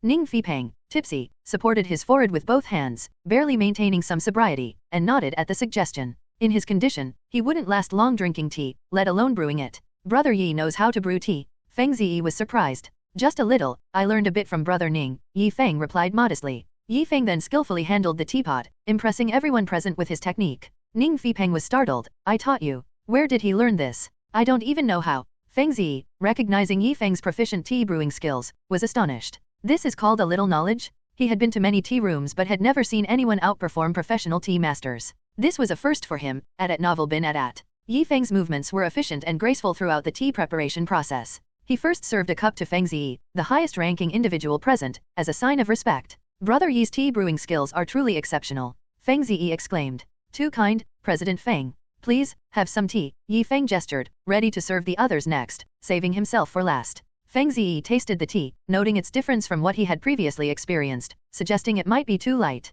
Indeed, it's a light raw pu'er, meant to help with sobriety. Too strong might have the opposite effect, Yi Feng explained. He then added a bit of honey to the hot water, infusing the tea with it, creating a honey pu'er tea for everyone. Lan Kai, after tasting it, was pleasantly surprised by the enhanced flavor with the addition of honey. Honey tea helps speed up alcohol metabolism, so drinking more is beneficial. Yi Feng also took a sip, finding the warm tea soothing. The conversation continued until Ningfei could no longer keep up, and Yi Feng arranged for him to be taken to a room to rest. Now only Yi Feng, Feng Ziyi, and Lan Kai remained. Yi Feng noticed the close interaction between Lan Kai and Feng Ziyi, interpreting their relationship with more certainty. Affairs were common in the business community, with many successful middle-aged men seeking companionship outside their marriages. Despite understanding their relationship, Yi Feng pretended not to notice. Feng Ziyi, I've instructed Secretary Lan. Just give me your list, and she'll ensure the goods are delivered to your store within 2 days. Don't worry, Feng Ziyi assured. Yi Feng expressed his gratitude, discussing his business ambitions and plans for expansion and consistency in service and pricing, emphasizing the importance of people in business. Feng Ziyi admired Yi Feng's vision, looking forward to the day Yi Feng's chain stores would flourish. After chatting until midnight, Feng Ziyi decided it was time to leave, praising the enjoyable conversation with Yi Feng. Yi Feng escorted them out and watched them depart before returning inside. Wang Tai joined Yi Feng, offering him a new pack of cigarettes, marking the 5th pack they had gone through that evening. Despite the exhaustion and the alcohol and cigarettes, Yi Feng felt satisfied with the night's achievements. Encouraging Wang Tai's potential, Yi Feng contemplated his next moves, deciding to send a gift to Secretary Lan the following day. A set of high-end skincare products, Yi Feng revealed, planning to please both Secretary Lan and Feng Ziyi with this thoughtful gesture. High-end cosmetics? Brother Feng, why are we giving this kind of gift? Don't all girls like jewelry and such? Wang Tai asked, puzzled. Yi Feng chuckled lightly, you said it yourself, that's for girls, but Secretary Lan is not just any girl, she's more of a young matron. They care more about their appearance because they can establish themselves in society and enjoy material benefits beyond ordinary people, relying solely on their face and figure. If their beauty fades, their fate might be even worse than that of a neglected wife.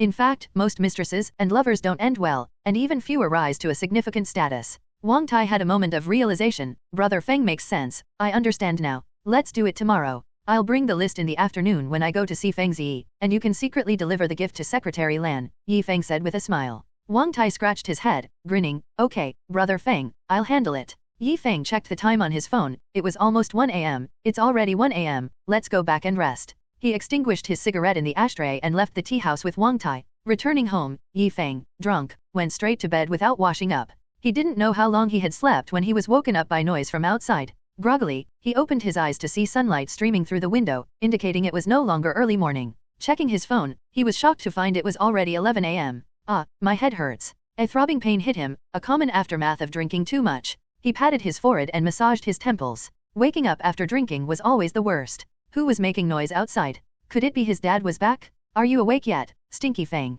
Gu Maxi's crisp voice came from outside. Yi Feng's eyes darted around, and he continued to lie in bed, pretending to be asleep. After a while, footsteps approached. The door creaked open, and Gu Muxi entered with a broom. Huh? Still not awake? I thought you were up. Really, all you do is smoke and drink. Gu Muxi complained, hands on her hips, pouting at Yi Feng on the bed. Why does mom always make me clean up? Does stinky Yi Feng have no hands or feet? Forget it, he's always drunk and useless. As Gu Muxi grumbled, she began cleaning Yi Feng's room. The room was filled with the smell of cigarettes and alcohol. Disgusting? Maybe I should just throw him out on the street. After some thought, she decided against it, deeming it too dangerous, and planned to wipe his face later. Meanwhile, Yi Feng secretly opened his eyes a bit to watch Gu Muxi sweeping the floor. From behind, her perfect figure was accentuated by tight jeans and a white shirt, her long black hair cascading down. Gu Muxi doing chores? How kind of her. Yi Feng was puzzled. Suddenly, Gu Muxi turned around, and Yi Feng quickly shut his eyes again. So much noise and still asleep. Must be really drunk, Gu Muxi mumbled, disposing of the trash before returning with a towel.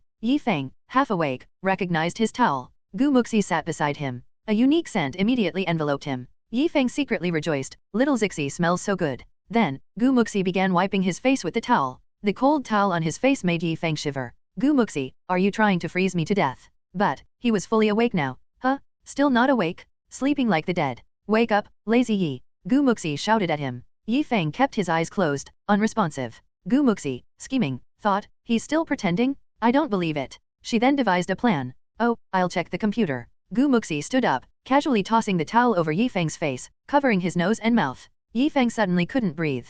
Damn, is this girl trying to murder her husband? He couldn't help but pull the towel away. But then, his eyes met Gu Muxi's. She stood by the bed, arms crossed, staring coldly at him at novel bin at. Hee. Well, Yi Feng, so you were pretending to sleep. Yi Feng awkwardly smiled. Morning, Gu Muxi. Gu Muxi glared, hands on hips. Morning? It's way past morning, Yi Feng. Huh? Who's past morning? Gu Muxi. Get up already. Gu Muxi, can't you let me wake up slowly? I don't have that much energy. No way, what slow wake up? Can't you be a bit more energetic? I'd love to, but my body won't allow it. Ha, who told you to drink so much? Serves you right now. I can't help it, it's the way of the world. Understand me a little. No excuses, hurry up. Gu Muxi, can't I take it slow? Gu Muxi cracked her knuckles menacingly. If you don't want to get up, I can help. No, I'm up, okay. I warn you, a gentleman uses his words, not his hands. Yi Feng quickly got out of bed. Gu Muxi proudly lifted her chin. Use my words? You think you deserve that? Yi Feng grinned. Of course, talking is always better than fighting. Ha, if I start talking, you'd be close to breaking down. Yi Feng eyed her lips, nodding seriously. Indeed, I'd surely be defeated. Gu Muxi rolled her eyes. Get up, go take a shower. You reek of smoke and alcohol. Hee. Okay, wait for me. Yi Feng got up, grabbed clothes from the closet, and dashed to the bathroom. Inside, he whistled cheerfully while showering. Just as he finished washing his hair and reached for a towel, he realized it was missing. Then he remembered, Gu Muxi had taken it to his room. Yi Feng cracked the bathroom door open slightly and called out. Gu Muxi, can you bring me my towel? Stinky Yi Feng, you shower without a towel. I forgot, okay, help me out. Such a hassle. Despite her complaints, Gu Muxi fetched his towel. Approaching the bathroom door, she saw Yi Feng had only left a tiny crack, too small to pass the towel through. Hey, Stinky Feng, what are you doing? How am I supposed to give this to you with such a small opening? Gu Muxi glared at him. Yi Feng chuckled. I was just worried about accidentally exposing myself and scaring you. He reached out through the crack for the towel. Gu Muxi scoffed. Scare me? There's not much in this world that can do that. Besides, we've seen each other naked as kids. I know every mole on your body. Really? Then tell me, how many hairs do I have on my body? Yi Feng chuckled, making a teasing gesture. Or do you want to come in and count them yourself? Gu Muxi's cheeks flushed red, and she rolled her eyes at him. I'm not that bored. With that, Gu Muxi turned and walked away. Yi Feng snickered, closed the door, and continued with his shower. After a comfortable bath and changing into fresh clothes, Yi Feng finally felt refreshed, though now he was hungry. He hadn't eaten breakfast or lunch, and his stomach was growling. Gu Muxi, come on, I'll treat you to noodles, Yi Feng called out to the living room as he dried his hair. Gu Muxi stood up, puzzled. Stinky Yi Feng, what's gotten into you today? Is the sun rising from the west? You're specially inviting me to eat noodles. Yi Feng tugged at the corner of his mouth. Please, am I that stingy? You helped me clean this morning, so I should do something nice in return, right? So, are you coming or not? If not, I'll go by myself. Gu Muxi smiled slyly. Eat, why wouldn't I eat a free lunch? I'm hungry too, let's go, Yi Feng. The two left the house together and went to a noodle shop at the entrance of the staff residential area. It was the lunch hour, and the noodle shop was quite crowded. Fortunately, there were plenty of tables and chairs outside the small shop, or there wouldn't have been anywhere to sit. Yi Feng squeezed through the crowd to the cashier. 2 bowls of mixed pork noodles, please.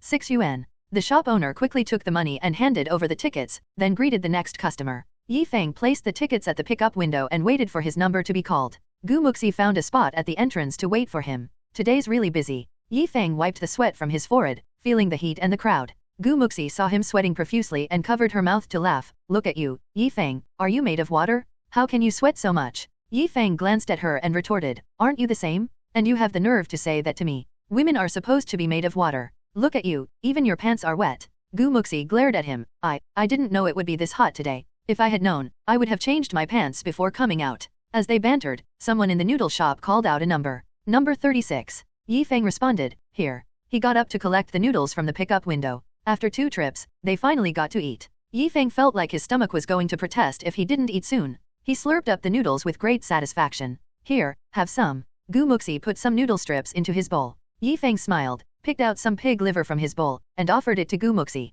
This was a long-standing habit between them. After exchanging their preferred foods, they eagerly dug in. Then, 4 bicycles stopped by the roadside in front of the shop, and 4 middle-aged women came to eat noodles. They sat at a table behind Yi Feng to the left. Hey, did you hear? Our Guangxi No. 3 rolling mill is supposedly being bought out and merged by Shanghai Steel. My husband Lu told me about it too, but I'm not sure if it's true. He said that once the buyout happens, we'll all be laid off. No way, what are we going to do then? My whole family relies on old Zhao's salary. One of the women, wearing a red floral shirt and bell-bottom pants, with a plump face and thin lips, looked somewhat mean-spirited. I also heard that the vice factory manager, Gu Xingzhong, is in charge of the negotiation. Apparently, he took benefits from Shanghai Steel and sold our Guangxi No. 3 rolling mill at a low price. Yi Feng and Gu Muxi stopped eating and listened intently. Gu Muxi's eyes flashed with anger. She couldn't stand people talking badly about her parents behind their backs. Then, another woman exclaimed, "No way, Vice Director Gu? That's shameless and disgraceful." The thin-lipped woman scoffed, "I've always thought there was something off about Gu Xingzhong.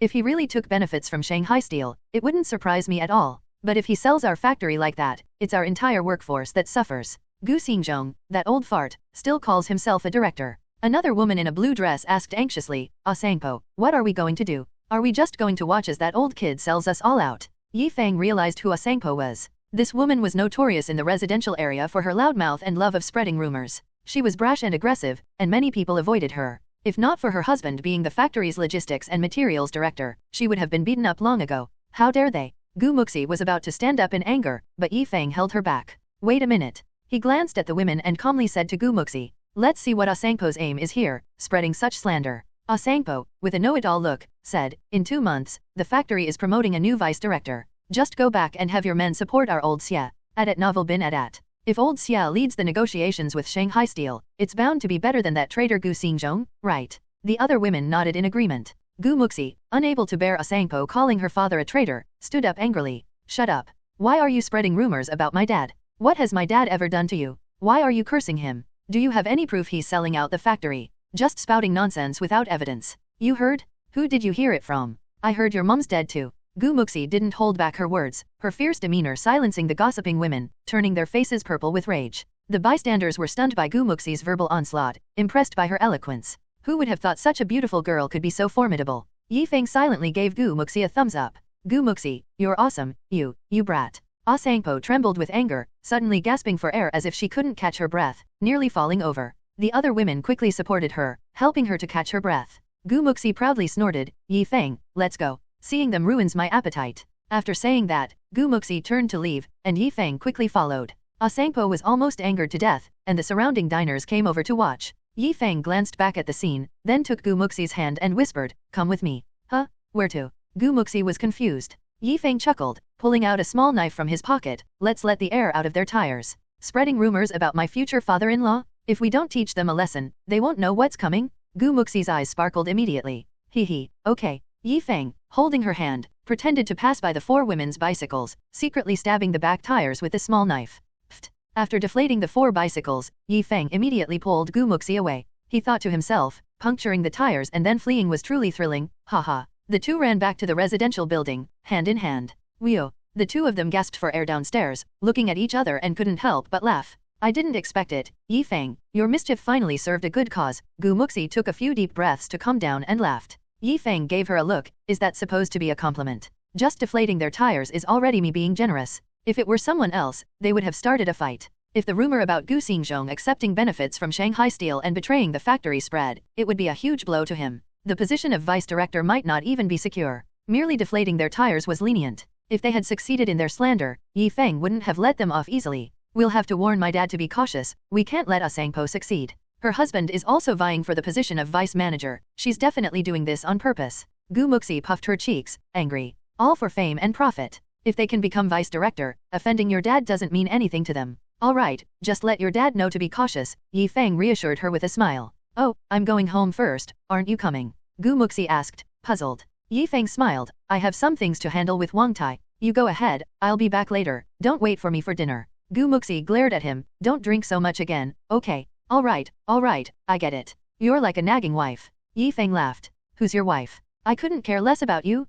After saying that, Gu Muxi turned and went upstairs. Yi Feng shrugged and then called Wang Tai. In the afternoon, Yi Feng and Wang Tai, carrying a gift, arrived at the Diank building and found Nan Qiao Commerce's company on the top floor. After telling the receptionist they had an appointment with Feng Ziyi, they were led to the chairman's office. Before entering, Yi Feng gave Wang Tai a look, signaling him to find Secretary Lan. Wang Tai nodded, understanding. The receptionist knocked on the door, and Feng Ziyi's voice came from inside. Come in. Yi Feng entered with a smile, greeting, "Good day, Mr. Feng." Feng Ziyi, very polite, stood up to greet him, and after a brief exchange, they sat down in the guest area. "Mr. Feng, I've brought the order list personally, the rest is up to you." Yi Feng pulled out the order list from his pocket and handed it to Feng Ziyi. Feng Ziyi took the list, glanced at the requested parts, and chuckled, "Little brother Yi's order isn't that big. Hey, it's enough to start with. If we open branches later, we'll need even more computer parts," Yi Feng said with a smile. Feng Ziyi nodded. "All right, we'll work on a consignment basis then. I'll have Secretary Lan draft the contract right away."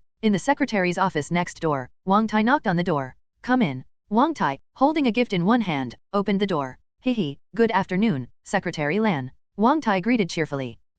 Little brother Wang, why, are you here? Do you need something?" Lan Kai was surprised to see Wang Tai. She knew Wang Tai worked with Yi Feng and would normally be there to see Feng Ziyi. "Secretary Lan, Yi Feng said our cooperation with Nanqiao Commerce wouldn't have been possible without your support. So, as a representative, I'm here to thank you." Wang Tai placed the gift bag on her desk. "A small token of appreciation, please accept it." Lan Kai was surprised to see the Isidon logo on the box, covering her mouth, eyes gleaming. This was a set of expensive cosmetics, worth over 1,000. More than her 2 salaries combined? Although she also had expensive cosmetics from Feng Ziyi, a woman can never have too many cosmetics. She happily accepted the cosmetics, then set them down, looking at Wang Tai. "Isn't this gift a bit too expensive?" "Ah, not at all. For a long-term cooperation with Nanqiao Commerce, we're relying on your help, Secretary Lan. This little gift is nothing." Wang Tai waved it off. "Just like that? Really, just like that?" Lan Kai breathed a sigh of relief internally. Yi Feng really knew how to handle things. Since it was his kind gesture, there was no need to refuse.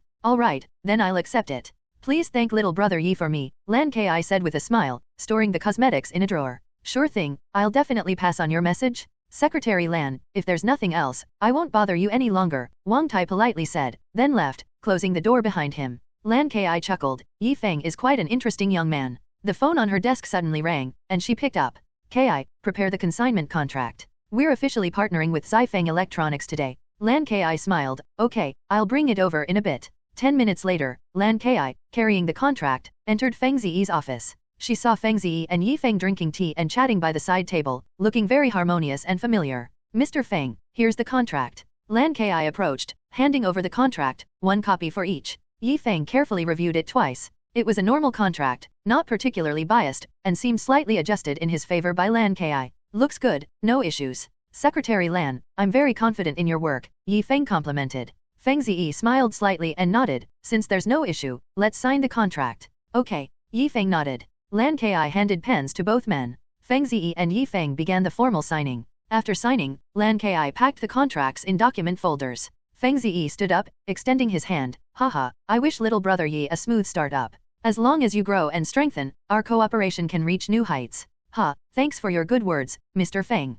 Yi Feng shook his hand at Novel bin at. Wishing little brother Yi a smooth opening, Lan Ki extended her hand with a smile. After shaking hands with her, Yi Feng smiled and said, "Not only is Secretary Lan beautiful as a fairy, but she's also so capable, truly Mr. Feng's right-hand woman." He turned to Feng Ziyi and added, "Mr. Feng, you're really enviable to have such a great assistant." "You flatter me too much," Lan Ki said with a sweet smile. Yi Feng and Feng Ziyi sat down to drink tea and chat for another half hour, with Lan Ki accompanying them. Half an hour later, Yi Feng stood up to leave. Feng Ziyi escorted him to the company entrance, watching Yi Feng's departing figure, deep in thought. "What do you think? Can this Yi Feng make it big?" Feng Ziyi turned to Lan Ki. "If someone as cunning as an old fox like him can't make it, then who in this world can?" Lan Ki said with a light smile. Suddenly, Feng Ziyi grabbed her wrist tightly, causing her pain. "So, this is why you adjusted the contract? You think highly of him? Is it because he's young and handsome, you've taken a liking to him?" Feng Ziyi's face darkened, his gaze on her turning cold. You're hurting me.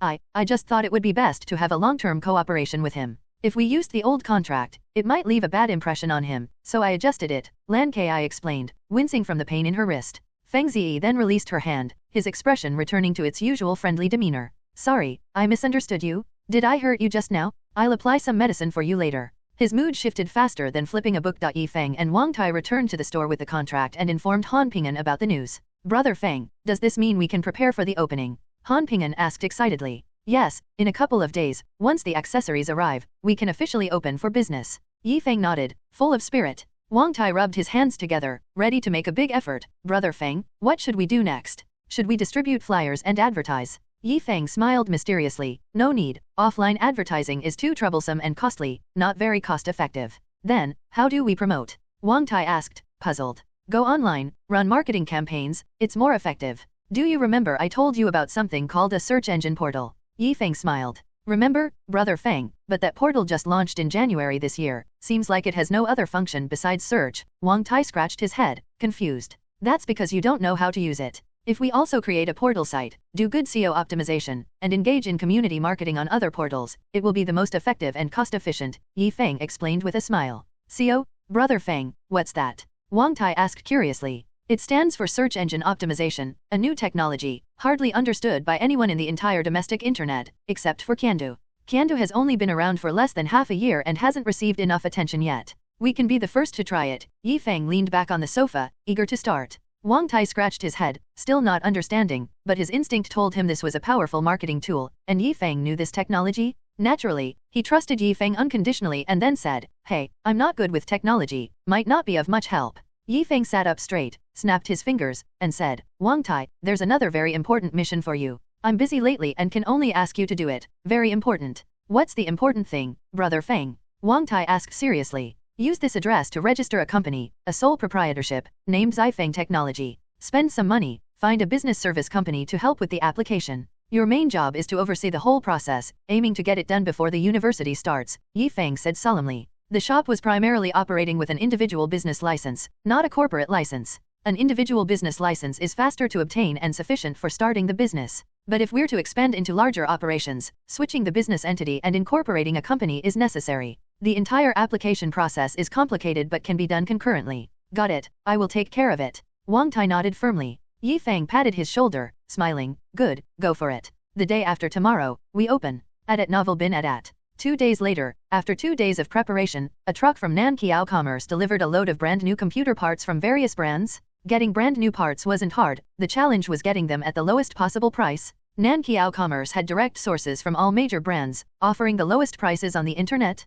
This meant Yi Feng could earn a higher profit on the parts. For example, he could get an Asus TX97 motherboard for a wholesale price of 650 yuan each from Nankiao Commerce, but it could sell for 1,200 yuan each on the market, and new, genuine products were scarce, even for those with money. Yi Feng planned to sell each board for 1,100 yuan, making a profit of 450 yuan per board, which was not a small margin. After unloading the goods at noon, Yi Feng, Wang Tai, Han Ping'an, and Han Nanan together stocked the shelves and placed opening flower baskets at the door. Then, Ning Fipeng's voice was heard outside. "Haha, congratulations, congratulations, congratulations to Yi brother on the new store opening." Ning Fipeng walked into the store with a hearty laugh. "Welcome, welcome, Ning brother's presence truly honors us." Yi Feng greeted with a smile, naturally in a good mood on the opening day. Ning Fipeng turned to point at the door, where a few people were placing opening flower baskets on both sides of the door, and others were carrying complete PCs into the store. "Yi brother, I've brought you the complete machines as promised. Just sell them, and if they don't sell, you can return them to me," Ning Fipeng said with a smile.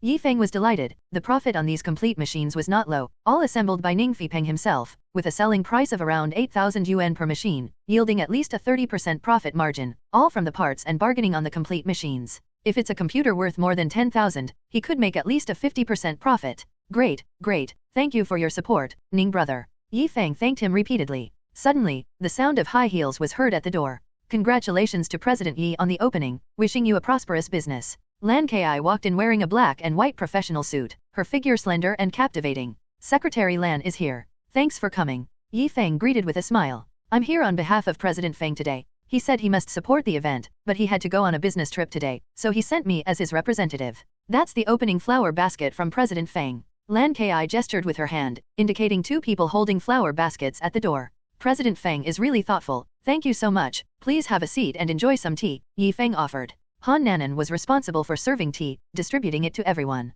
Lan Kai sat in the lounge area, looking around the shop with surprised and curious eyes, finding it very novel. "How about it, Secretary Lan? You also think this shop is beautiful, right?" Ning Fipeng said with a grin. "Indeed beautiful? Such a design I've never seen before, giving off a sense of simplicity, fashion, and technology. The atmosphere created by these furnishings and lighting is just too good. This is the most beautiful shop I've seen." Lan Kai gave a very high appraisal, full of admiration. It was her first time seeing such a modern design, even more impressive than overseas stores. After a while, Cheng Bo and Jiao Tongxing also sent flower baskets to congratulate Yi Feng on his opening. Brother Feng, let's cut the ribbon and open for business. Wang Tai shouted from the door. Okay, coming. Yi Feng responded, then led the others out to the shop front. The storefront had gathered quite a crowd of curious neighbors, creating a lively scene. Yi Feng was thrilled, the day had finally come. His business was about to set sail? Originally, he was supposed to cut the ribbon alone, but Yi Feng invited Hmph and Lan Ki to join him, showing his appreciation. The three stood at the shop's entrance, holding red scissors in their hands. Yi Feng looked around and smiled, both of you, follow my countdown, let's cut the ribbon together. Okay, Hmph nodded with a smile, also in a good mood. 3, 2, 1. Congratulations to Zifeng Electronics, officially open for business. With a snap, as the ribbon was cut, confetti sprayed out from both sides, floating down festively. Congratulations, Brother Yi. From today on, should I start calling you President Yi? Hmph joked. Ning brother, stop joking around. What kind of president am I? I'm just trying to make a living, Yi Feng humbly replied. Lan Ki covered her mouth and laughed. President Yi, don't be so modest. Sooner or later, you will leap over the dragon gate. She always felt that Yi Feng, being so young and yet so shrewd and daring in his endeavors, would achieve limitless success in the future. Secretary Lan, don't flatter me to death. I know my own weight. Let's go inside and sit. Yi Feng gestured with his hand. Ah, Brother Yi, I won't be joining. It's a work day today, and there's still a lot to be done at the office. I need to get back, Lan Ki said with a slight apology. Hehe, Brother Yi, I'll also head back to deal with some renovation work. Your opening today is bound to be auspicious, and you'll be busy. I won't bother you any longer. Secretary Lan, let's head back to the Diank building together.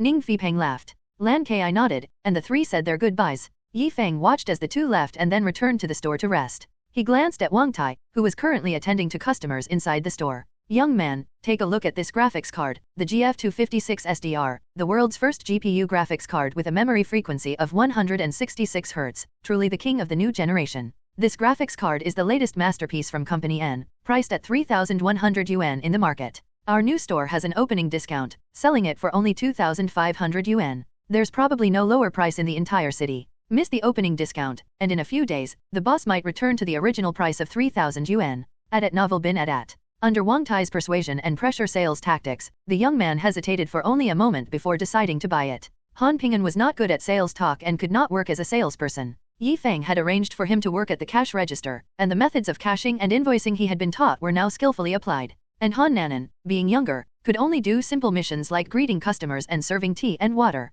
However, the girl was serious and diligent in her work, showing no slack. The four people in the store were uniformly dressed in red maple leaf uniforms, showing a full spirit. After Yi Feng's guidance on process optimization and job division, everyone was now able to perform their duties effectively. Wang Tai watched the young man pay and take his purchase, then politely escorted him to the door. Thank you for your patronage, and welcome to visit us again. There were still two customers experiencing the whole machine, and Wang Tai excitedly ran to Yi Feng. Brother Feng, did you see? A red opening. 2,500 yuan, GF256 graphics card, haha. Wang Tai was very excited. This proved that his efforts were not in vain and had indeed paid off. To understand computers and various computer accessories, he had repeatedly practiced and memorized the sales talk written by Yi Feng, even reciting it while going to the bathroom, until he finally managed to remember most of the advantages and core parameters of the computer components. He also planned to spend another 3 days memorizing all the features and functions of the components and whole machines in the store. What you sell, at least when customers ask, you should be able to answer. And Wang Tai felt that it was not enough to just be able to answer, he had to answer well. It was also an opportunity to improve his eloquence. He felt that he had to be fully committed to his job to do it better. Not bad, it's clear you've practiced the sales talk I wrote well. Keep it up and use it flexibly, Yi Feng encouraged. Okay, Brother Feng, then I'll continue to be busy. There are 2 more customers looking at the whole computers. Wang Tai smiled and turned to continue attending to customers. Yi Feng felt that he was indeed a bit overwhelmed by himself and thought it was time to hire a couple more people. Start with 2, and then see how the marketing activities go. If there are many customers, this store would need at least 10 salespeople. Hehe, Boss Yi, business is not bad, huh? Suddenly, a mocking voice sounded in the store. Yi Feng looked up and frowned upon seeing the newcomer. It was Zhao Xingyi, Fatty Zhao. This guy actually knew the store was here and even came on the opening day. Truly an uninvited guest. Wang Tai also saw Zhao Xingyi and showed a bit of anger, stepping forward to stop him. Fatty Zhao, what are you doing in our store? Please leave, you're not welcome here. Zhao Xingyi sneered. Tai, it's your first day of opening, is this how you treat guests?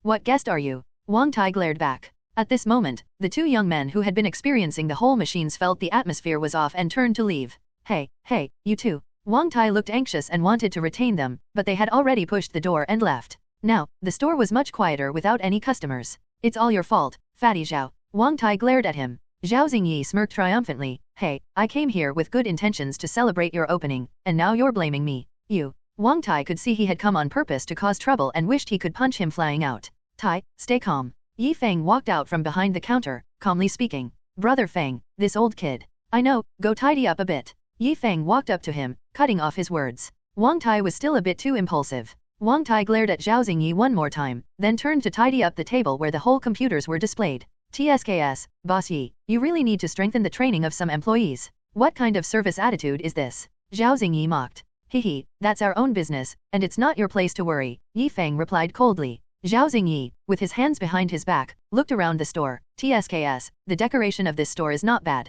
I wonder why you didn't agree to cooperate with me to take over the computer repair market. So you had plans to go it alone. Your computer repair skills are indeed good, but being a boss is not easy. You could fail at any time. I saw the business scope written at your door, mainly computer repair. Then we're competitors from now on. Boss Yi, do you think you can win against me? Zhao Xingyi sneered, staring at Yi Feng. A cold light flashed in Yi Feng's eyes as he calmly said, It seems, Boss Zhao, you're quite confident. But I believe, you'll eventually crash and burn. With Zhao Xingyi's narrow-mindedness, he was doomed not to achieve great things. To think he could dominate the computer repair market was nothing but a fool's dream. If Zhao Xingyi dared to cause trouble secretly, Yi Feng had various means to ruin him. Zhao Xingyi's face showed a mocking smile. Boss Yi, it's not yet certain who will crash and burn. You have no customers, no resources. How did those people come to you in the first place? Weren't they the customers I accumulated over the years? Apart from a shop, what else do you have? Nothing. How do you expect to make money? Without those customers, your skills are useless. Hehe, I hope your store lasts a bit longer.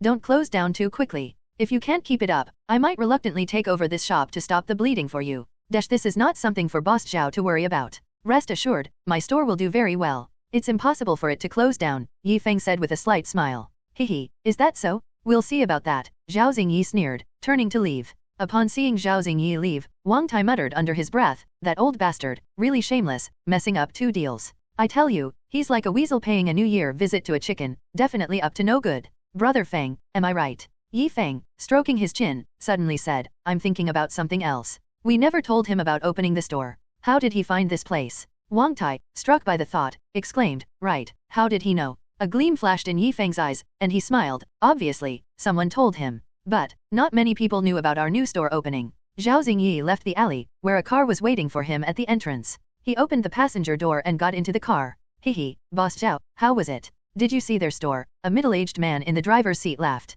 Manager Nai, I saw the store. The decoration is not bad, but they're all just kids with no customer base. I don't think they'll last long. At novel bin at. Just wait for them to close down. Zhao Xingyi confidently smiled. By the way, President Nai, it's up to you then. Zhao Xingyi turned to look at Nai Xin. Hehe, no problem, a piece of cake. Nai Xin chuckled lowly. Zhao Xingyi also laughed, courteously saying, Come on, President Nai, let me treat you to a full-service massage. I recently found a new place with great girls. You'll definitely be satisfied. Hearing this, Nai Xion's eyes gleamed lewdly. Really? If it's Boss Zhao treating, then I won't be polite. Haha. The car started and drove away from the alley entrance. The first day of opening brought in not many walk-in customers, only making 2 sales. Before leaving in the afternoon, Yi Feng held a small meeting with everyone. Tai, go to the human resources market tomorrow to post a recruitment notice. We need 2 more sales girls, with a monthly salary of 500, must be pretty and of good character, Yi Feng instructed. This salary was slightly higher than the average because of the higher requirements, especially in terms of looks, the extra part being considered as the beauty economy.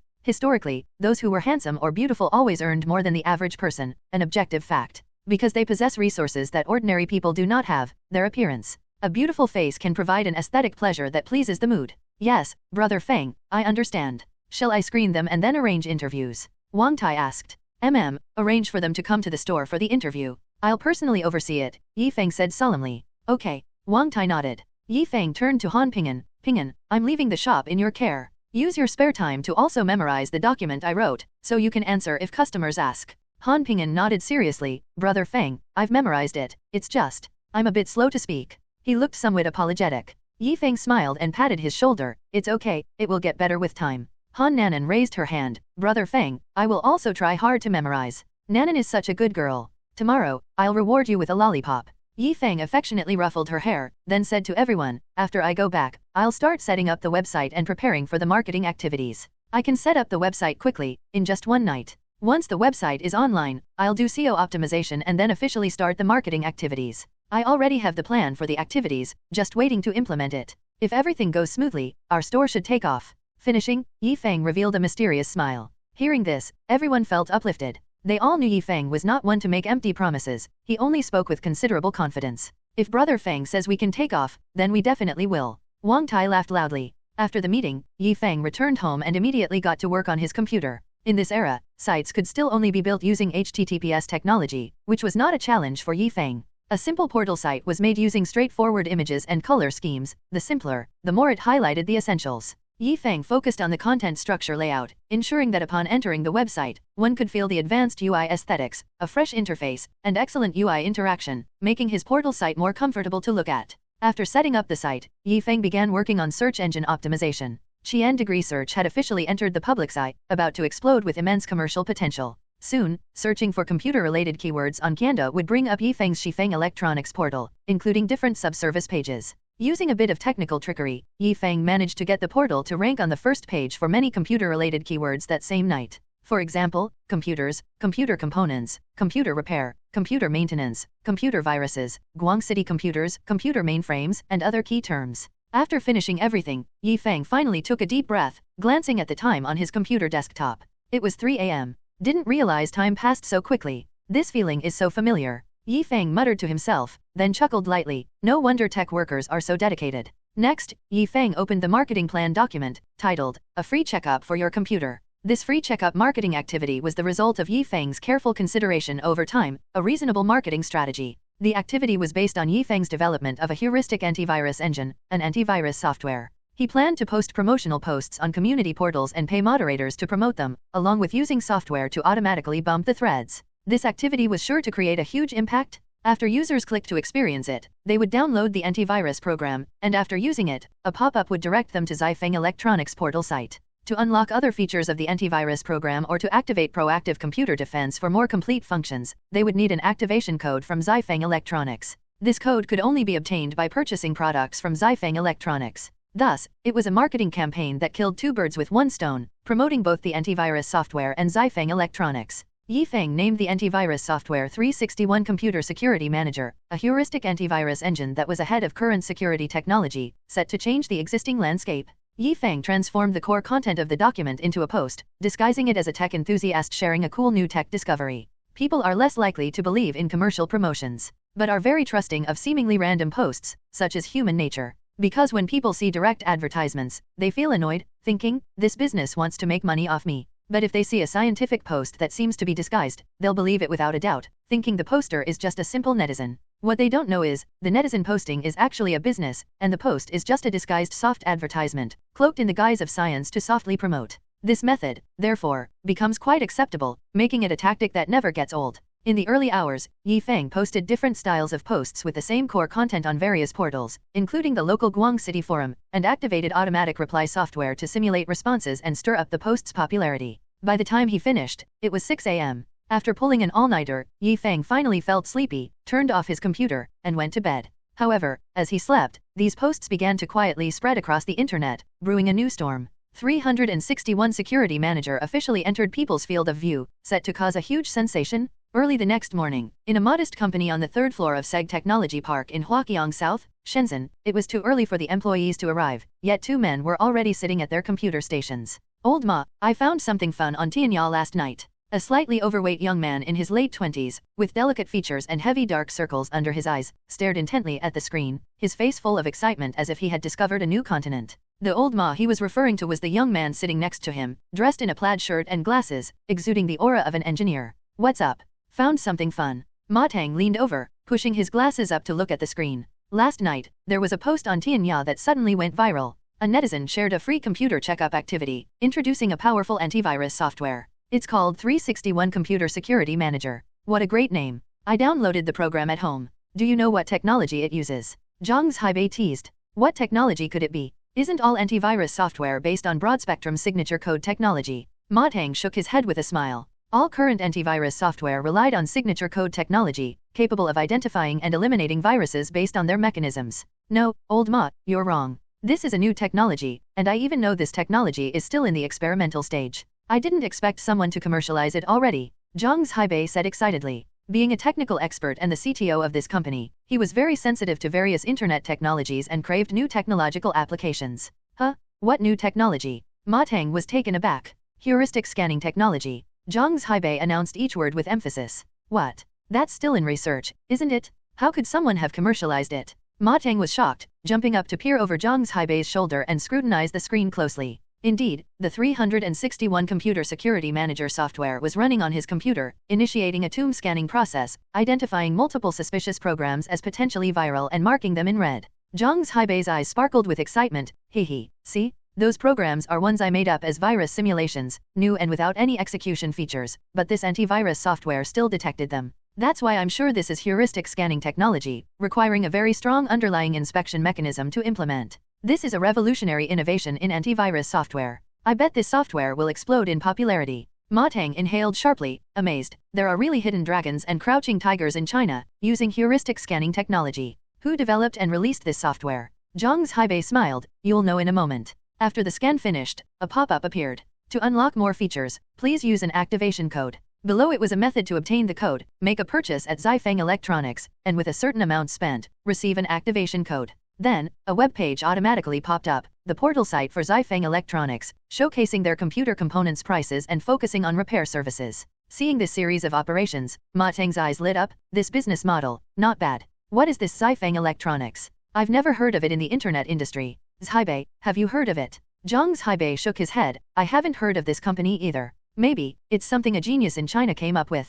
To also develop heuristic scanning technology, that's pretty impressive. I admit I couldn't do it. At novel bin at. Ma Teng pondered for a moment. We definitely need to get in touch with Feng Electronics when we have the chance. I have a feeling this antivirus software will definitely explode in popularity. It might even reach more users than our Tencent. It could be a dark horse in the future. Zhang Haibei curiously asked, Old Ma, are you thinking of acquiring them? Ma Teng chuckled bitterly. Acquire? With what money? We're nearly out of money to buy servers, with only 100,000 left in the accounts. If we don't expand our servers, we won't be able to support OICQ in a couple of months. OICQ, or QQ, was struggling as the number of registered users increased monthly and online numbers hit new highs daily, pushing the Tencent servers to their limits. If they couldn't secure financing to expand servers, a crash was inevitable. Mentioning this problem, both men fell silent. This instant messaging project was too costly in its early stages, with no short-term returns or clear profit model. Moreover, during the internet bubble, financing for internet companies was extremely difficult, with many fearing collapse. Without a clear profit model, many investors rejected the Tencent. Old Ma, if we can't hold on, what do you plan to do? Zhang Haibei suddenly asked solemnly. Ma Teng's face showed pain, followed by a heavy sigh. If one day we really can't keep going, let's sell the company. The company should be worth 600,000 or 700,000, right? Zhang Haibei also chuckled bitterly. If it really comes to that, I'd be truly unwilling. QQ was developed line by him and other technicians, representing years of hard work. The project was like his child, growing day by day, with online user numbers breaking 100, 1,000, 10,000. He worked overnight, updating the software, fixing bugs, making it better and better, proudly telling people the software was developed by him and his colleagues. The entire Tencent aimed to create the largest and first domestic instant messaging software, with everyone working hard towards this goal. Everyone wanted to be the next internet giant, but while dreams were grand, reality was harsh. As user numbers increased, they felt less joy and more anxiety. Because the company couldn't afford more servers, there were only two options: either secure financing to continue expanding servers and operations, or sell the company to a more financially capable company, exiting completely.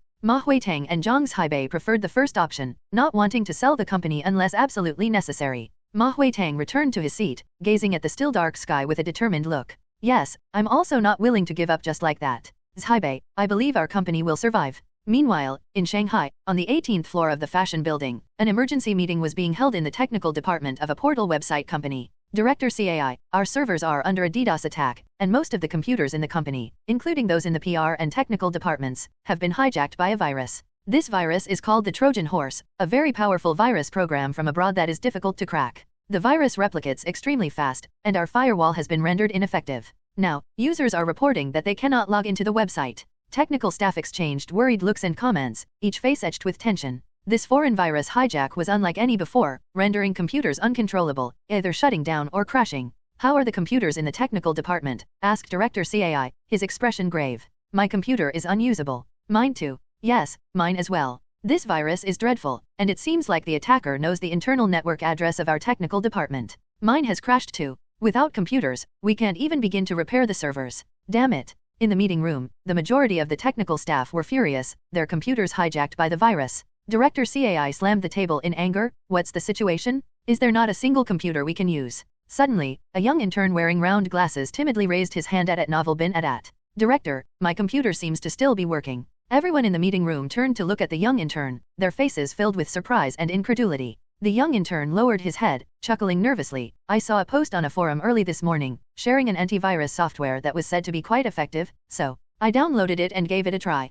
Unexpectedly, it seems the software actually managed to eliminate the virus. The technical staff were all astounded. What antivirus software is so powerful that it can even eliminate the Trojan horse? They exclaimed. Director CAI, eyes wide, urgently asked, what's the name of that software? The young intern scratched his head, puzzled. It's called 361 Computer Security Manager. In the South Sea, at the Hmph Technology Industrial Park, the Tianya Forum's administration department, a small team of only 3 employees, had managed the forum since its inception 2 years ago, without any need for additional staff. Despite being a small team, their job was relatively easy and relaxed. They didn't actively manage discussions on the Tianya forum, adopting a laissez-faire approach, relying on netizens from all over the country to maintain order on their own. That morning, Qin Wenhua clocked in as usual, turned on his computer, and went to make a cup of coffee, preparing for another leisurely day. Humming a tune while waiting for the hot water, his colleague, Suke, rushed over in a panic. Brother Qin, have you checked the forum? Qin Wenhua, pouring hot water and stirring his instant coffee, yawned and said, not yet. What's the rush?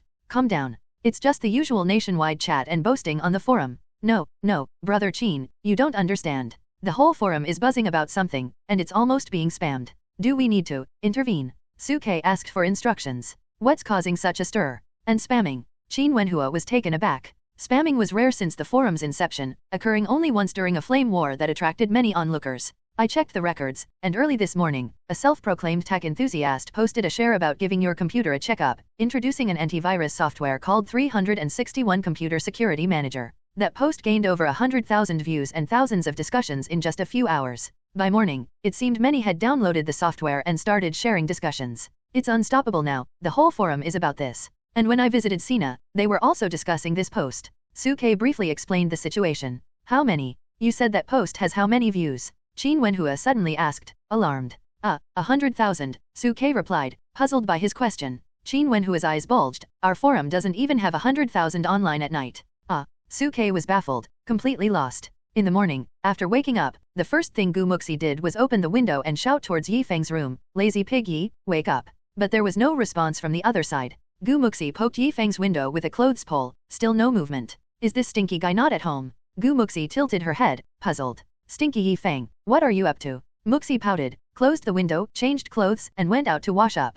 Today was Sunday, and Muxi's parents were resting at home. Li Wan brought out the prepared breakfast, pork porridge, and looked at Muxi, who was ready to eat, with a smile. Muxi, when can you check the college entrance examination results? Muxi licked her lips and replied, the teacher said it should be next week, always at the end of the month, but the exact time is not yet known. Anyway, the school will call to notify when the results are out. Li Wan hoped, hopefully, we'll have good news next week. If you get into university, our family will finally have a proper college student. Hihi, Mom, don't worry, I will definitely get into university. Muxi laughed. Li Wan nodded, knowing Muxi's grades were always in the top 10 of her class, so getting into university shouldn't be a problem. By the way, what about little Feng? Didn't you call him over for breakfast? Li Wan asked, puzzled. I did shout, but it seems like Feng isn't at home. Muxi spooned some pork porridge, casually responding. That's strange, I thought I saw his house lights on this morning. I hope nothing's wrong. I'll go check. Li Wan wiped her hands on her apron, took it off, and left the house. A moment later, while eating breakfast,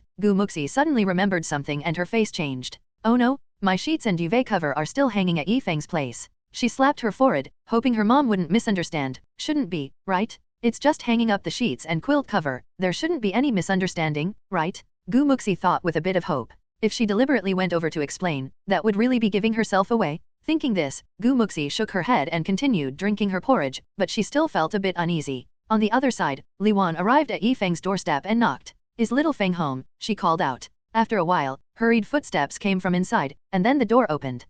Auntie, good morning. Feng, rubbing his sleepy eyes, greeted her with a smile. Seeing him looking like he had just woken up, Li Wan laughed. Why are you waking up so late? Is it because the college entrance exams are over, and you're sleeping in? I was working on something until late last night, slept late. Auntie, please come in. Feng quickly invited her inside. As Li Wan stepped into the house, she saw sheets and quilt covers drying on the balcony, pink sheets with bears on them, and she paused in surprise. Isn't that Muxi's sheets and quilt cover? Auntie, please have a seat, I'll pour you some tea, Feng said as he headed to the kitchen. Li Wan walked to the balcony, examining carefully, and confirmed she wasn't mistaken. Indeed, it was Muxi's sheets and quilt cover. But, how come it's at little Feng's place? A look of suspicion crossed her face, then a flash of realization struck her. Could it be that these two kids have already done that thing? Got the sheets and quilt cover dirty and, fearing discovery at home, washed and dried them at little Feng's place? It seems really like that. Li Wan felt this possibility was very likely. She immediately became worried, her face clouding over with concern. These kids, really? They didn't neglect to take precautions, did they? It seemed time for some safety education. Li Wan composed herself, returned to the living room to sit down, pretending not to have seen the sheets and quilt cover on the balcony to avoid embarrassment. At that moment, Feng also came out with the tea. Auntie, here's your tea. Feng placed the tea in front of her. Li Wan pondered for a moment, then tentatively asked, Little Feng, did you and Muxi, these past few days, do something not so good? Not exactly bad, just somewhat premature. Feng was taken aback, thinking, oh no, did Auntie find out about him and Gu Muxi arguing with old lady Hmph and slashing their tires? It must be her spreading rumors again, and the words reached Auntie. Auntie, we did, but it's not Muxi's fault, it was all my idea. Feng took the blame, protecting Gu Muxi from being scolded. You did. And it was your idea. Li Wan was flabbergasted. These kids really did it. And little Feng was really admitting it. Hearing Feng's straightforward admission, Li Wan found herself feeling awkward. The kids have really grown up. But then again, she herself was dating Gu Xingzhong at Muxi's age, so it was normal for them to have a partner at this age. Cough cough, then did you make any preparations? Li Wan beat around the bush, not daring to ask directly. Preparations? No, we didn't prepare at all, it was all spontaneous. Auntie, blame me, it was indeed all my idea. Feng earnestly stated. Li Wan was shocked, realizing the kids indeed hadn't taken precautions. No wonder the sheets and quilt cover were drying on the balcony. This was too risky. What if it led to serious consequences? It seemed urgent to educate the kids on safety. I'm not blaming you. After all, you're both grown up, and I can't control much. Li Wan shook her head with a smile. Feng, somewhat embarrassed for causing Auntie concern over the issue with Hmph, truly felt sorry. Auntie, we won't do it again, definitely not those things. Feng promised. Li Wan couldn't help but laugh. You young and energetic, how could you possibly not do it? Just, Auntie wanted to say, be safe. Feng was utterly confused. Okay, I understand, Auntie. Although Feng didn't fully grasp her meaning, he knew to listen to his elders. Li Wan finally relaxed, taking a big sip of her tea to calm down, then said, Little Feng, I've made pork porridge, come over later to eat, no need to make breakfast for yourself. From now on, don't be polite with Auntie, we're all family.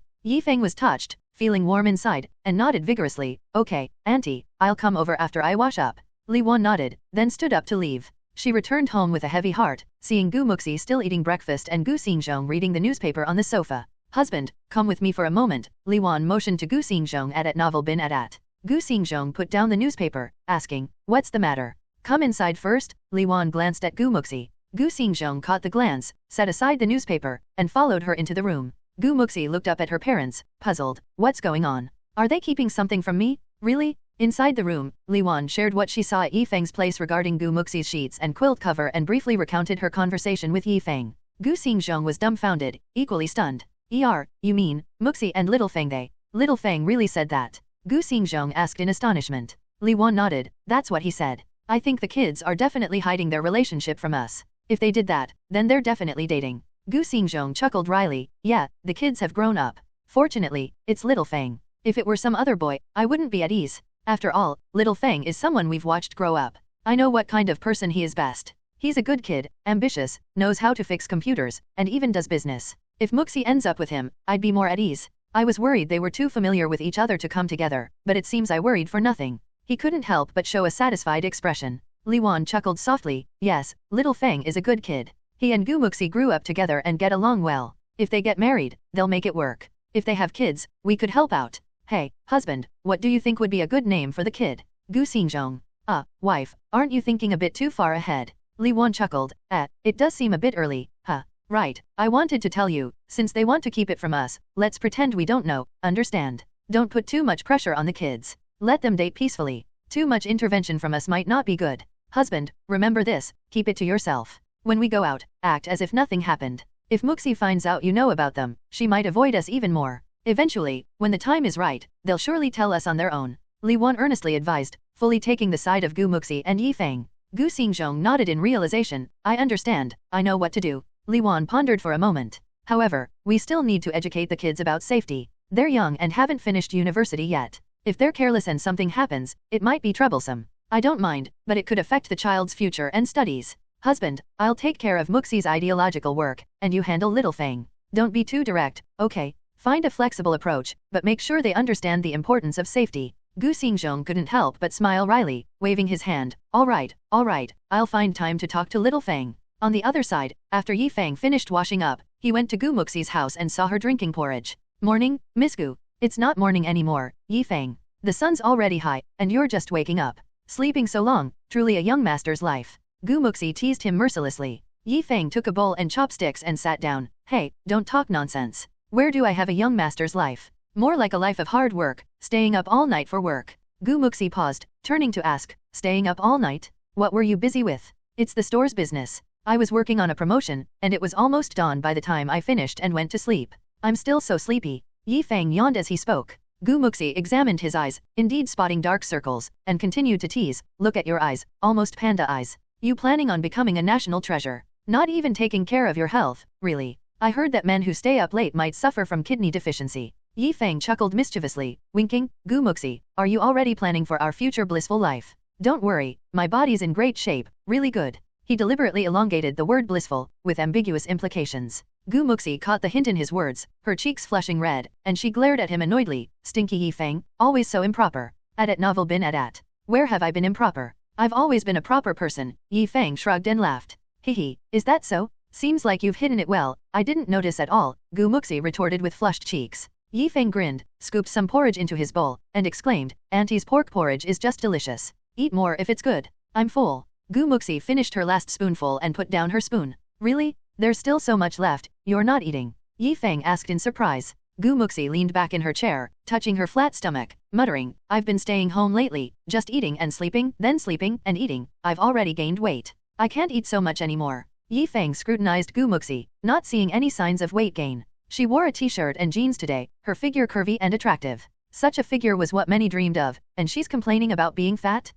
You'd be too thin if you lost any more. No, I've really gained weight. Did you weigh yourself? How many pounds did you gain? 0.4 kilograms. Yi Feng tugged at the corner of his mouth. That's all, and she's thinking about dieting? Gu Muxi, you didn't use to care about your weight like this. What's up today? Did you take the wrong medicine? Gu Muxi gave him a look. You're the one who took the wrong medicine. I'm happy. Can you control it? Yi Feng squinted, suddenly asking, is it because I said you were heavy last time? Gu Muxi's gaze flickered, but she quickly composed herself, chin up defiantly. That's not it. Are your words that important? I don't care. Yi Feng, seeing her reaction, knew he had guessed correctly. He affectionately ruffled her hair, laughing. Gu Muxi, you silly girl. He hadn't expected his casual joke to be taken so seriously by her. Hmph, what are you doing? Treating me like a little kid? Gu Muxi's cheeks flushed as she slapped his hand away, yet her heart was racing. Stinky Yi Feng, I don't care what you say. Hmph, don't care? All right, I won't tease you anymore. I'm hungry, let's fill up first. Yi Feng laughed and began to eat his porridge heartily. The warm porridge filled his stomach, soothing as if awakening all his organs. Indeed, a bowl of hot porridge was the best after staying up all night. Yi Feng, my mom bought some nuts, I'll go get some. Want some? Gu Muxi stood up. Of course, I want. Yi Feng quickly responded. Gu Muxi went to the kitchen and returned with her hands full of nuts, including raisins, walnuts, and cashews. Here, to go with your porridge. Gu Muxi placed the nuts on the table. Yi Feng ate the porridge and nuts, praising, days like these are really nice. Gu Muxi, your family's conditions are so good. Would I be considered marrying into your family? Gu Muxi's face reddened, glaring at him. What, marrying in? Dream on. There's no chance for you to marry in. Yi Feng mumbled through his porridge, or you can marry into my family, I don't mind. Gu Muxi. Yi Feng, just eat your porridge quietly, will you die if you don't speak? Yi Feng chuckled, then suddenly turned to stare at her intently. Gu Muxi, don't move. Gu Muxi paused, touching her face, thinking there was something dirty on it. What's wrong? Yi Feng leaned in, their faces only a fist's distance apart. Don't move, there seems to be something in your eye. What is it? Gu Muxi quickly rubbed her eye. You have me in your eyes. You have me in your eyes. Yi Feng's tone was very calm, his eyes fixed on her. Gu Muxi was startled, dazed for a moment, then suddenly her cheeks reddened, and she glared at him. Who has you in their eyes? Mr. Yi, don't flatter yourself. Seeing that he had teased her into blushing, Yi Feng smirked mischievously. Look, your face is as red as a monkey's butt, and you still say no. Stinky Feng? Your face is the monkey's butt. Muxi, angered, bared her teeth and got up to tear into him, wanting to grab his ears. But Feng was not a vegetarian either. Having anticipated this move, he caught her wrists and struggled to resist. However, Muxi was stronger and quickly pressed Feng down onto a chair. Then she took advantage of the situation to sit on his legs, locking him firmly in place. The two of them ended up in a very peculiar position, staring at each other eye to eye. Stinky Feng. Muxi. Neither of them gave in. Creak. Suddenly, the door to the room opened. Zixi, you guys, what are you doing? Li Wan and Gu Xingzhong were both dumbfounded by the scene. Gu Xingzhong also had a bewildered expression. Could it be that the two of them were already so unconcerned? Well, that thing had already been done. Muxi and Feng were petrified on the spot. The atmosphere was a bit awkward. Dad, Mom. Muxi's face turned even redder in an instant, and she hurriedly stood up from Feng's legs. Cough cough, Mom, we were just playing around. Muxi explained. Oh, Li Wan had a knowing look. Stop messing around, go play after you've finished eating. Take advantage of the summer vacation to relax a bit. Once you start college, you won't have time to play. Gu Xingzhong said sternly. Muxi stuck out her tender little tongue. Okay, Dad, I get it. But I also won't have much time to play this summer. I have to go to my summer job in a few days. Li Wan laughed. It's your own choice to study architectural design. I worked hard to find you a connection, and you're still not happy. Muxi ran over cheerfully, took her mother's hand, and acted coquettishly. No, I'm not unhappy, I'll go report the day after tomorrow. Li Wan looked at Feng. Little Feng, have you been busy with the computer store recently? Yes, Auntie. Feng nodded. I see you've been so busy these past few days you can't even have dinner properly. You really are working hard, but you still need to take care of your body. If you're not eating at home for lunch, I'll have Zixi bring lunch to you. It's better to eat at home, more reassuring. Li Wan said kindly. Mom, why do I have to bring him lunch? Muxi was clearly reluctant. You can rest at noon. You see, little Feng has lost weight recently. He definitely can't eat well outside. Since you're going home for lunch anyway, just bring it along to little Feng when you go to work. Li Wan glanced at her. Muxi pulled a face, secretly thinking, where has Stinky Feng lost weight? Just a few days ago, I saw him drunk and staggering home. But under her mother's request, she could only pout and say, all right, I know. Feng smiled gratefully. Thank you, Auntie. After speaking, Feng also smugly winked at Muxi, looking very pleased with himself. Muxi secretly glared at him, thinking, Stinky Feng, don't be too happy too soon. After breakfast, Feng had just returned to his room when he received a call from Wang Tai. Feng answered the call, and before he could speak, he heard Wang Tai's excited voice. Brother Feng, what did you do last night? This morning, so many inquiry calls came in. There are people wanting to repair computers, buy computer parts, and even complete machines. Now, Ping'an is still taking calls from customers. It hasn't stopped. Feng chuckled. The surge in orders had begun. The efficiency of the internet is high. After the development of the internet, making money really can be an overnight thing. He once hosted an e-commerce project, and after marketing activities and channel promotions, the daily sales exceeded 10 million, more than the company's annual sales combined. After the rise of livestream e-commerce, it's common for top anchors to earn millions a day, with monthly incomes of tens of millions, even over 100 million. This is the immense power of the internet. It can increase the efficiency of making money by 100-fold, 1,000-fold, which is also why the three giants BAT became trillion-dollar internet behemoths in just over a decade. 10 years, $1 trillion market value, is hard to imagine in traditional industries, but in the internet industry, it's not impossible. It's nothing, just did a marketing campaign and got our website to the top of the keyword rankings. Feng said with a smile. Wow, Brother Feng, you're awesome. Wang Tai exclaimed admiringly. Don't get too excited, this is just the beginning. We'll make more and more money in the future. Feng gave him a mental preparation. Wang Tai, you guys keep busy, I'll be there soon. Okay, Brother Feng. Feng hung up the phone, opened QQ, and suddenly it kept beeping non-stop, opening it to see countless friend requests. Couldn't even scroll to the bottom? Probably all added from the website or 361 computer security manager. With so many customers, Feng couldn't handle them all at once. He could only leave it for now, and first download the activation code software he had prepared onto a USB to take with him. When Feng arrived at the store, he found that there were already more than a dozen customers in the store, many of whom had come to repair their computers, bringing their computers with them. There were also some who came to buy parts, selecting parts on their own. Brother Feng. Wang Tai waved and called out. Feng smiled and walked over. How's it going? There are too many customers, can't greet them all. This morning 8 customers came to repair computers. I've registered their computer problems, just waiting for you, Brother Feng, to repair them. Wang Tai was excited yet helpless, happy that there were many customers, but helpless due to lack of manpower.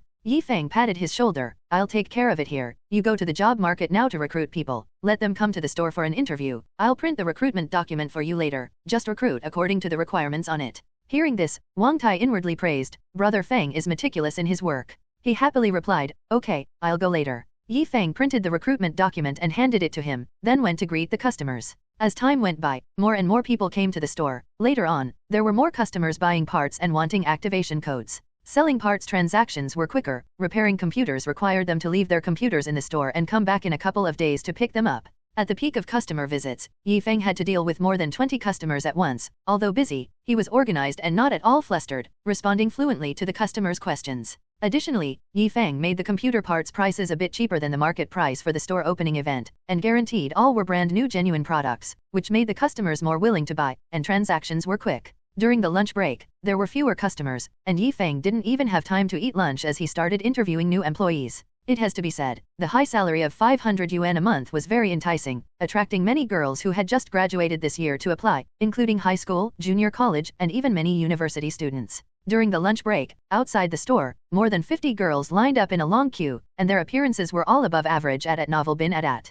After a tight interview process, Feng selected a pair of twin sisters from the more than 50 girls. Although both sisters were quite pretty, with appearances above average, their temperaments were quite different. The younger sister was cute and adorable, while the older sister was elegant and ladylike. The sisters, the older sister named Zhou Qingqing and the younger sister named Zhou Qianqian, were from a rural background, studying in a junior college in Guangxi City. At Guangxi City Business and Technology College, the older sister majoring in English and the younger sister in fashion design. Moreover, they were the only two college students from their village. Their tuition for the past 2 years was gathered by the villagers. They had been unable to find suitable internships this year, and upon seeing the 500 yuan a month job at the job market, they immediately applied. When they heard Feng say they passed the interview and could start work tomorrow, the sisters couldn't be happier. Thank you, boss. The younger sister Zhou Qianqian, with her hair tied in twin ponytails, her face flushed with excitement, bowed deeply at 90 degrees to Feng. Thank you, boss, we will work hard. Zhou Qingqing, wearing glasses, looked more composed than her sister.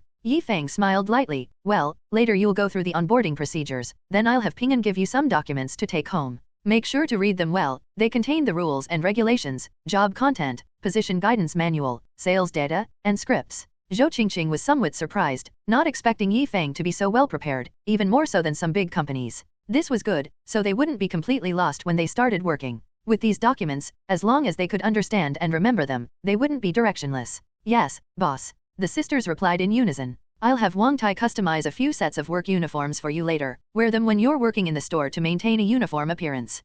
Feng said with a smile. The sisters nodded earnestly, looking as if they were afraid of not performing well and Feng might change his mind. Feng couldn't help but shake his head and chuckle. The sisters were naive and lacked work experience, completely green in the professional world. However, he wasn't worried about hiring novices. As long as they were of good character and willing to work hard, novices could quickly grow into experienced workers. From his interactions, he found the sisters to have good personalities and had received a decent education, possessing some learning ability. Whether they could perform well in their jobs would depend on their future performance. Feng instructed them to go through the paperwork, then he rushed off to repair computers. Inside the counter, there were 20 desktop computers, all needing repairs. Feng looked at the stacked computers, feeling both helpless and happy. Helpless because with so many computers, it looked like he'd have to work overtime and stay up late. Happy because all these were money? Feng slapped his face to wake himself up, mentally pumping himself up. Today was a day of booming business. Keep it up, young man. Feng moved the mainframe to the repair workbench, began to check the mainframe issues, entered work mode, and even forgot about hunger. Brother Feng, have something to eat. Brother Wang Tai bought a box of fast food. Han Nanan brought a lunch over, looking at Feng with her watery eyes. Okay, little Nanan, you can leave the food here, I'll eat it later.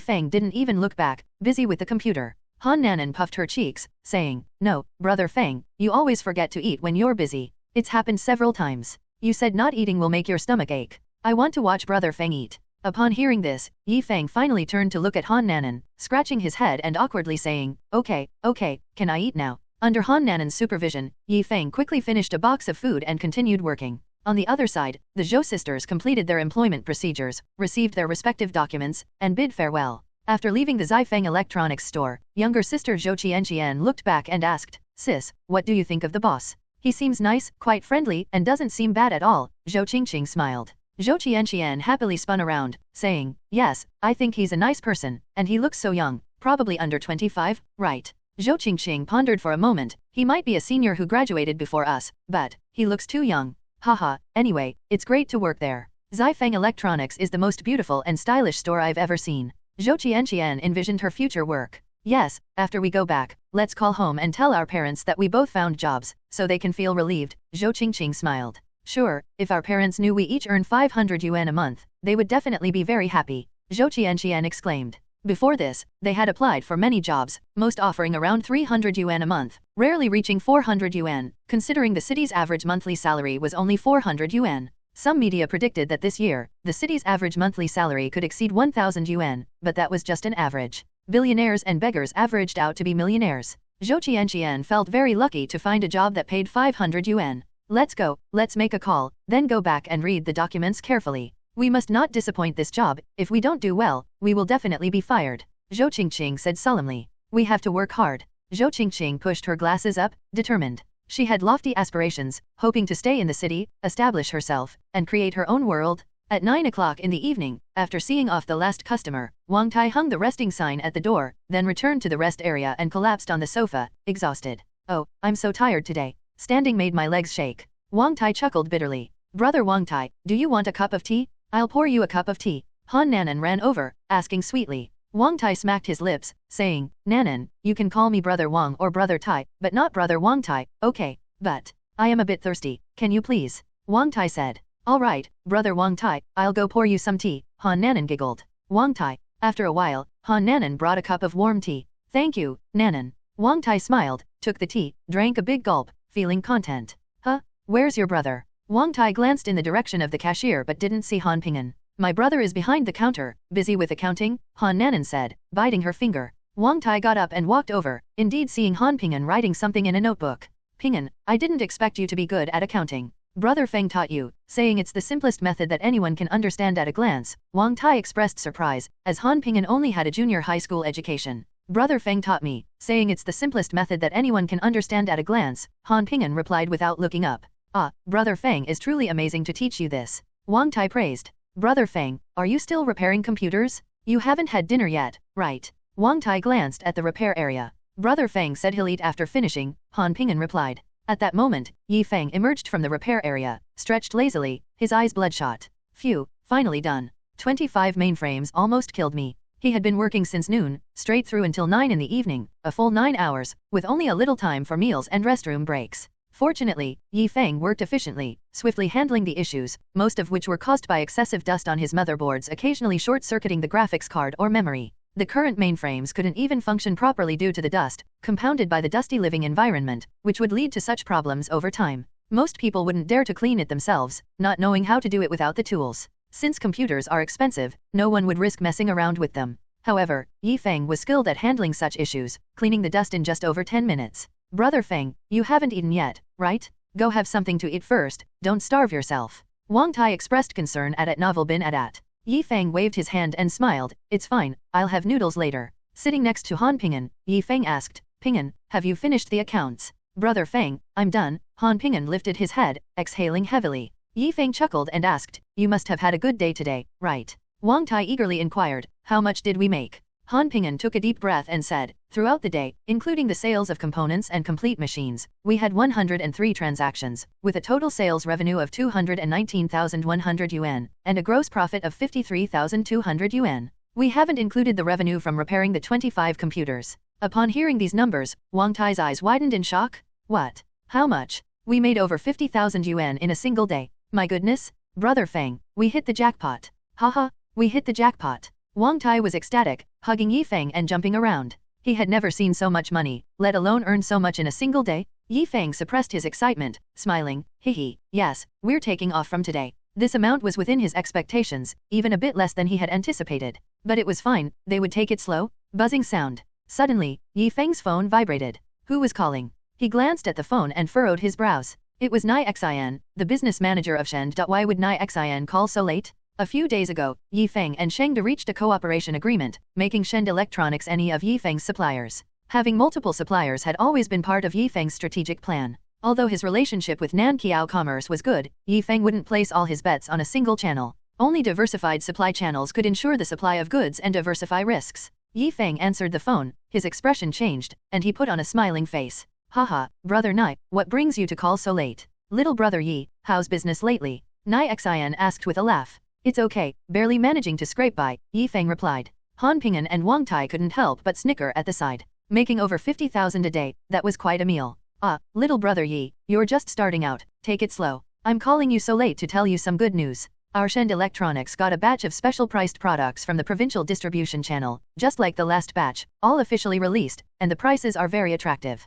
Brother, I called you the moment I got the news, how about that, am I considerate enough? Nai Xian laughed loudly. Yi Feng let out a lido. Another batch? Is the price similar to the first batch? Yes, not much difference, and some brands' power supplies and graphics cards will be even cheaper, Nai Xian replied. Yi Feng pondered for a moment. Shen's special priced products were indeed competitively priced, some even 200 to 300 cheaper than Nanqiao, lowering costs and increasing profits. However, Nai Xian's consistent enthusiasm made him not fully trustworthy. There's no hatred without reason, nor love without reason. If someone suddenly treats you well, they're either after your money or you. Yi Feng was relatively cautious in his dealings. Even if there was an opportunity to make 100% profit, he would only take 60%. Alright, then, thank you for looking out for me, brother Nai. But I still have quite a bit of stock unsold in my store. I won't need too much of the second batch. I'll give you a list tomorrow, Yi Feng said. Is that so? Well, think it over carefully. If you miss this opportunity, there won't be another. Anyway, I'll reserve whatever you need first, but the rest will probably be snapped up quickly tomorrow, Nai Xian reminded. Hey, my small store can't handle so much. I'd love to take it all, but unfortunately, I don't have the capacity, Yi Feng said self-deprecatingly. That's fine, then. Give me a list tomorrow, and I'll ship it to you, Nai Xian said. After a bit more small talk, they hung up the phone. Wang Tai hurriedly asked, Brother Feng, why is Shend Electronics so enthusiastic? It's all for the commission. But, we can't take too much from Shend, keep it to the 28 ratio with Nanqiao Commerce. I don't know much about Shend, so I can't take too much from them, but I can't not take any either. I can only take a little, to maintain the supply balance with Nanqiao Commerce and Trade, Yi Feng pondered aloud. Currently, Feng Electronics only had 2 distributors supplying computer components, and he hoped to maintain 3 to 5 distributors in the future to ensure the lowest risk in supply channels. Wang Tai thought for a moment and nodded, Brother Feng is right, indeed need to balance the risks. Wang Tai, call the customers tomorrow and tell them their computers are fixed. They can come pick them up and make payments. I've put the repair prices on the mainframes, make sure you check them tomorrow. And yes, those twin sisters are starting work tomorrow. You'll be responsible for training them on our operations for a few days, Yi Feng instructed. Sure, no problem, Brother Feng. I'll take good care of them, Wang Tai nodded solemnly. We've been busy for so long, I haven't even had dinner yet. Everyone's worked hard today, I'll treat you all to supper tonight to celebrate. Yi Feng stood up and laughed. Yay. Wang Tai, hearing there was supper, shouted excitedly at Novel Bin Adat. Han Nanan was also happy, jumping around, shouting she wanted to eat barbecue. They tidied up, closed the shop, and headed straight for the night market in the city center. These days, Yi Feng was busy from morning till night, getting up at 6 in the morning to rush to the shop and not returning home until 11 or 12 at night, hurriedly washing up before going to bed.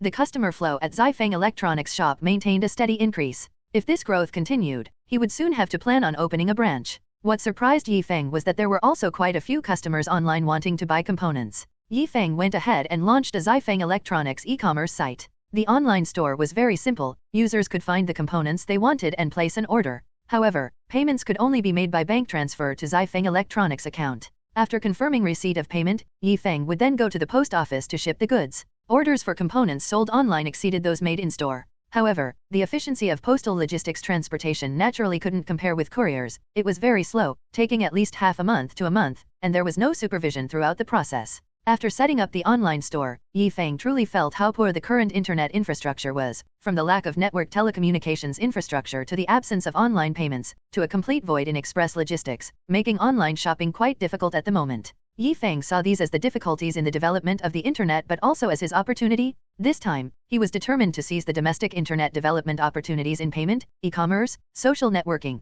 gaming, communication infrastructure, and more. This land was full of opportunities. Days passed by in a busy haze, and on Monday morning, Yi Feng went to the hospital to pick up Meng Xiaoun for her discharge. After more than 2 weeks of rest, Meng Xiaoun finally recovered enough to be discharged, though she still couldn't work and needed to rest at home for another 6 months until she fully recovered. Yi Feng picked up his parents and went home, where Gu Xing's family had set up a fire basin at the entrance. Come, step over the fire basin to ward off calamities, Gu Xingzhong laughed. Yi Jianbing was a bit surprised and laughed, Old Gu, since when did you start with this? You weren't superstitious before. Ah, it's not about being superstitious, just looking for some good luck, haha, Gu Xingzhong said. Brother Gu, you've really thought of everything. These days, thanks so much for taking care of little Feng. Meng Xiaoun expressed her gratitude. Li Wan said warmly, hey, sister, don't mention it. It's what we should do. It sounds so formal. After a bit of small talk, Feng helped his mother step over the fire basin. After the ceremony, Li Wan had already prepared a meal, and everyone gathered to celebrate Meng Xiaoyun's discharge.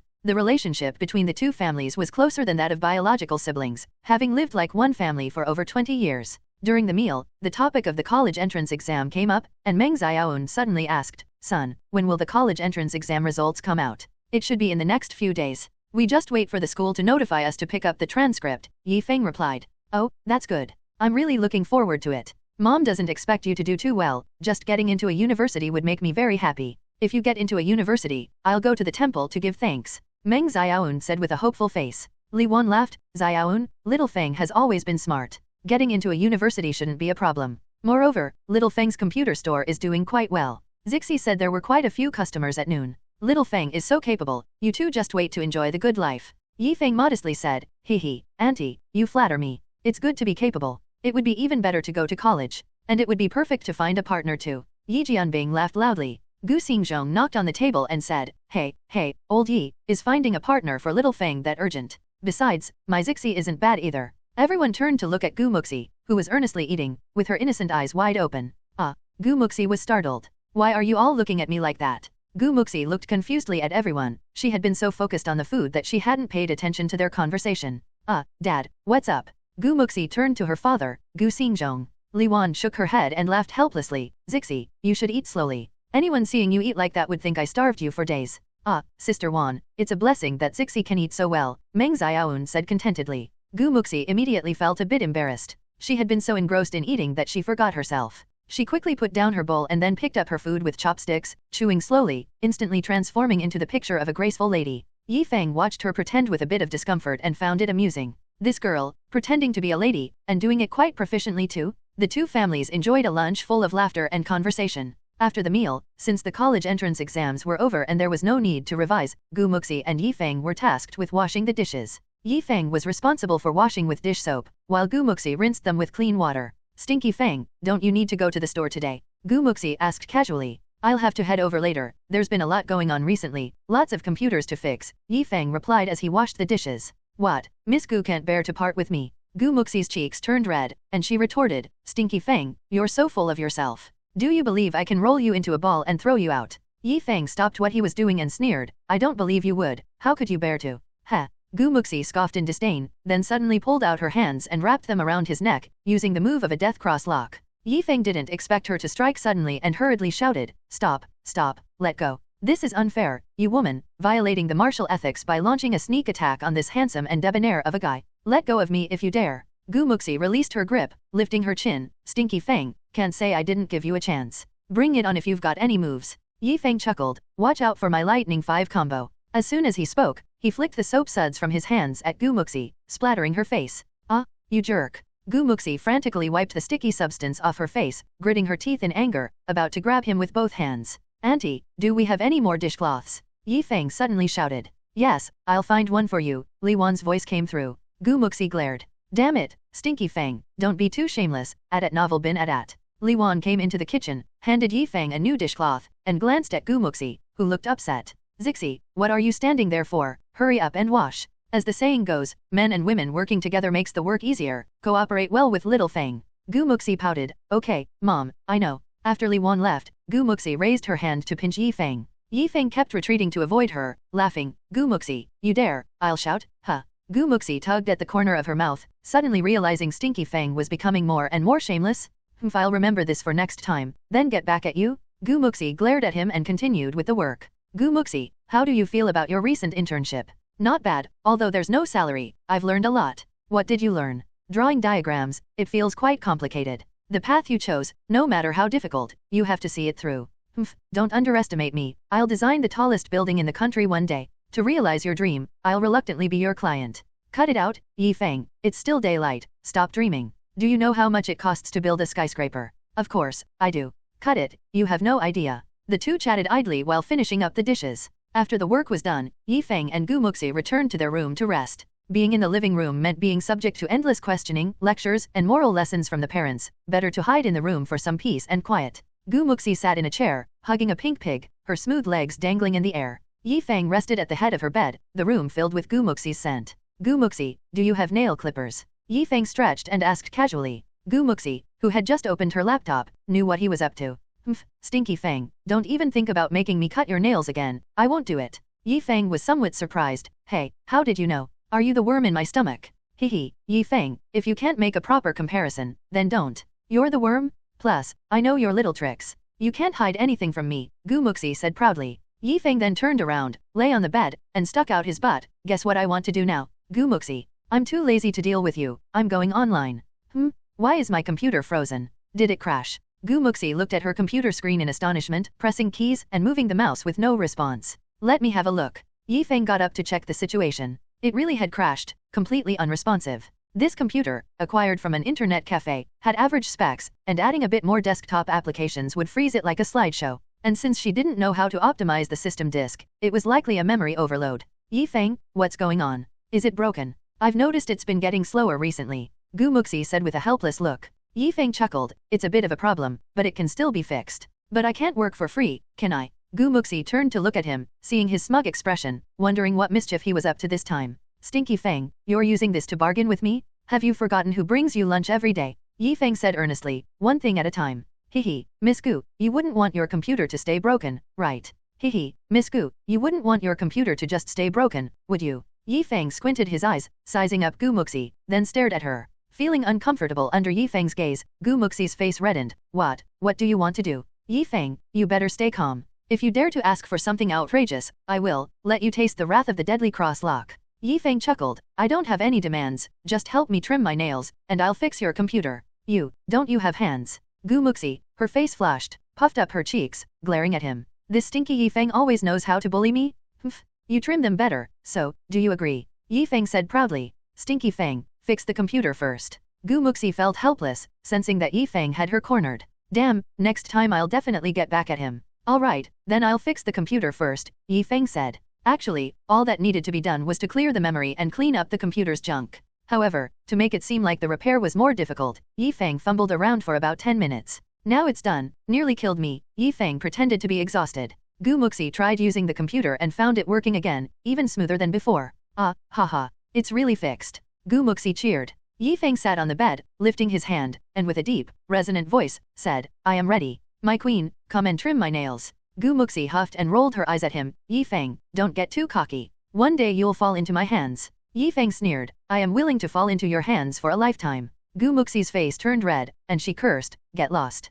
But her heart was pounding rapidly. Stinky Feng is getting more and more outrageous. He dares to joke about anything? She picked up the nail clippers from the table. Sit properly, lower your hand. Yi Feng obediently sat cross-legged on her bed, then handed his hand to her. Muxi huffed unhappily, but still gently took his hand and began trimming his nails. Her movements were gentle and meticulous. Yi Feng felt his heart bloom with joy as she held his hand. So soft and smooth.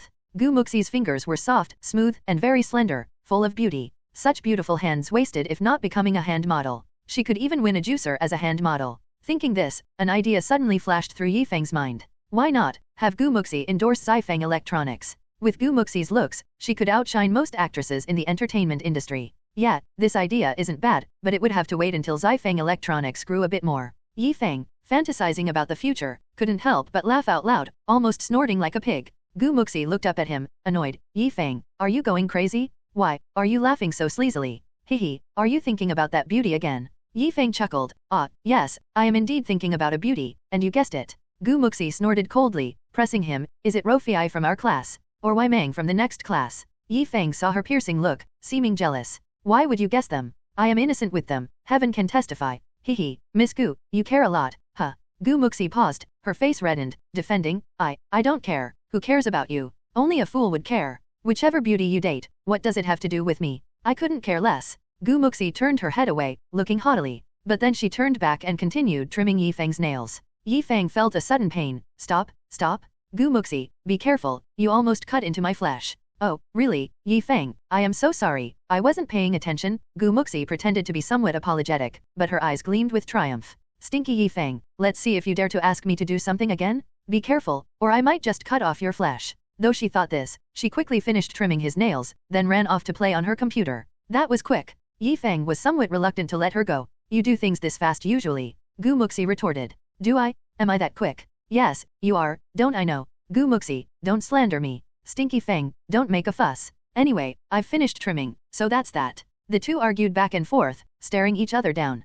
Feng shrugged, smiling. Okay, consider it a successful steal. Saying this, he got off the bed, stretched. I'm heading to the shop now, have fun. Goodbye, won't see you out, Muxi responded without looking back. Feng shook his head, smiling, and walked out. Muxi then turned to look towards the door, making a face at his retreating back. Feng went to the living room, said goodbye to the elders, and prepared to leave at novel bin at. Meng Xiaoan called out to him, Little Feng, your aunt heard I was discharged and said she would come over tomorrow. Remember to buy some tea, we seem to be out. Okay, Mom, I'll bring some tonight, Feng responded. The aunt, Yi Jianbing's cousin, Feng had only met a few times as a child, and after moving to Guangxi City, apart from New Year visits, there wasn't much contact. Feng wondered, nothing comes without a reason, why would his aunt suddenly want to visit his mom? Well, he would see when the time came.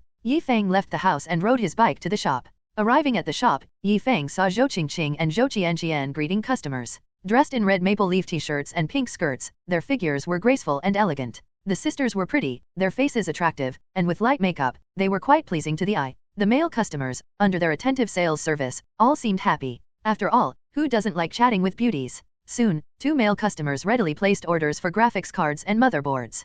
Feng, watching from the side, inwardly praised the sisters for their diligent work and well-practiced sales talk. Brother Feng is here, Hmph greeted. Where's Wang Tai? Feng looked around but didn't see Wang Tai. Wang Tai went to handle the company registration. He should be back soon, Hmph said. As he finished speaking, Wang Tai briskly walked in. Ah, Wang Tai is back. Feng turned to see Wang Tai, all smiles and brisk steps, holding a briefcase, looking quite the part of a manager. Brother Feng, I'm back? Haha. Wang Tai laughed joyfully, his smile nearly reaching his ears. Feng glanced at him, teasing, Yo, Manager Wang, got some good news today? Look how happy you are. Wang Tai scratched his head, laughing, Hehe, Brother Feng, I indeed have two pieces of good news. Oh, what's the good news? Share it, let me be happy too, Feng asked curiously. Wang Tai held up two fingers. The first, Hehe, through my relentless efforts and urging the business service company, our company, Feng Technology, has finally been registered. Here are our registration documents and business license, along with the public and private seals. Wang Tai placed the briefcase on the counter, taking out the documents and licenses. Feng was overjoyed, patting Wang Tai on the shoulder. Good job, Wang Tai, faster than expected. The business service company is like that, if you don't keep on them, they'll delay you. I was on them every day, pushing them to work, running the procedures. Otherwise, it would have taken at least a month to get it done. Wang Tai laughed. Good job, Wang Tai, you're getting the hang of it. You did well this time. Feng praised. And the other piece of good news. Wang Tai's face beamed with happiness. Su Xiaoling agreed to date me. From now on, I'll be someone who's in a relationship. Wang Tai was thrilled, beaming with joy. Feng sincerely congratulated him, patting his shoulder. Well done, Wang Tai. How did you manage to win over Su Xiaoling? Hehe. I gave her a box of chocolates this morning and then mustered up the courage to ask her. I didn't expect her to agree. Haha. Wang Tai said excitedly. Feng was surprised. Was Su Xiaoling so easily won over? Could she be just playing along with Wang Tai for fun? However, Feng chose not to voice these thoughts. After all, this was Wang Tai's personal matter, it was up to him to handle it. After seeing off the last customer, Feng had Zhou Qingqing hang up a temporarily closed sign to hold a small meeting. All members of Feng Electronics gathered to hear Feng's plans. First, I have good news to share. Our company has been registered as Feng Electronics. We are officially an organization now, Feng announced with a smile at novel bin at. Zhou Qingqing and Zhou Qianqian enthusiastically applauded. Here's to the boss's grand ambitions. Zhou Qianqian exclaimed happily. Feng nodded, smiling, this is just the beginning. There's a lot more to do. I'll assign missions one by one, so please take notes. Everyone took out notebooks and pens, ready to jot down their assignments. After 2 weeks of operation, Feng Electronics has made a good start, and sales have been quite impressive, especially our online business, which has entered a stable phase. We now have sufficient profits to support our continued expansion. First, I will finalize the company's business address as soon as possible and find a larger storefront to serve as our brand flagship store. I will take care of these matters. Second, we need to continue recruiting various talents. I will draft a recruitment list and hand it over to Wang Tai to recruit from major job markets. Wang Tai will be responsible for the specific recruitment missions. Third, I plan to utilize our resources to expand into an internet cafe business division, focusing on developing and operating internet cafes. In the future, internet cafes will undoubtedly be the most profitable and quickest return business. We must grab a piece of this cake. Fourth, the 361 computer security manager server has reached its capacity limit. To expand, we need a significant amount of servers for support, which requires a considerable amount of funding. I will seek financial investment to establish a network security division, focusing on the 361 computer security manager product. I believe, with adequate funding, this product will quickly dominate a large portion of the computer security market. This product has unlimited potential. The above are our next steps. However, to generate more cash cows, the work of Feng Electronics and the Internet Cafe division must proceed in parallel as our main revenue streams. If financing is not smooth, the revenue from these two businesses will be enough for us to develop other areas, albeit more slowly. In the rapidly evolving internet era, I naturally hope for financing to seize the market more quickly. After all, the early bird gets the worm.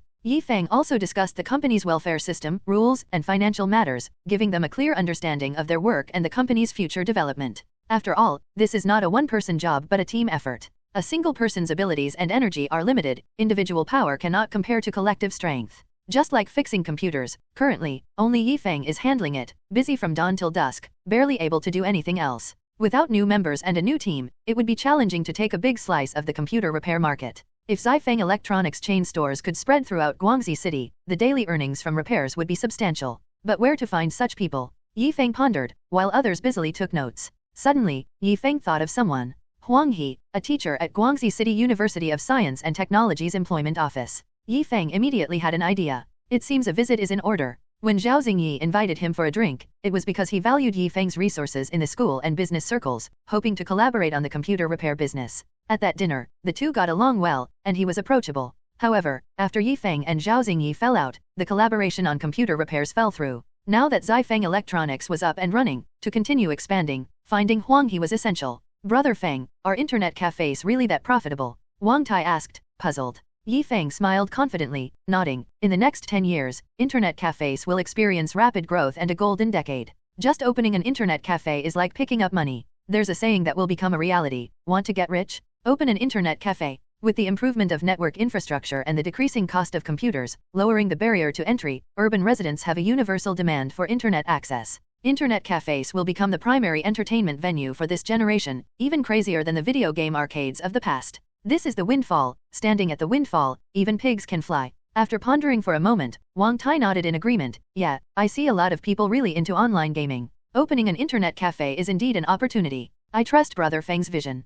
Feng said with a smile, trust me, Feng Electronics will surely grow bigger and stronger, creating brilliance. After the meeting, Feng got back to work. He counted 8 computer hosts piled up behind the counter still awaiting repair, predicting a busy night ahead. Just keep working, as long as it doesn't kill you, work to death.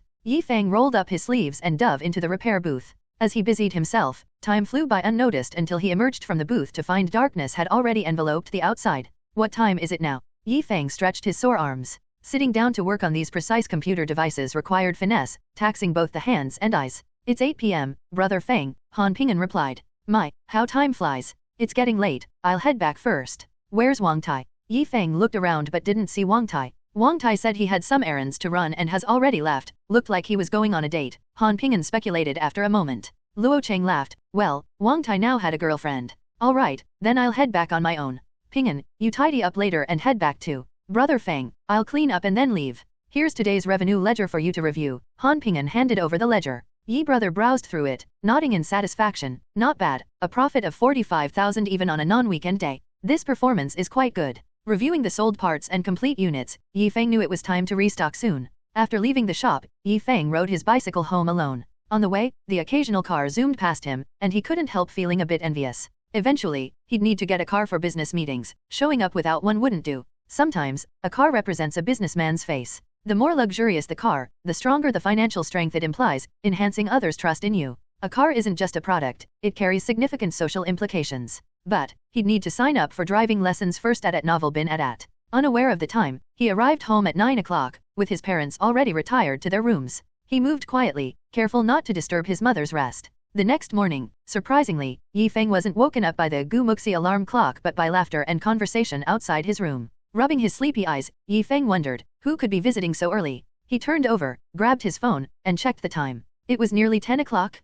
He couldn't believe he had slept so long, even dreaming twice. One dream was somewhat pleasant, involving a medical checkup where he was mistakenly diagnosed with stomach cancer, only to be relieved after a misdiagnosis was revealed. The nightmare involved a re-examination revealing liver cancer instead. In the dream, Feng warmly thanked the diagnosing doctor's female ancestors before waking up to the noise. Hearing the chatter outside, Feng slapped his face to wake up fully. Getting out of bed, he emerged with messy hair and slippers. Immediately, he noticed several gazes upon him. Besides his parents, there were two middle-aged women and a bespectacled young man in the living room. "Ah, this must be little Feng, right? Haven't seen you in 2 years, and you've grown so tall." A woman in a black dress smiled at him. That smile seemed insincere. Young people these days, sleeping in so late. Another older woman in a red dress scrutinized Yi Feng. Yi Feng recognized them as his aunts, related through his paternal grandfather's siblings. His father, Yi Jianbing, had only average relations with these relatives, mostly seeing them during New Year visits back to the hometown. "Son, come here and say hello. This is your big aunt and third aunt, you remember them, right?" Meng Xiaoun beckoned. "Yeah, I remember." Yi Feng shrugged and greeted them. After a round of superficial pleasantries, Yi Feng excused himself under the pretext of brushing his teeth and washing up. He wasn't close to these relatives and found conversation awkward, lacking common interests or benefits. Especially his eldest aunt, Yi Qiaoxiu, who always assumed a domineering elder's stance, pressuring him into silence. But what brought them here? Surely, they weren't genuinely here to see Meng Xiaoun. They hardly ever contacted otherwise, so why visit suddenly? Yi Feng pondered as he finished washing up, just in time to overhear their conversation. Yi Qiaoxiu sipped her tea, saying, "Jianbing, I mainly came today to check on Sister Xiaoun, but also to discuss something. You have that 5-acre plot by the river, right? It's been lying fallow for years. How about you sell it to me? I'm planning to build a temporary loading dock there. The location is just perfect. It'd be putting it to good use, otherwise, it's just going to waste." Yi Jianbing frowned slightly. "That's not really feasible. I promised my father not to sell the ancestral home and land." "Ah, little brother, letting it go to waste isn't good either. I'll give you 800 per acre, what do you say?" Yi Qiaoxiu persisted. "Big sister, that really won't work. It's not about the money. The family land is our lifeline. I can't sell it," Yi Jianbing stated firmly. Yi Qiaoxiu's expression cooled upon hearing this. Turning, she spotted Yi Feng and beckoned, "Little Feng, come here." Curious about her intentions, Yi Feng approached and sat down. "What's up, big aunt? Today should be when the college entrance exam results come out. How did you do in practice tests? Confident about getting into college? Even a vocational college is fine." Yi Feng replied non-committally, "It went okay." Yi Qiaoxiu scoffed, "Okay, that won't do. If you don't get into college, you'll suffer for being uneducated." The third aunt chimed in, "Look at your cousin, your big aunt's son. He was in the top 20 of his grade in the mock exams. Seems he even surpassed last year's college entrance score, right?" The young man adjusted his glasses and smiled, "Yes, by 10 points. Getting into college shouldn't be a problem, theoretically. Haha, little Shui is really something, born to study. Sister, you're lucky." Yi Qiaoxiu waved off the compliments with a faint humble laugh, her pride evident. She then glanced smugly at Yi Feng. Suddenly, her phone rang. After answering excitedly, she turned to the young man, exclaiming, "Son, your college entrance exam score is out. 508 points, above the college entrance threshold." The third aunt quickly flattered, "Congratulations, big sister. I knew little Shui was meant for great things. Little Feng, you should learn from your cousin." Yi Qiaoxiu's face took on a hint of arrogance as she smiled. "Third sister, studying isn't just about effort, it also requires a bit of talent. Sometimes, no matter how hard you study, you might not achieve good results." Her surface meaning was to comfort Yi Feng, but in reality, she implied that Yi Feng lacked talent. Could Yi Feng compare to her own son? Since middle school, she had enrolled her son in various tutoring classes, which led to his impressive scores. Considering the domestic situation, getting into a university was already commendable, let alone an undergraduate program, which would make future job searches worry-free. Undergraduates were highly valued? Yes, big sister is right, it's all about talent. With little Shui's talent for studying, and big sister's ability to earn money, you're truly blessed. The third aunt continued to flatter with a laugh. Yi Qiaoxiu felt pleased with herself. She turned to Yi Jianbing, smiling, "Little brother, think about what I just said, will you?" Yi Jianbing's face showed his dilemma. Refusing would make him seem unsociable, but agreeing would make him feel uncomfortable. "Big aunt, there's no need to think about the land. Grandfather instructed before he passed that the land and ancestral home could not be sold, even if we were to become impoverished." Yi Feng suddenly spoke up. Seeing his father's expression, he knew he had to be the one to refuse. After all, he had little contact with these aunts on a regular day and wasn't afraid of offending anyone. Yi Qiaoxiu's expression darkened as she looked from Yi Jianbing to Yi Feng. Knowing Yi Feng was present, it seemed there was no hope for her plan today. Such a child, lacking manners. Are you supposed to speak when adults are talking? But as a guest, she refrained from making a scene right then. "Hee, little Feng, your college entrance exam results are out too, right? How many points did you score?" Yi Qiaoxiu asked with a smile, wanting to broach a topic that would embarrass Yi Feng. At that moment, Muxi entered the room. "Hello, uncle, auntie." Yi Feng replied, "How would I know my score?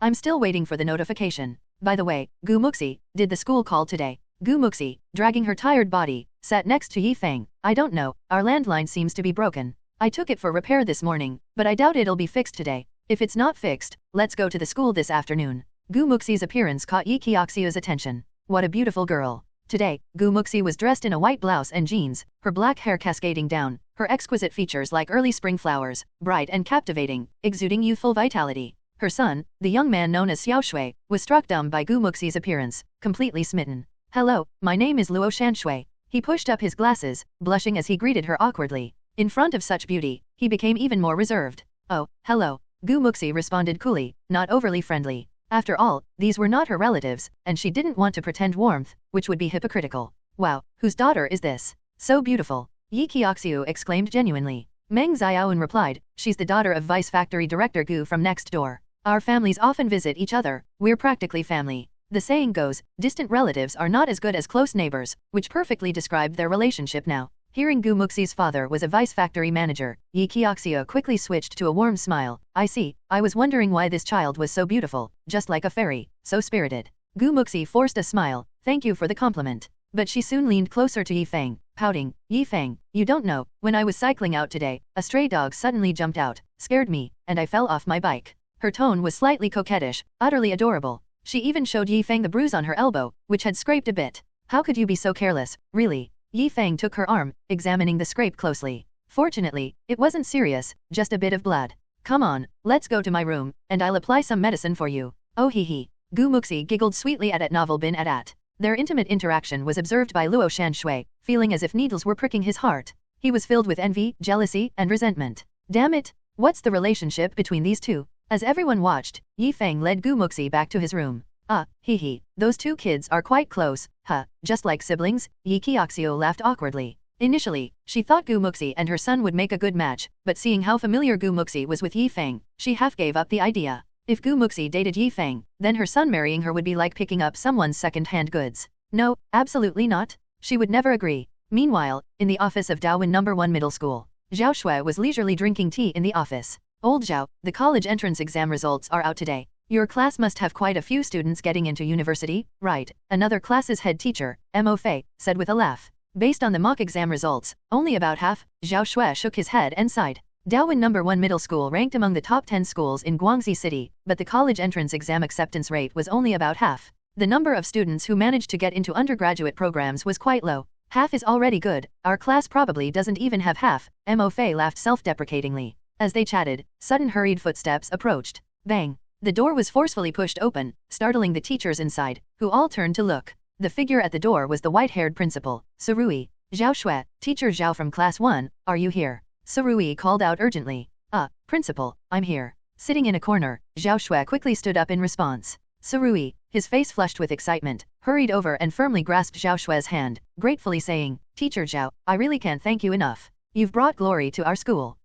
What? Xiao Shui was completely baffled, clueless about the situation. How had he suddenly brought glory to the school? Teacher Zhao, I was right about your teaching ability. This college entrance exam, you've given me a huge surprise. Haha. Surui was thrilled.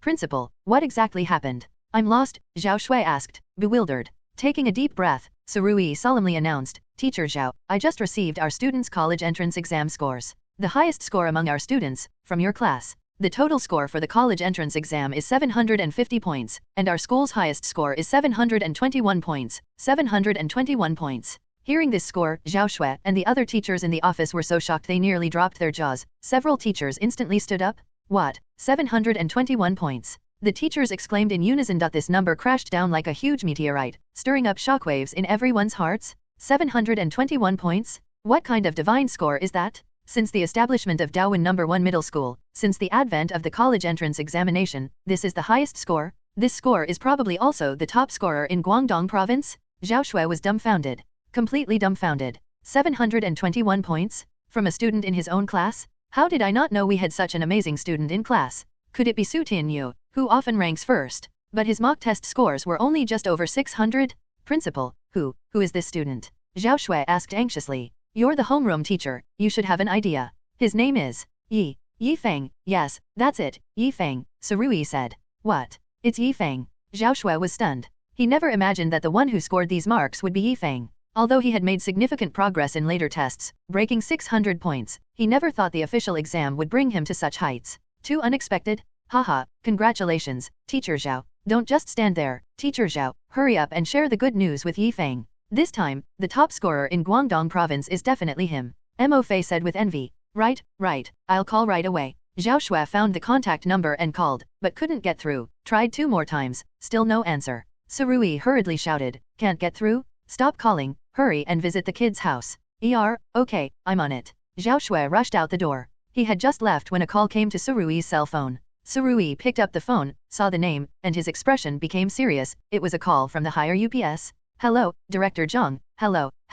Surui greeted warmly. Haha, old Su, congratulations. Your school produced the top scorer in the province this year, with 721 points. Impressive. I guess the universities will be fighting over your student this year. Director Zhang laughed heartily. Hearing the words top scorer in the province, Surui immediately confirmed that this was the highest score in the province. Top scorer in the province? Haha. Thank you, Director Zhang. Surui shouted excitedly. The other teachers in the office were also somewhat excited upon hearing top scorer in the province. There's only one top scorer in the province each year, and to think it would be someone from Daowin No. 1 Middle School. What an honor! After hanging up the phone, Surui's excitement hadn't faded. He also wanted to meet this student in person. No, I must go myself. He dashed out, aiming to catch up with Zhao Shui. The other teachers, seeing his actions, were all dumbfounded. Who knew the 50-something-year-old principal could still be so agile? Inside the room, Yi Feng was applying medicinal liquor to Gu Muxi's wounds. Can you be gentler? Please, I'm already being very gentle and light. Slower, it stings a bit. Okay, then I'll go even slower. Yi Feng, you don't need to apply so much, right? Better moist than not, no harm in more. Yi Feng carefully wiped, fully concentrated. Gu Muxi secretly stared at his side profile. From this angle, Yi Feng is quite handsome. Is this because serious men are the most attractive? Why didn't I find Yi Feng handsome before? Maybe because we're too familiar, seeing each other every day, so it's easy to overlook. Gu Muxi felt a bit bewildered. Alright, done. Yi Feng looked up, smiling. Gu Muxi looked down and saw that Yi Feng had even carefully applied a band-aid at novel bin at. Thanks, Yi Feng. Gu Muxi grinned. Just thanks? No action to show for it. Yi Feng smirked. Gu Muxi gave him a puzzled look and asked, what kind of action do you want? Yi Feng leaned his right cheek forward. Then reward me with a kiss. Scram. Bang. Yi Feng was kicked off the bed. Gu Muxi, this is biting the hand that feeds you. Stinky Feng, you're being greedy. Yi Feng rubbed his butt, grinning bitterly.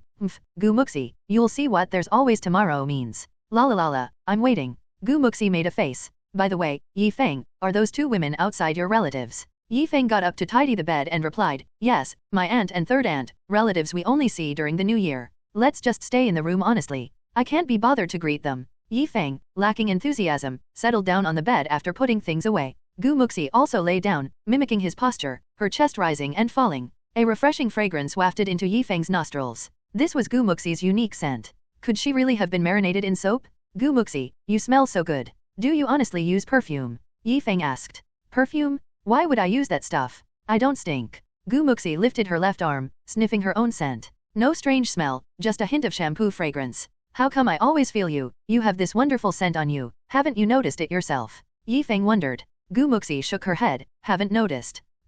No, I have to smell it more carefully. Yi Feng turned to look at her. Gu Muxi also turned around, and thus they lay on the bed, eyes locked. Their gazes intertwined, and almost simultaneously, both were stunned. A mysterious atmosphere flowed between them. Gu Muxi's heart couldn't help but race, feeling her cheeks heat up. What's happening? Why is my heart beating so fast? Gu Muxi, I really can smell this fragrance, indescribably sweet. Yi Feng's voice suddenly broke the silence between them. Gu Muxi sniffed and suddenly also smelled a nice scent on Yi Feng, not perfume, but a very familiar fragrance.